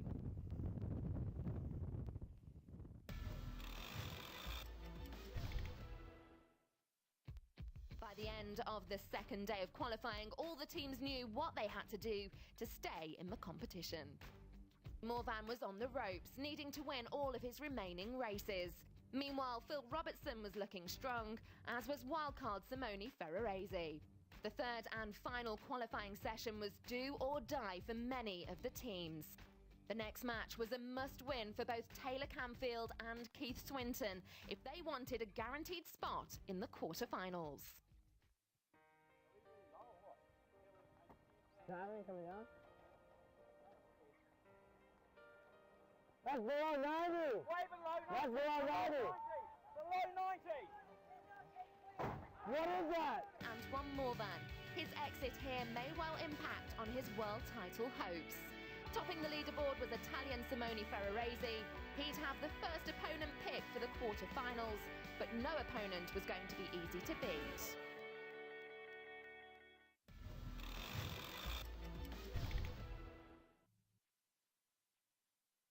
It's volatile out there.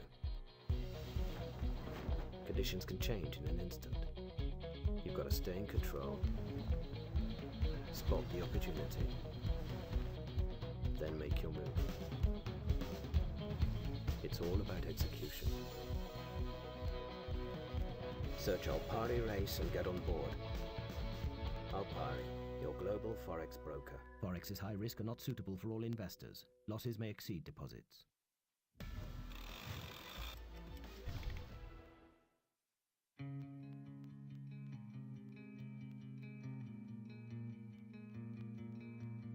Welcome back to the Stena Match Cup Sweden, the third event on the Alpari World Match Racing Tour. We've said goodbye to two tour card holders in the early rounds, but now the quarterfinals want to claim their victims. To do well at this event, familiarity of the racecourse and experience sailing the DS37 boats is vital. This bodes well for Swedish skipper Johnny Berntsson and his stellar sailing team, who took some time out to share some of their knowledge with us. Sailing here in Marstrand is there's some really important things to be aware of, and the boats are really important. Of course, we have been practicing with them. It's boats that we have in the home yacht club, so we're quite familiar with them, and we have been sailing a lot here in Marstrand and quite familiar with the conditions. So I hope this can be an advantage for us.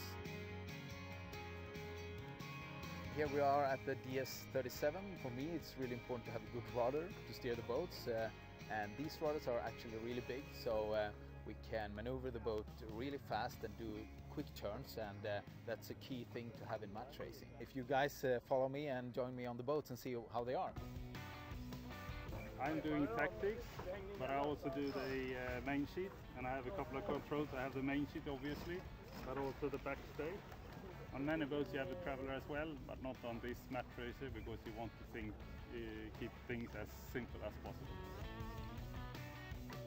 And as a trimmer on board this boat, you control the sails in front of the mast, which is the jib and the spinnaker. You have a spinnaker sheet and a tweaker to control the spinnaker, and you have a jib sheet to control the jib. On these DS37s, my main role is to help the trimmer on with all the Genoa tailing on the upwind, and on the downwind it's a spinnaker on these boats, so it's controlling the spinnaker pole and also one side of the spinnaker. My name is Björn and I'm the bowman in Stena sailing team. In the pre-starts I'm responsible for the time and also the timing and the distance to the line and also the opponent. So I'm Johnny's eyes here in the bow, you can say. This DS37 has a really big rudder and can make really quick turns and so on. So that can make it pretty stressful for us in the crew, because it's a lot of maneuvers and a lot of conflicts and so on with other boats, and that makes it pretty interesting for us sometimes. With both Swedish teams through to the quarter-finals, there may be something to be said for sailing on your home turf. Although not from Marstrand itself, Bjorn Hansen certainly knows these waters well. Not an ideal opponent to be forced to race. We're racing Bjorn Hansen in the quarterfinals. Neither of us had a choice of who we got to race. We had 2 days of practice in Denmark before coming here to Marstrand. Bjorn is the defending champion, so we're going to have a really tough day racing against Bjorn. We have some unfinished business from Germany when Adam knocked us out in the quarterfinals, beating us with half a meter or something like that in the 4th race. So we weren't too happy about that, so we're looking forward to beating Marstrand instead. After some pre-start errors in the first 2 matches, Hansen was on the ropes and needed a win to stay in the game. We join the team for their 3rd must-win match.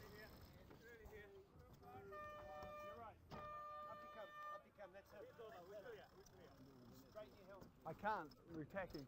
Hansen went on to secure another 4 nudos, 7 nudos, 2 nudos. Y solamente se hizo hicimos un par de pruebas ya tempranito a las 3:30, 4. Pero bueno, con 7 nudos de viento. Por lo que podemos adelantar es que Canfield, sigue arrasando y lo ha ganado todo hasta el momento. Así que, Quarter-final saw current world champion Ian Williams select Keith Swinton as his opponent. Obviously we're racing Ian Williams in the quarterfinals here at Stena Match Cup Sweden. It's going to be a great challenge for us. I'm sure Keith will be a tough competitor. He finished 8th in the round robin, so it seemed like the obvious choice, and I think if we sail to our potential, we should be able to beat him. I think he started the regatta really well, but the last couple of days he's struggled a little bit. 7-4 is not a bad qualifying. It's certainly not our best. But, y seguimos esperando. Son hora local en las 3 de la tarde, hora de Malasia. Bueno, aquí son las 8 de la mañana. Tenemos 7 horas de diferencia con respecto a ellos. Y bueno, comentar que estamos encantados de hacer esta retransmisión a pesar del esfuerzo que estamos haciendo, sobre todo por la diferencia horaria que nos trastorna bastante. Hey, starboard here. We're on starboard. Go, mate. Williams falling down onto port. He's going to have to be careful to keep clear. Keith Swinton setting his sails. He is the right-of-way boat. And there the blue flag. Ian Williams receiving a penalty down on this left-hand end of the line. And hoist, hoist, hoist.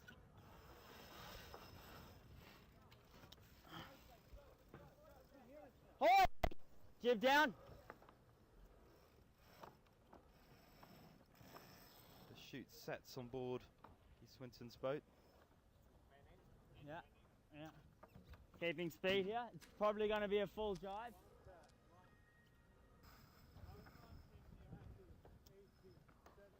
Keith Swinton able to get ahead. Entonces llovió torrencialmente en mitad de la prueba, como si fuera tal cual un monzón, y fue increíble la cantidad de agua que vimos caer en un momento.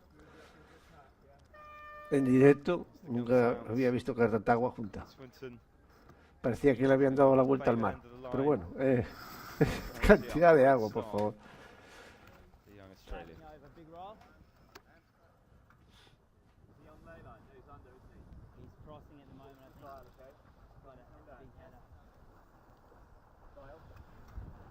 Vamos a decir que estas son imágenes de Göteborg, de la prueba que se celebró este año, parte del circuito, una prueba del Circuito Mundial de Match Race.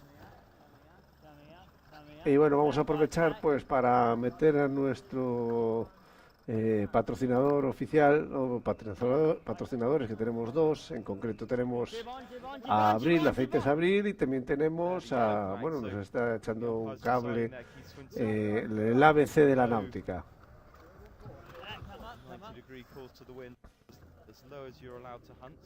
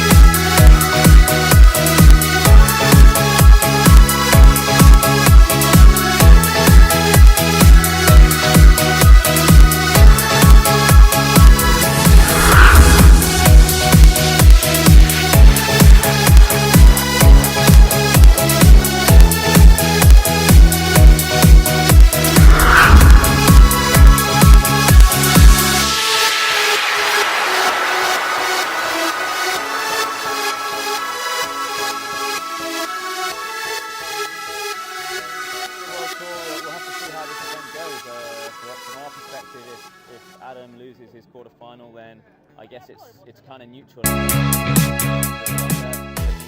The teams that therefore do well, they'll be, you know, back in it. So I guess it's all on again.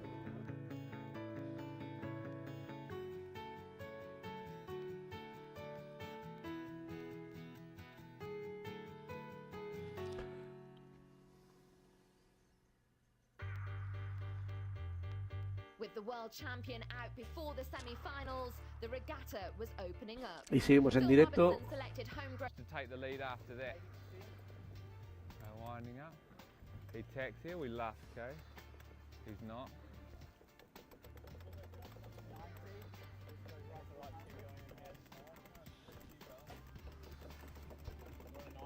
So just some really good work linking up the left and the right pass by the team. Downwind is awfully hard to defend in the slight stuff, and probably made one little mistake by just not driving away when we still had clear air coming down.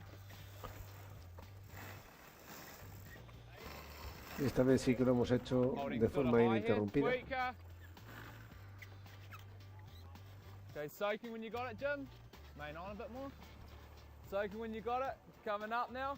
Coming up. Y desde las 3 de la mañana que llevamos, íbamos a hacer 6 horas de emisión ininterrumpida. Soaking when you got it, Jim. Wait up. Yeah. And then he rolled us, and we decided to attack at the bottom, which is, in hindsight, the right move. We copped the penalty. You can't hit me there. Holding, holding, holding. Oh, come on, guys, he can't get to me here. He still can't get to me. You can't get to me. He can't get to me there. Jiving, and then managed to roll around him, and the crew did a great job just of a high-pressure drop situation there in the last 3 boat links to the bottom, and managed to extend enough for the next beat to do our turn on the line. Spinning now. So, good to win the first one, and we'll be coming out this one firing and trying to win the start, I think. The pair took it to 5 flights, with Robertson taking the decisive match. It was game over for Bernsen. I think the racing against Phil Robertson now in the quarters has been really exciting.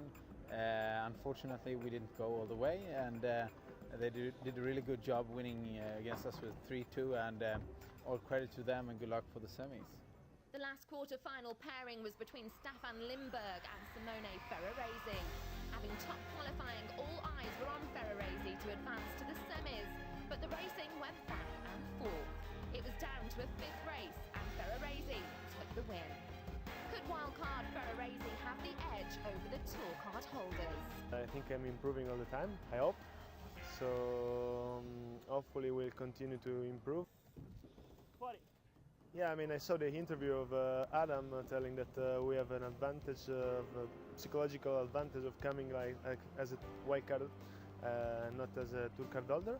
But last year at the end he was a wild card and we were a tour card holder, and we managed to beat him, and so it's the same at the end. Of course you have less pressure because you are not battling for the title and to stay alive. Claro, 4 horas de emisión bien pasaditas. The quarterfinal stage saw some of the top seeds fall as the current top 4 on the tour leaderboard were left to reschedule their flights home.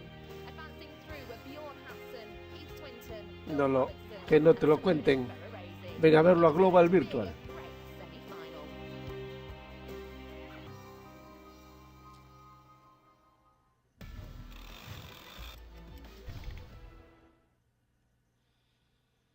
It's volatile out there. Conditions can change in an instant. You've got to stay in control. Spot the opportunity. Then make your move. It's all about execution.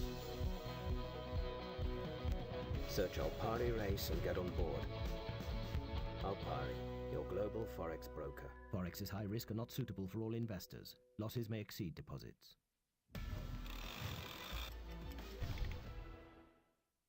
Welcome. So welcome back to the Monsoon Cup, and we can see the 5-minute flag is blazing and we are getting ready for some racing. I think finally this wind has stabilized back in across the course. There are a few little patches in it, but nothing too bad, and I think we are almost certain to see some great racing here. Entry, Phil Robertson. Estamos en directo desde Malasia, viendo el Robertson.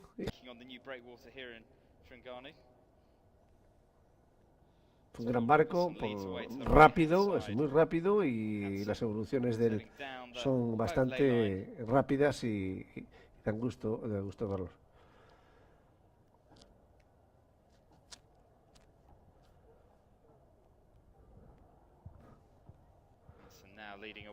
Un minuto 57 para salir Robertson y Hansen. Ahí están haciendo sus evoluciones, pues un poco para buscar la penalización. Buscan las penalizaciones para perjudicar a uno a otro, y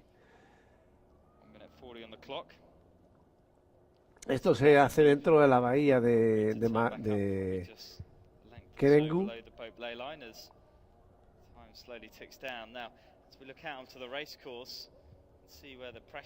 Ahí están las balizas, hay dos balizas ahí de que marcan el canal de entrada. Un río debe ser.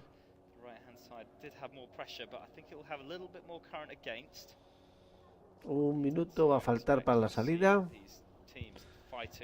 Robertson lleva la bandera azul.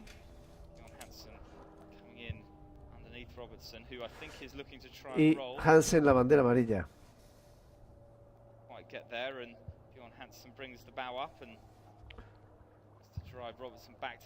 Robertson es el de Barlovento, más arriba.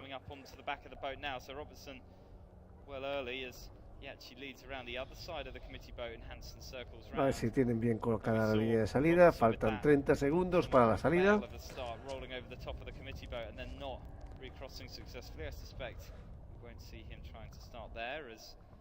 La verdad es que tiene mucha expectación este match en Malasia. 10 y 15 van a hacer. 13, 12.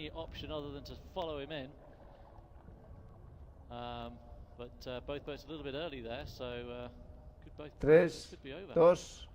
Uy, hay uno fuera de línea. O parece. Parecía que Robertson estaba fuera de línea, ¿no? Ah, bueno, entrar no era. Los dos estaban. Hansen y Robertson estaban fuera de línea y vuelven otra vez a salir. Tiene que volver a entrar a la línea y volver a salir. El mástil del comité, aquel que parece de cuadritos, es el mástil oficial del comité, que marca la línea entre la baliza para la línea de salida.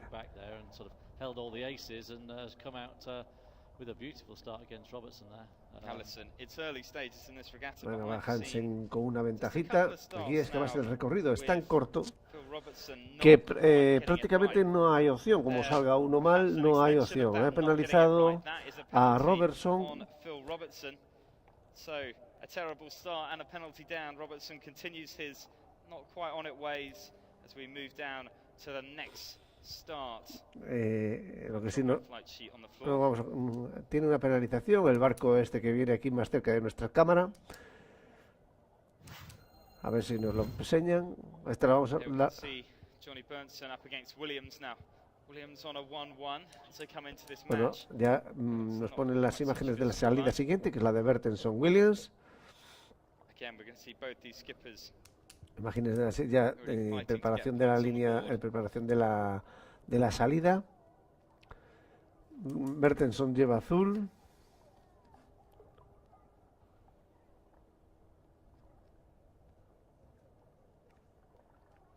Y Ian Williams lleva amarilla.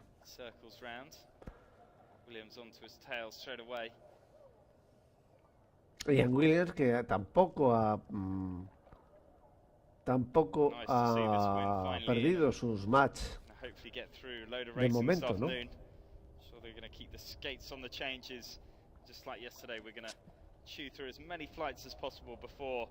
La verdad que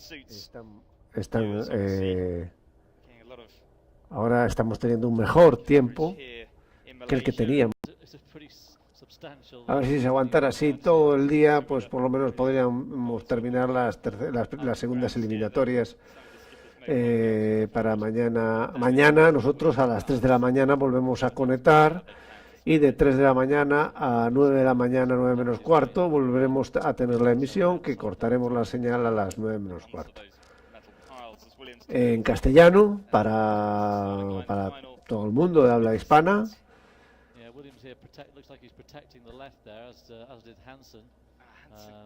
Y que el sábado lo tendremos en exclusiva para Global Virtual Solution, esta final de Match Race, y al mismo tiempo la consecución de la Copa del Mundo de Match Race, que veremos en directo, en exclusiva, para todos los hispanohablantes que estén dispuestos a levantarse a las 8 de la mañana, que es a la hora que vamos a retransmitir. Quedan 15 segundos. Decíamos, Williams llevaba la bandera amarilla, el Bertenson va Williams detrás, Bertenson va azul, 0 salida. Venga, va un barquito por el medio que nos viene a fastidiar un poquito la visión. Salen, es una salida limpia, y Bertenson, bueno, a ver cómo gestiona esto, porque como hemos hablado, Ian Williams no ha perdido. El recorrido es tan corto que prácticamente como se salga mal, el tiempo de recuperación es bastante malo. Bueno, aquí ya no ha salido con la velocidad suficiente Williams, y la distancia va aumentando, a pesar de que, bueno, que lo que intenta es desmarcarse. Hoy se juntan los de la salida anterior con Bertenson y Hansen, digo Robertson y Hansen, y bueno, pues bueno, nos pasan ya inmediatamente para la salida de los siguientes, que son Swinton y Minoprio.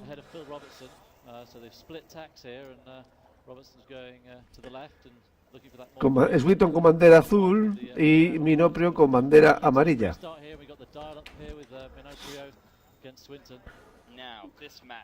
Los dos muy veteranos en esto del Match Race, son muy buenos, tanto Minoprio como Swinton. Pena no ver que no pudiéramos seguir la de Ian Williams y Bertenson, sería muy interesante seguirla, pero bueno, ya la vimos van cambiando los cámaras en cada barco y la verdad que ahora nos va a tocar seguir a estos, a Sweeton y Minoprio. Pues ahí tienen su vientecito de aproximadamente 7 nuditos, que es lo que deben de tener, y aproximadamente no tenemos información de la intensidad del viento, pero bueno, ya hemos superado los 3 minutos, nos quedan 2:45.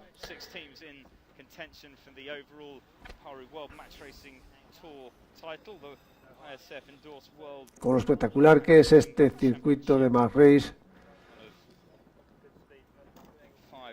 más espectacular puede ser la final, evidentemente. Ahora estamos viendo solo las preeliminatorias, las eliminatorias. De aquí vamos a cuartos de final y de cuartos de final nos vamos a semifinales y después la petit final y la final.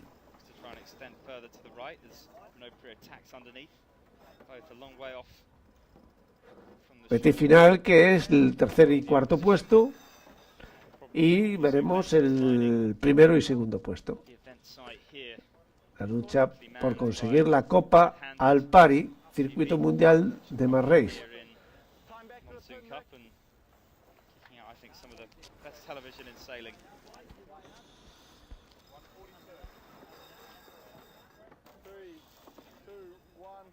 Vemos esta salida y ya, bueno, pues sintiéndolo mucho, seguramente Minoprio está pidiendo una penalización porque está tocando a Sweeton. Sweeton no le cede el paso y seguramente aquí, bueno, salida limpia, y aquí Minoprio le ha ganado un poquito la partida, que vamos a ver si el comité dictamina si hay penalización o no hay penalización para Sweeton.